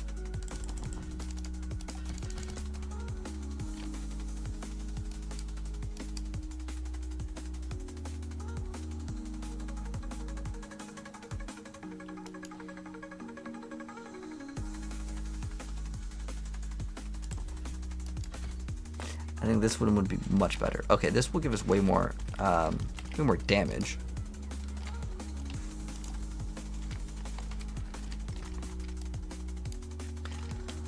So this will be a little bit better, but I want to go do one more of these. Let's go do this so I can get some background gameplay. Where is it? And then I will be pretty much done with this one. Be done with this class, and then I want to lock in. I want to play. Maybe I'll lock in some sleep. Alright, give me a sec. Wait, hold on. They can actually attack us here. Hopefully the minions will actually kill them. Well, I guess it'll be a challenge. If our minions die, then they die. But I gotta grab a quick drink. I'll be right back, and then we'll get the last testing for the minions over here. So I'll be right back.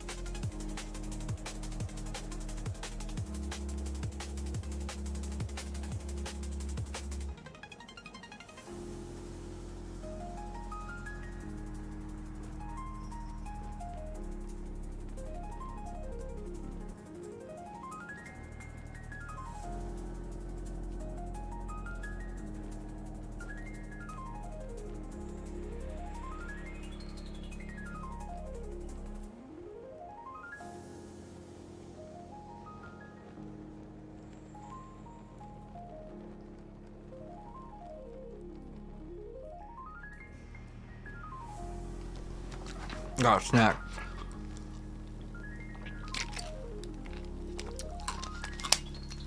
I got some potato salad. I was kind of hungry when I decided to get something to drink. All right, but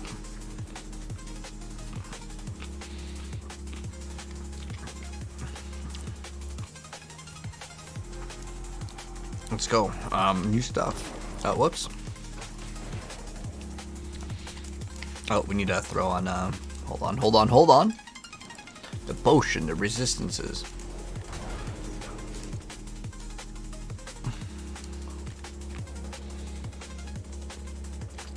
Maybe we can make another vid on it. Like, look, I'm like capped everywhere. Like, all right, let's just go for it.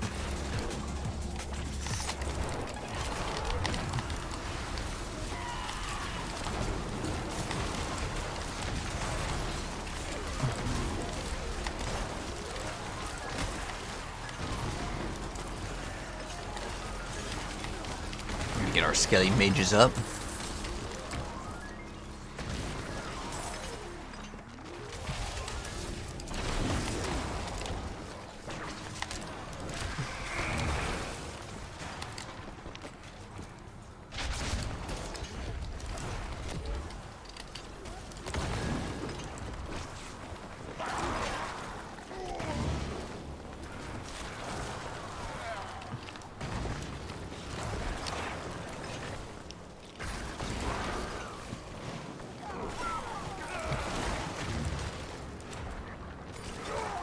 Onion slices. Like diced onions?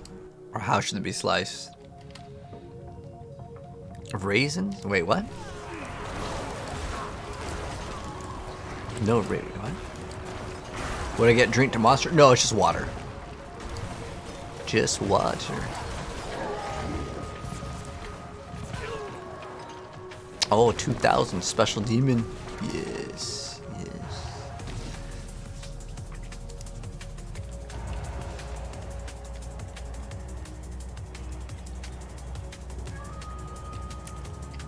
Oh, did this one not reg?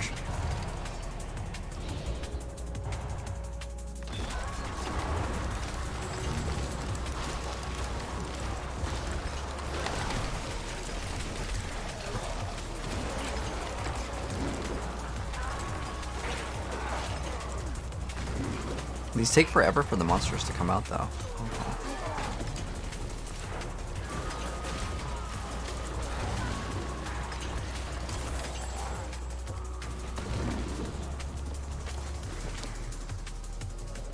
Come on. Come on. The ritual is complete.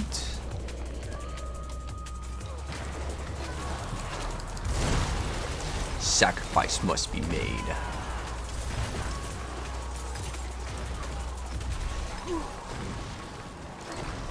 We're gonna switch for achievement. Double sacrifice. You know what's really interesting is that the Soul Rift actually, I think, shoots out. You can get, yeah, I'm not wrong. Okay, so for some reason, look at the butcher. That was the butcher. There's some bug going on with the teleports, man, for sure. I think what happens is the game is coding the Soul Rift, because I'm pretty sure when you use Soul Rift, right, and it shoots out those things, the things that it's shooting out is Shadow Blight. So they recycle these skill, which is like fine, it's not really that big a deal, but the wording on it or the game's code registers as the same like thing. So what happens is I'm randomly teleporting towards targets. I don't know if any of you guys have seen that, but I definitely am randomly teleporting sometimes. And I've noticed that, and it's no good. I mean, it could be good sometimes, but it's not always.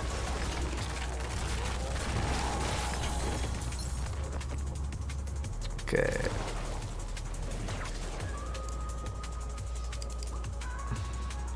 Boots of Assistance. Okay. We don't even need the rewards. Oh, whoops. Oh my gosh. Did I get you baited again? Get you baited to go in the same thing. RS3 Inc. RuneScape is in shambles.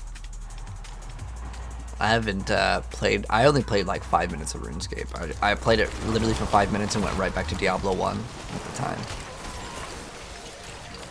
Story was, my friend was like, "Hey, dude, you guys gotta check out this game. It's like Diablo, but like online, but like everyone's in the same lobby or something." Like, I forgot what he said. Like, it sounded exciting because like Diablo at the time could only have, I think it was 8 players, and it was like, you know, you have like so many players. And he showed us the game, and me and my friend looked at him like, "What the hell is wrong with you? This is not Diablo. This is like the graphics obviously looked way more childish at the time." Compared to Diablo 1 is like a very mature game. RuneScape is like, you know, Super Mario, a family-friendly Christian, you know. 2 completely different games. RS3 is amazing. Is it worth playing like now, or is it like a game where like you had to play it? Because like Diablo 1's too hard for a new player to play. You know, like it didn't age well for people that didn't play it. I think for people that played Diablo 1, it's fine. There's no big deal. Oh, do you guys see that? It's teleporting me randomly.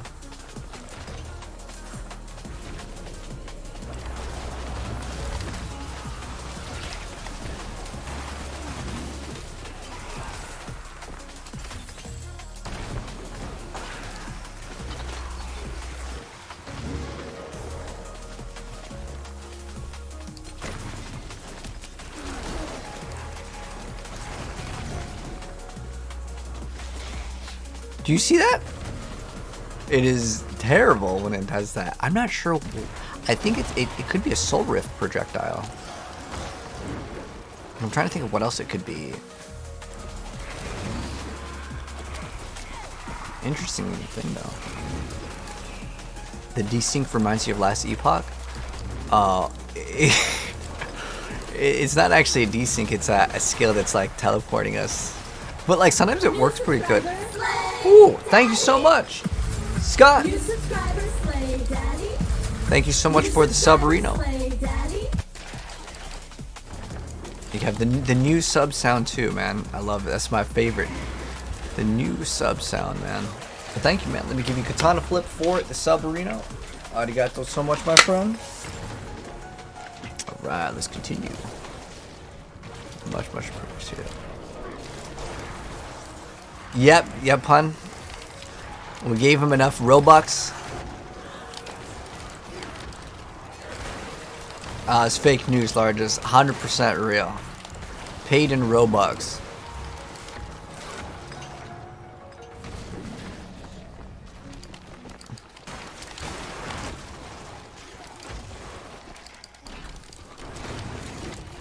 But what are you playing, pun? Are you playing some Roblox? Or are you playing some Marvel?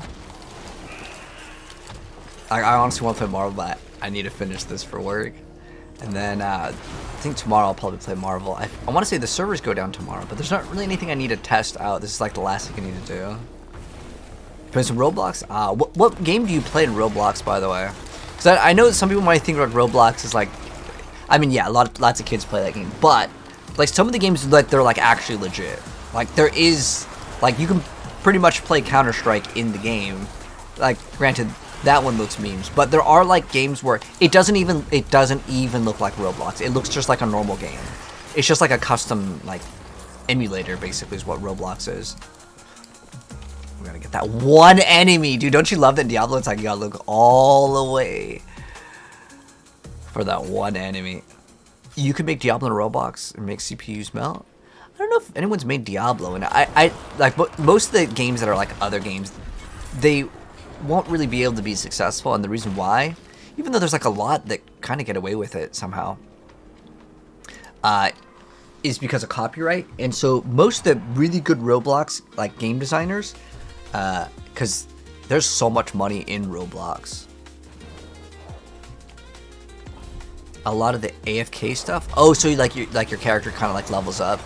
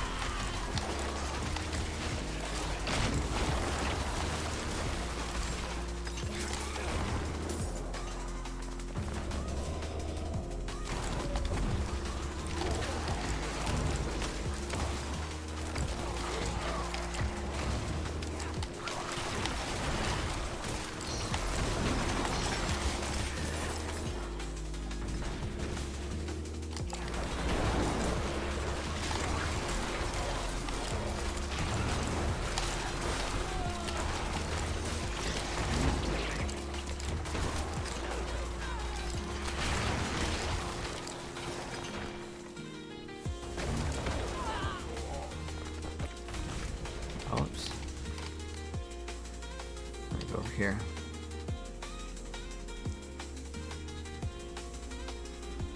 Grow a garden outside. I mean, yeah, that's basically like an AFK simulator. You have to put in some effort first, but then you get actual results. Tower defense games. The tower defense games are really fun. You ever play that balloon one with the monkeys? That's one of my favorites. They're called Balloons Tower Defense. That one's legit. You don't know how that game has 2 million players? Which game has 2 million players? 2 million is actually pretty insane. I bet you Fortnite has probably still one of the highest player bases. Do you guys know that Minecraft is still like one of the most popular games? The most popular games are like Garana, Free Fire. In Asia, they play like this game that's like basically like it's kind of like PUBG, but like it has anime girls in it. Heck, PUBG already has anime girls in it, like the mobile version. PUBG Mobile and Garana Free Fire are like the most popular games actually. StarCraft in Asia? Used to be. Now I don't think so anymore. Now it's all those gacha, like dating sim sort of like ish games. Those are like really popular. Do we want to go through the project portal again? Not really. I mean, we can. It'll be extra content. Extra content? Oh, I guess not. The game was like, no. You don't want to do this anymore. You want to go play a different game. And I'm like, yeah, I kind of do. I got some other games I want to check out. Free Fire, that's like a mobile PUBG. Yeah, it's another battle royale. It's pretty much the same thing. I don't know if they have abilities. I actually never checked out that game. Like, I don't know why. I check out like every single game. I should check out that game. I check out all games that are non-sports for the most part. I like every single game genre. I don't care if it's puzzle. But to be honest, when they're card games, I don't really have any interest in card games. The reason why card games are almost always set up to be like incredibly pay to win. And like, I already played enough card games.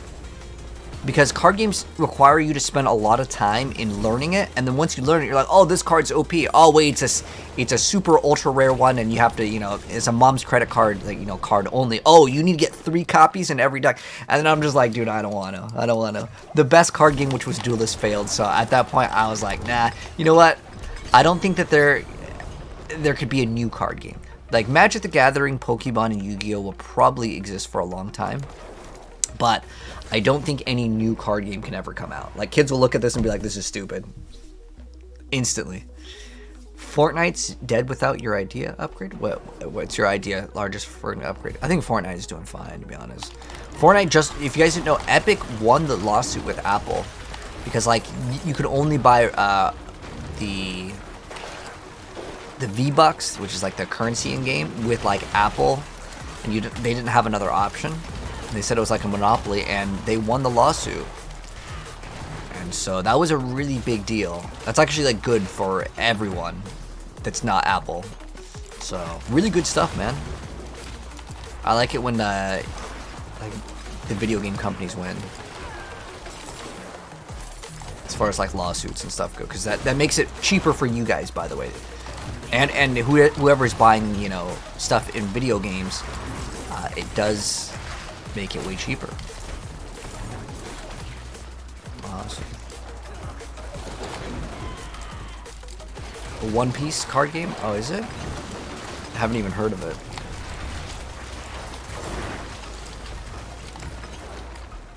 I kind of like the random teleporting. Kind of works sometimes. Sometimes it lets you go forwards. Sometimes it's go backwards. But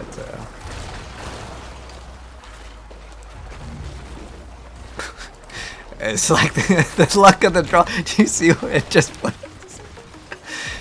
No, dude, okay, sometimes I ain't gonna lie, it's kind of annoying, so,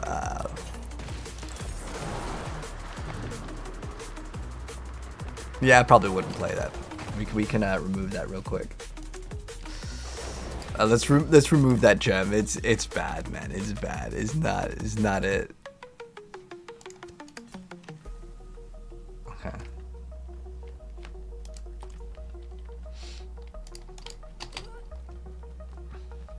Okay, and some builds require 4 uniques and mythics.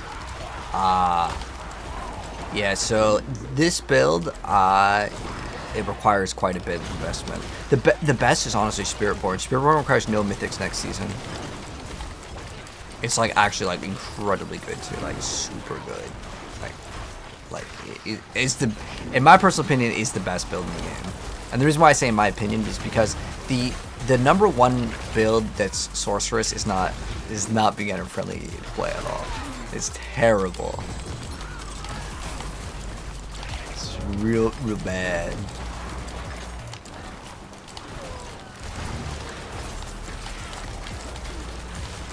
But the Spiritborn build is amazing. Super good. How long is the PTR up? My assumption is 5 hours, but I'm going to get off. After this, guys, we have done every single class. I don't know. I'm so happy that I'm done. Because it's a long investment in time. Okay, so tier 3 is done. We're doing the final boss now. When's the Dead by Daylight stream? You know, I streamed that game I think one time. It's definitely not a game for me. Definitely a game I don't really have any interest in trying out. Unless they add the one thing that they could add. Wow, that's actually pretty good damage. Very surprised by this. Whoa, why is the damage so good now? Like, what? It wasn't like this before. Oh. He does like crazy DPS. Okay, cool. Oh, there's that thing done. Woo. Wait, if he drops some gloves. Oh, nothing. Nothing. He did drop Obdicite though, which is like not too bad. But yeah, I want them to add proximity voice chat for Dead by Daylight, and then I would just trash talk them all. You know what's interesting is like I was thinking about like games for content, right? Like Marvel Rivals, I kind of play it for content, but I actually like play the game, like versus just like trolling and making like actual funny content, which I think is way more valuable, and I think it's more fun. The last time I had fun in Marvel Rivals was when we got that guy that was throwing the game that was talking about chess and like how this game is chess, you have to protect your best piece. And, like, I feel like I could have rage baited him way harder. And I think what I'm going to do is I'm just going to use my other Grandmaster's account and just troll with it. Like, I'm not going to troll and throw the games, but just troll people. Like, I think it's more entertainment than just trying to climb. Because, like, I've hit top 201, and as much as I wouldn't mind hitting top 100 or something else, you really only get to like put top 500 in like a video title or top 1% or something like that. If you rank 1, that is good though. If you can get rank 1, but I feel like if you're top 500, it doesn't really matter unless you're rank 1. Rank 1 is like just, I'll be honest, I don't know if I can hit it in that game. But I also don't really want to invest that much time into the game because that would actually require a ton of time. However, one thing I wanted to do also is, I need to snapshot the build. So I need to go over my gear real quick.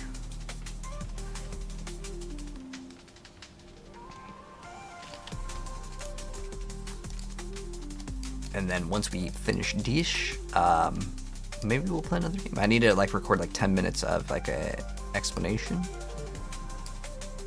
for the stuff too. Then we go into the Paragon. Okay. So what are we running here? So it's Amplify, Frailty, Essence, Scent of Death, Eliminator, Dead Razor, Cult Leader. The last one is Flesh Eater. Flesh Eater. Okay. And we done. That, and then also I guess the powers, but I feel like it doesn't really matter that much. Barrier is super important, and then we have fortification as well. All right.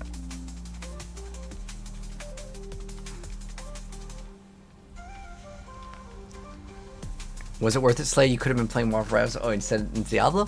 Well, like, this is kind of working. Like, I genuinely kind of, I like playing these games anyways. Like, I played Path of Exile, even though Path of Exile is more so, like, fun than work, because Diablo is, like, definitely way more in, like, the work section, because I work with Blizzard as a partner, but then also since I get a lot more revenue with it, because, like, Diablo gets way more video views, but, I still wouldn't mind playing Diablo even if I wasn't getting paid because I did it before anyways. Like I play lots of different games. What I want to do now though is do we have one more of these keys? Yeah, we have one more keys. Okay, and this is okay. We still got a lot of time on that song. Okay, good. All right, so what I wanted to do is I wanted to kind of go over the build one more time in like a 10-minute explanation because I feel like I could explain things much better now that I've gotten all my resistances up. Okay.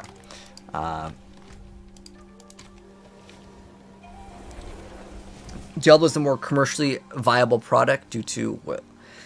Yeah, it does well right now, but you know, there's always newer games that will come out in the future, so I'm not really too worried about it. All right, so brand new Season 9 Necromancer Skeleton Mage build with the brand new upgraded Mega Skeleton Archmages. So these are like these super minions, okay? So these super skeletal mages are different. So what's new in Season 9? Let's show off the gameplay and kind of talk a little bit about the Necromancer class. So these are the brand new Hand of Naz's. They don't even drop in the game in the PTR from any of the items, like in terms of opening up the caches. So I had to farm these manually, which took me a while. So getting the best one, it's going to take a long time. These do drop from Belial if you just open it by default of Duriel or Andariel, but you have to manually farm them, and I tried getting the GA one. So it's not like the build is min-max, just as a heads up for gameplay. You could get 100x here. You want to get GA on Skeletal Mage Mastery. Also, our Masterwork is capped at 8 here. So keep in mind, you can do way more damage, but the main problem with this build, I'm going to be real with you guys, is survivability. I have actually invested so much into the build to make it way tankier. But what does it do? Actually, we should just start off with that. I think that, yeah, that it might be better. Hold on, can we move this out of the way? Okay, so Season 9 Necromancer, let's show off the brand new Hand of Naz unique. By the way, if you're playing on the PTR, this does not just drop in the PTR caches. You have to farm this manually, which is an absolute pain. But nonetheless, this is the one that we have over here. So what is new in Season 9 for Necromancer? We have the Hand of Naz, which grants you the special unique power where you have to sacrifice the warriors and the golems, and it's going to give you additional skeletal mages for each one sacrifice. And then when the skeletal mage attacks enemies 25 times, oh, we've got these things spawn in over here. When you actually attack 25 times with them without dying, it upgrades into a super mega skeletal archmage. So basically it becomes super powered. And then they also teleport to safety when they are attacked, and then they will occasionally shatter on impact that will deal up to 100x more damage, which will increase to the targets and up to 3 additional targets. So that's basically the one new thing in terms of an item. There are a lot of other buffs and nerfs that we'll go over, but I want to show you guys the gameplay. Keep in mind, it's going to take a second for the damage to ramp up because they have to become the super mega mage. So let's go ahead and make them the super mega mage after they attack multiple times. The build is still very active. If you're like, I want a chill minion playstyle, to be honest, you might have to look elsewhere because this is a very active playstyle. And the reason why is just like for almost every single Necromancer build, which is something I almost want to talk about. It's like every single build you have to play Blight in, right? And then Soul Rift took a mega nerf, by the way. So the main changes with this build that I want to say that you may need to make from any other content creators' builds, as I will drop a build guide, but this is mainly showing off kind of the gameplay and talking a little bit more about how I feel about the build before I drop my build guide. The build is incredibly, and I mean incredibly squishy. Blizzard decided to remove the barrier with Soul Rift, which means that Necromancer is in a terrible spot for survivability. In Diablo 3, we had this issue a couple times with a few of the different sets with Necromancer, like it just felt way too squishy. So my suggestion to Blizzard would be like, well, can we just have the barrier back? And the reason why is in this build, oh, there's a butcher, but like the build does damage. Like, where's the butcher? I don't know where he's at. Is he over there? We'll be able to one-shot the butcher. Like, the damage is not the problem with this build. The build actually does quite good damage. I don't know where the heck the butcher went, but it takes a second to ramp up, and one of the things that is kind of annoying that you may have to deal with is the AI. Oh, we have to go back and collect the little orbs. Hopefully the butcher will still be there. He will like despawn. I don't know where the heck he actually spawned in. But the main issue with this build is survivability. So I normally like to run like the Cax rune in most builds, but with this build, I would say getting the extra rogue Dark Shrouds is actually advantageous, as well as the Earthen Bulwark. There's a lot of different ways to make your character more tanky, but it will feel super squishy. And honestly, if you want like kind of a minion-ish playstyle, I say minion-ish because the Hydra build is miles ahead of this one in terms of how it feels. It also is, at the moment of me making this video, the Hydra build is down to 120. This build has, as far as I'm aware of, the highest was 90. So there is a pretty big difference between a 120 and a 90, but keep in mind, people are always climbing with certain things, and maybe someone hasn't figured out the correct formula yet. But I want to show off kind of how it feels. But the main problem that I have in general is like how the build feels in comparison to a build that's just doing the damage itself versus the minions, because the AI in this game isn't what I would consider the best in terms of it being aggressive. But now you guys can see the super mages. I don't know if you guys can see how much bigger they are, but there's also a thing that you can play. It's a jewel that will make your minions even bigger after they kill something. So go ahead and actually just kind of progress, and I'll show you guys the boss. You can absolutely melt the bosses. This is not a problem with this build in terms of like the new Astaroth boss. Like, there's really no problems with this build in terms of damage. It's just like it lacks like the feel of it feeling very fast because the minions are behind. I know that there's a way to teleport with all the classes, and that's probably going to get changed, so I don't want to make something that's going to absolutely just get nerfed here. This one doesn't have a boss, but I just want to show off the gameplay. Basically, you guys get the idea. The minions, they kind of take a second to get there, but they actually do perform pretty good in terms of like number damage, like especially when you're at a boss. It will not one-shot like the infinite damage barbarian, but it is okay. So again, this is the brand new item that is really good for the build. Obviously, you want the greater affix to be in the skeletal mage mastery, but I also want to talk a little bit about like other things in the build. So first off, other things that I was considering, because this is the point of this video, is kind of more of a discussion than a build guide, but I will also drop a build guide. So you can play Cax as well as Zan. These are great for damage. However, survivability was a big issue with the build. I even had a GA Shroud of False Death here with double masterworking. I guess if you get triple here, and then if you get like masterworked or GA on the Hand of Naz, that was a greater affix one, that would help out a little bit.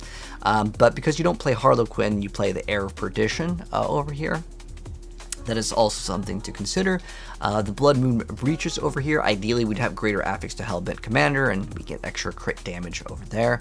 The boots, you definitely want to have armor in the boots, just as this is an area where you can actually get armor other than in your amulet, because the thing is that you have to play this, because unless you want to apply your curses manually, you kind of need to run this, and then obviously it's a new build, you got to play this, and the helm slot is almost always filled with Heir of Perdition or Harlequin in any meta build, and then Shroud of False Death. So one area that I want to give Blizzard as a suggestion, because this is my feedback, is that Soul Rift just get barrier. The build feels way too squishy without it. So I am playing Q right now, as well as I am running the Mott rune, which is the dark. We're getting Dark Shroud plus the barrier in order for the build to feel tanky enough to kind of function.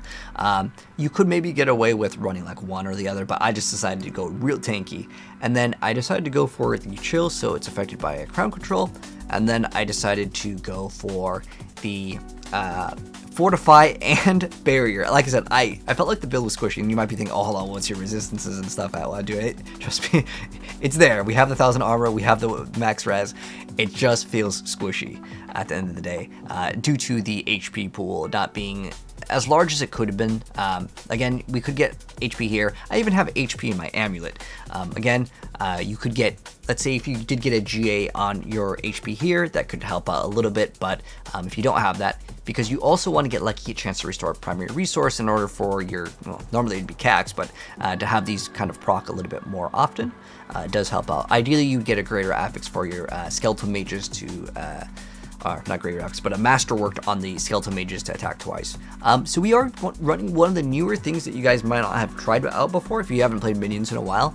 I believe this came out last season. It's the Service and Sacrifice is what it's called. And so how it works is the skeleton warriors explode, but it didn't really do enough damage. Like you can do World Tier 4 content, but that was really about it.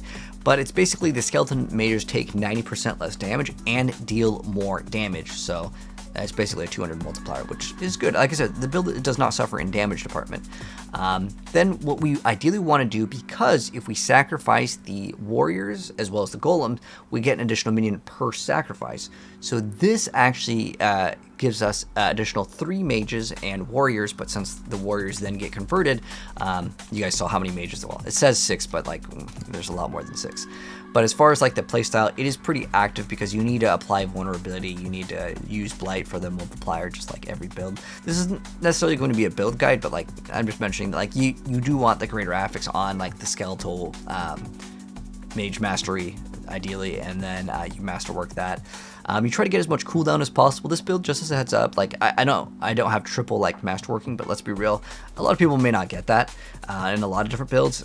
So I want to say that the uptime on Soul Rift is a little bit rough. Like you would have to get, because you could only roll over here as one of the other mods, the Soul Rift duration. Maybe you can try to throw that on the utility over there as well to really try to increase the duration so it's up 100% of the time. Because this is your source of vulnerability. It does help out with the bonus. You can see that it extracts souls, so it makes them vulnerable and has a fear, but it does increase your damage, which is quite nice. So if you can upkeep this, I think that would help out the build. But there's also another newer change here on the Paragon board, which I actually really like this change. So Scent of Death actually got its effect change. It no longer requires you to have a corpse or a no corpses, because it would give you basically damage reduction or more damage, but now they change it to a multiplier on critical strike damage, as that is what you're going to be scaling with the mages, because you get essence in the build, and this gives you extra crit strike damage, and then you are going to be sacrificing, so you're going to get extra crit as well with the golems. Now the other option is to forgo this crit with the golem, and then you can go and get more HP, but again that requires you to have like HP on this isn't too bad. Instead of vulnerable, right now there's a bug on the PTR, which is actually quite frustrating. You can see over here, if I go and actually enchant this, if I enchant, it's no matter what, you see how it's vulnerable, and then it's going to be vulnerable, and it's going to be vulnerable. There is like a bug right now where if you masterwork, you can't like go back. So ideally, we'd have like GA life and GA int, which isn't really that rare. Like those are like pretty common stats. And then you would just roll the chance for lucky hit for primary resource. You do not need over 100 because you can't go over 100% resource. So that is something that like definitely could be improved. But like I said, the build feels incredibly squishy overall. You could get HP here. You could get HP and GA here. We could get another GA in the brand new Hand of Nails. But I'm just telling you guys, if you go in and play this, especially if you don't have like really good gear, it's going to feel incredibly squishy.